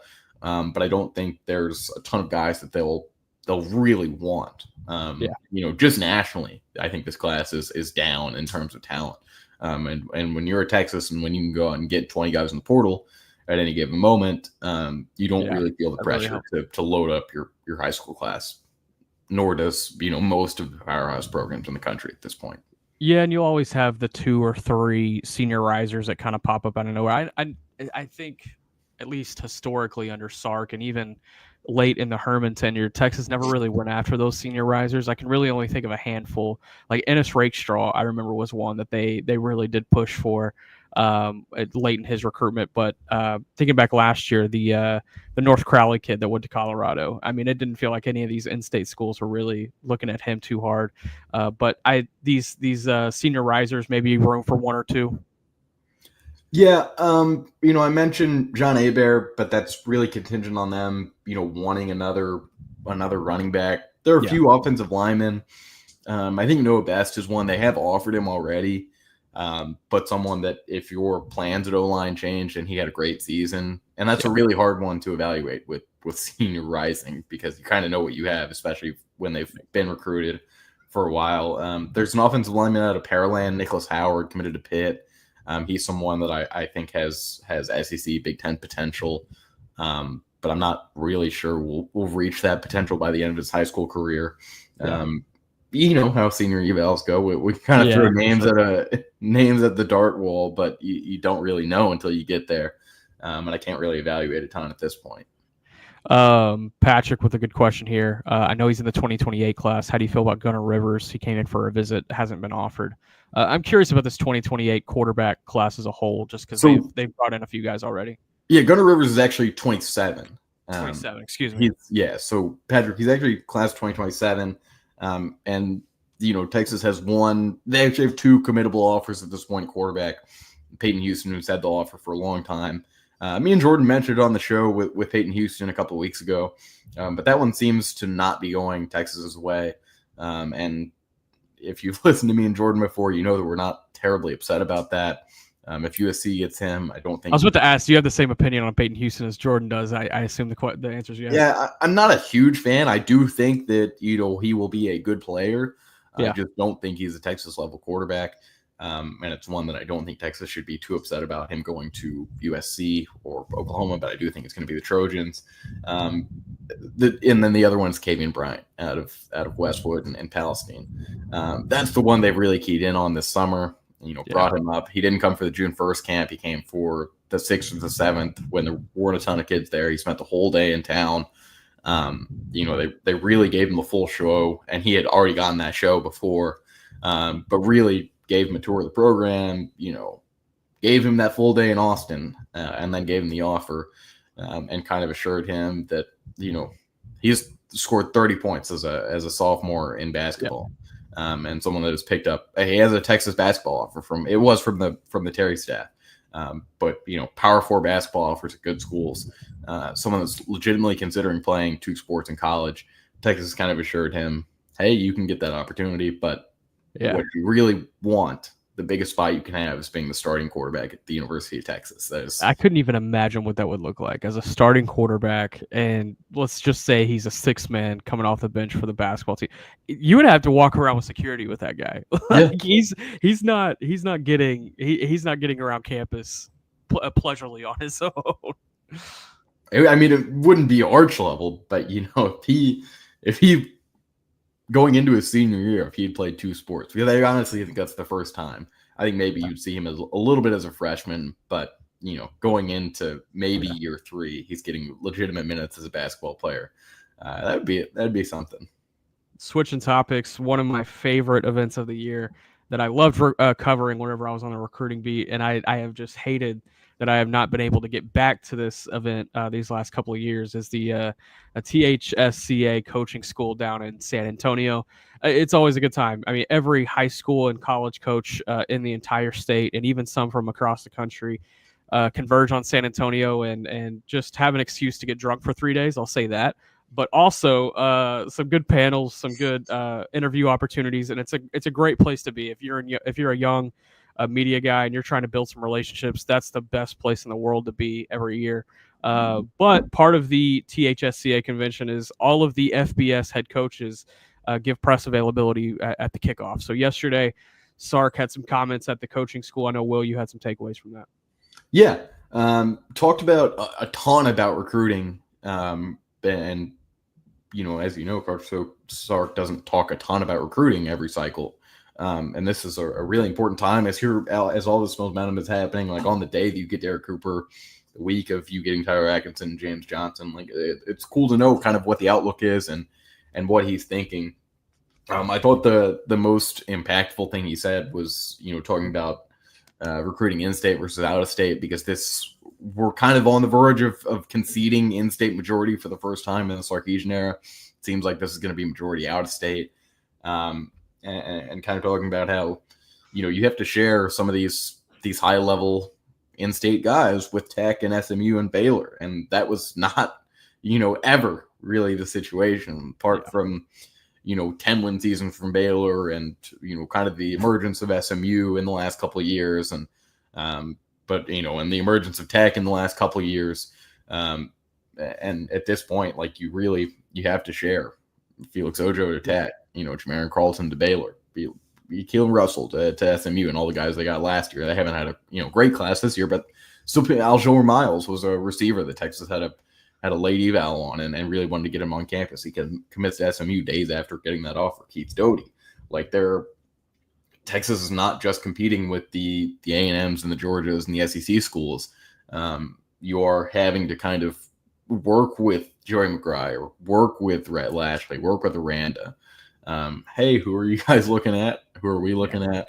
Which ones can we expect to lose to you, and which ones can you expect to lose to us? And the power balance is changing in this state. I'm not saying a Lashley or a McGuire is in a better spot than Elko right now, but the shift is up. They're only getting more momentum. They're only taking more guys away from the Aggies and Longhorns. Do you think that behind the scenes conversations do happen between programs right now? I would imagine. I think Elko is a guy that I can definitely see talking to basically every coach in the state. Yeah. Sark, I'm not sure. I think Elko. I say it a lot. I like Elko a whole lot. I think he's a very personable guy, and I, not a huge fan of that staff's recruiting strategy, but I think he keys in on guys from the Southeast better than almost anyone else. They've done a great job recruiting Georgia. Maybe not getting the high level guys like Texas has, but still getting some of the best out of Georgia, out of Alabama, out of Florida. Yeah. And I think their in-state takes tell a lot. Like they're not taking all of their top targets. They're missing on a ton of guys. But they're also doing things from the start. We're going to go out and get an offensive tackle from the Houston area. Like that's their thing every year. We're going to get an offensive tackle from the Houston area. We just lead the entire way. We're going to offer early and basically tell everyone else to get away because it's ours. Yeah. Texas doesn't have a ton of recruitments like that. And that kind of shows me that Elko has sent the message out to some of these other coaches. I'm not saying it's fact, but that's what it seems like. And I would imagine if I'm even if I'm a Willie Fritz, I'm interested in talking to Elko and Sarkisian because you are going to be involved in a handful of the same recruitments every year. This year with Houston, they're not going to have a great class, but Paris Melvin, who out of Cy Springs, absolutely, that was one that Texas and A&M were both very interested in. and kind of, tipping your hat to the Houstons and the Baylors, I think is a good thing, because down the line, you may need some of the guys out of the portal, and you may need some of the guys, to flip from you. And so, like I said, I think that power balance is shifting, and I think it's only in Sarkisian's best interest and in Elko's best interest and all these other coaches to kind of talk with each other and get the state of recruiting and check every year. The one of the bigger surprises, I think, if you had told me 3-4 years ago, whenever I was on the beat, if you had told me that Houston would not be competitive in the NIL era, I would have been shocked. Just known from the money that they were throwing around early on in the NIL era. And I mean, obviously the development has not come along with it. And they've landed some guys, don't get me wrong, especially out of the portal. I think Wigman is a big land for them out of the portal. I think it could really help them. And they've had some big recruiting wins over the years. I think back to Jonah Wilson. I think back to the running back out of Klein Forest. I forget his name. Jelani Watkins, that ended up. The later one. Parker Jenkins, Parker Jenkins, I think about some of those wins, and then Paris Melvin as well. Paris Melvin's one of my favorite kids in this class in state. So overall with Houston, it has just surprised me though that they have not been more competitive in some of these Houston area recruitments.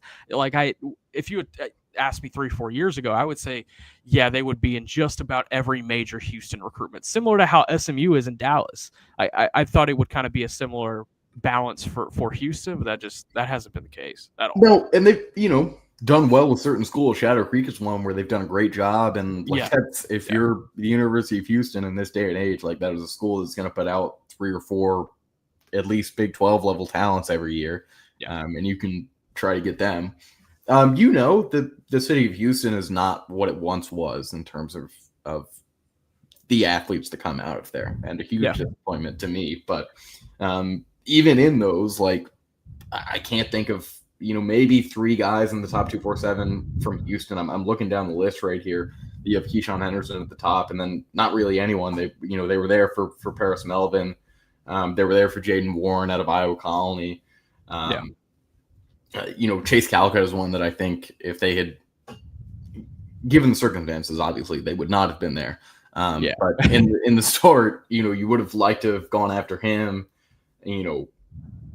Like I said, this is not a hugely, it's not a huge class in Houston recruiting. And it's one where they kind of have to focus on Louisiana kids. Like Fritz, I know has not been able, that transition has been pretty hard for him to recruit Louisiana kids to Houston. And it is nice because out of the Texas schools, you're basically the closest to Louisiana. So that's been a help. But like you said, the success hasn't been there because the on-the-field success still hasn't been there. They were average with Holgerson, and they're still average with Willie Fritz. Before we switch gears here, a question from our boy David Keith Williams. Will, as much of a follower of Texas Longhorns recruiting as you are, do you see a path where Texas is no longer recruiting from the portal to add starters in a year or two? Absolutely not. This is just the way in college football at this point. You are always going to have to, no matter how great your roster looks, Texas is greedy, and so is every other powerhouse program in the country. If you can go out and get guys, if you have the money, why not do it? Like, you look at the defensive line haul. Honestly, you could have done away with 5 of those defensive linemen and only added 1 out of the portal. Like, you had the depth there. You have walk-ons at defensive line. You had a really nice looking depth chart for pass rushing, and then you go add and add 6 guys out of the portal, just because you kind of wanted to. And every single cycle there will be one where you just kind of wanted to. Like, even Evan Mosley. Yeah, it's nice to have a slot guy and someone that has 3 years of eligibility left and can play in a ton of different roles for you, but he wasn't a need. There are less needs than there are wants in a transfer portal for Texas every year. This coming year, I think there will be some needs because it is going to be a smaller high school class than I think we've ever seen before with Sarkisian. But I do think that there's going to be at least 7-8 guys in this portal class, and I think that's on the low side. Sticking with coaching school, one of the other head coaches that took the podium yesterday was Eric Morris, head coach at UNT. He was asked about the Pac-12 with Texas State moving on to the Pac-12 next year. He was asked if he maybe sees a similar path or trajectory for North Texas wanting to get into the Pac-12. which, as a North Texas guy myself, went to both Texas and North Texas. Whenever I saw Texas State first pop to the Pac-12, I was like, man, that would be great if UNT could get in that. After hearing Eric Morris's comments yesterday, I think I might be siding more with him. He says the Pac-12 is basically the new Mountain West. We're not trying to get back home on Monday mornings and expecting my kids to be at workouts, be at class the next day. We are perfectly fine where we are. I think the talent in the American Conference is better anyway. I'm curious of your perspective on this. Pac-12 or American? You have to pick one. I mean, it's the Pac-12 for sure. Yeah. I think there's always going to be some teams in the American, but even in this day and age where it seems like conference realignment is kind of set, like if you're good in the American, you're going to find a way in the Big 12 or the Pac-12. It is still a stepping stone conference, and the For Pac-12 sure. is not at this point. To an extent, the Pac-12 is a little bit, but I don't think any of those teams are really looking any higher. Like, you're not going to see Wazoo or Oregon State make another move. Nobody wanted them a few years ago. Those are the two biggest names there, other than maybe Boise State. You would rather be playing, even given the travel. This whole thing about them getting back Monday morning, I thought that was the most ridiculous part of the quote. Like, are you driving? Yeah, exactly. From Wazoo. Like, I don't even think the flight from Pullman or even Corvallis to Denton, it's gonna be 2.5, 3 hours. Like, the thing about Pullman, which is so difficult, and it was funny because Washington State was recruiting the state of Texas really well towards the beginning of my time covering recruiting, and the kids that would be considering Wazoo would just have so much hell getting to their official visits because they can't fly into Pullman. There's no airport there. They have to fly into, I believe, Spokane, and then they have to drive all the way down to Pullman. It's like a 2-hour drive, and typically teams that play out there have to do the same thing. So, like, I could see it from that perspective. And Eric Morris, he was the OC at Wazoo for a while, so he understands the travel requirements of that conference. But I did think overall it was funny. But I think from a pure talent perspective, yeah, you have Boise State in the Pac-12. But I think there is more bang for your buck, I think, maybe in the American, because you had the Tulanes, the Memphises, the UTSAs that get hot at times too. But overall, I thought the comment was pretty funny. Two things that have happened since we've been on the show, Will. One, Chris Paul going back to the Clippers. Gross. Throw up. Second one, Jake Retzlaff, former quarterback at BYU, he is committed to Tulane. So the American Conference just got that much better. All right, so that's gonna be a really fascinating. That is I think that's about the biggest move that you can make from Provo, Utah to the heart of New Orleans. To New Orleans, he's let's just say the rules that he followed at BYU are not going to be the same in Tulane. Let's just say that he's going to be just fine at Tulane. I am in. Go ahead, Will. Yeah, and one more. Someone mentioned it. The American Conference it's now, like, I've always called it the AAC, but now I guess I have to call it American or the American Conference. They've taken athletic out of their name, and they have a new mascot. They have like an eagle. I'll pull it up later in the show, but it's the first beautiful conference that I've seen has a mascot, has a name and a backstory and everything. Let's rock. Why not? American, I believe, are headquartered in Dallas. I think so, yeah. So yeah, that's a fascinating one. CB, he said Retzlaff committed to Tulane as a walk-on. Fascinating. I wonder. Yeah, I don't think you can add any scholarship players. That's point. Fair. So he'll definitely be, his school is paid for. And I would imagine they got him at a pretty heavy discount given what's happened in the last couple of weeks. That's just falling into your lap. That is. Whew. This was a guy. Like, I know the whole. It was a kind of a joke early in the season. The BYU, like, but people forget. But BYU had a great season. They were well on their way to a Big 12 championship before the whole season kind of, just turned down, and Arizona State had all that success, and Iowa State was just finding a way to win games. Yeah. But Jake Retzlaff was a top half quarterback in the Big 12, and one that will probably be same way in the American Conference, and probably even better than that. Switching gears before we get out of here, I arrived in Southern California on Saturday afternoon, getting ready for Cowboys training camp. We have the opening press conference today, just down the street here in Oxnard. And then practices start tomorrow. It's crazy because even before I was covering the NFL, it always felt like training camp starting was the horizon starting to gleam a little bit that football is coming. And I feel it even more so now that I am covering the NFL because I have to participate in it. So July to February, that's our season these days. But it's going to be interesting. It's going to be fun. Today, the opening press conference, Jerry Jones, Stephen Jones, Brian Schottenheimer, talking about just kind of the state of the team. I think there's going to be, quite a bit of Micah Parsons talk when it comes to that opening presser. Honestly, I hope it's not too much. I'm trying to talk ball, but the Micah contract is certainly at the top of the agenda, at least from a media perspective going into this press conference. It's going to be fascinating to see how they juggle answering those questions and if they're any closer to a deal with their star pass rusher. And then overall, just Cowboys training camp stuff. A couple of position battles I'm looking forward to. Running back, Jaden Blue is right in the mix for that. Javonte Williams, Miles Sanders. I think that's going to be the three guys that compete for that number one spot. Is it something that, they might have to address with another outside veteran to maybe come in and be a part of that mix too? They have two feature roles at the running back position in this offense under Brian Schottenheimer, and both of them are up for grabs. They got about 5 guys that are going to be thrown at that problem to see what works and see how it fits. Another position battle I'm really looking forward to seeing is the defensive end spot behind Micah Parsons. So, obviously he'll be one starter. Who starts on the other side? No DeMarcus Lawrence this year as he went to Seattle. So now you have Dante Fowler, Donovan Ezaraku, the second-round pick out of Boston College, Marshawn Nealon, the second-round pick out of Western Michigan a year ago. Sam Williams comes back from a torn ACL.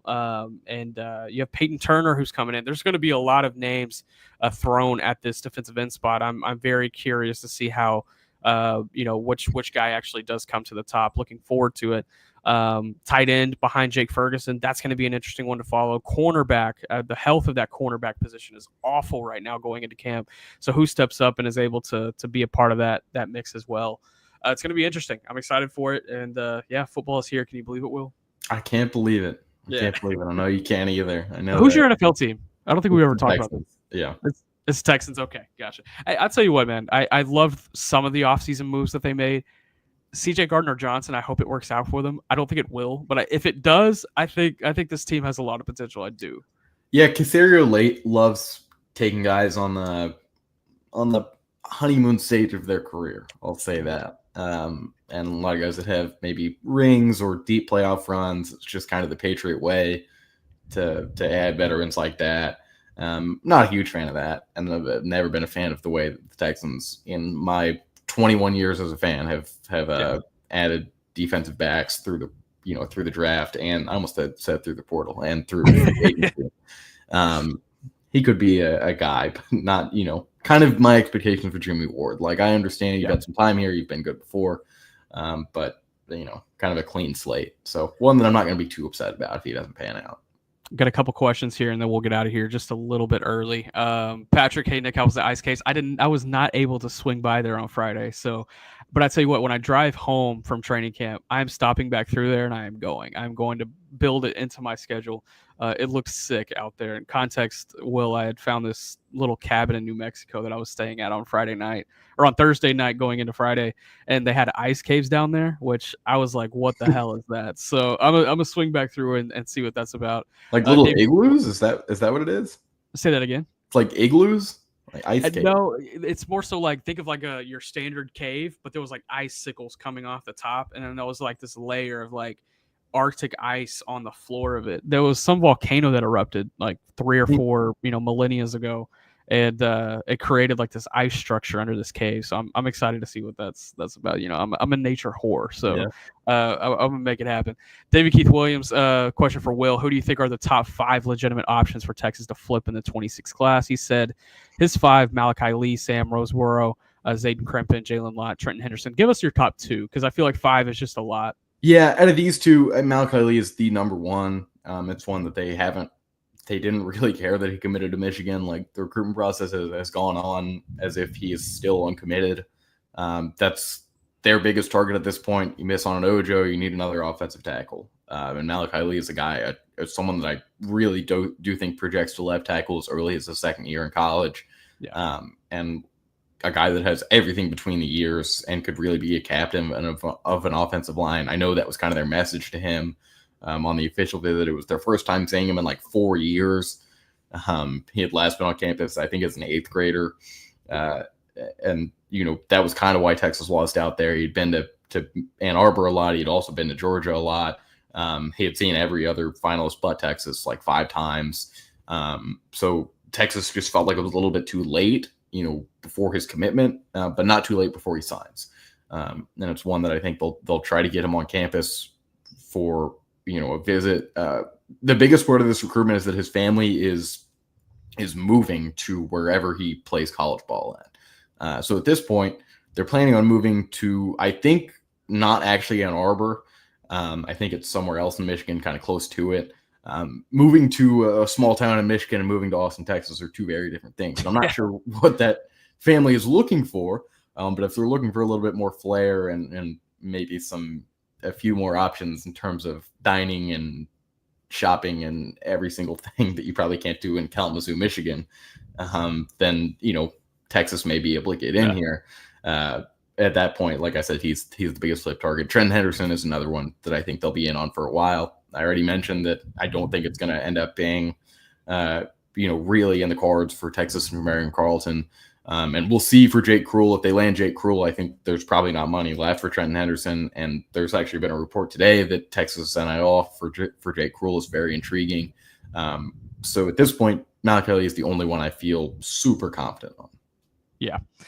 Well, we're going to get out of here. We appreciate you joining us on this Monday morning. Jordan's playing hooky this week, so you get me for at least most of the week, maybe even every day. We'll see as time goes on. That's the plan as of right now.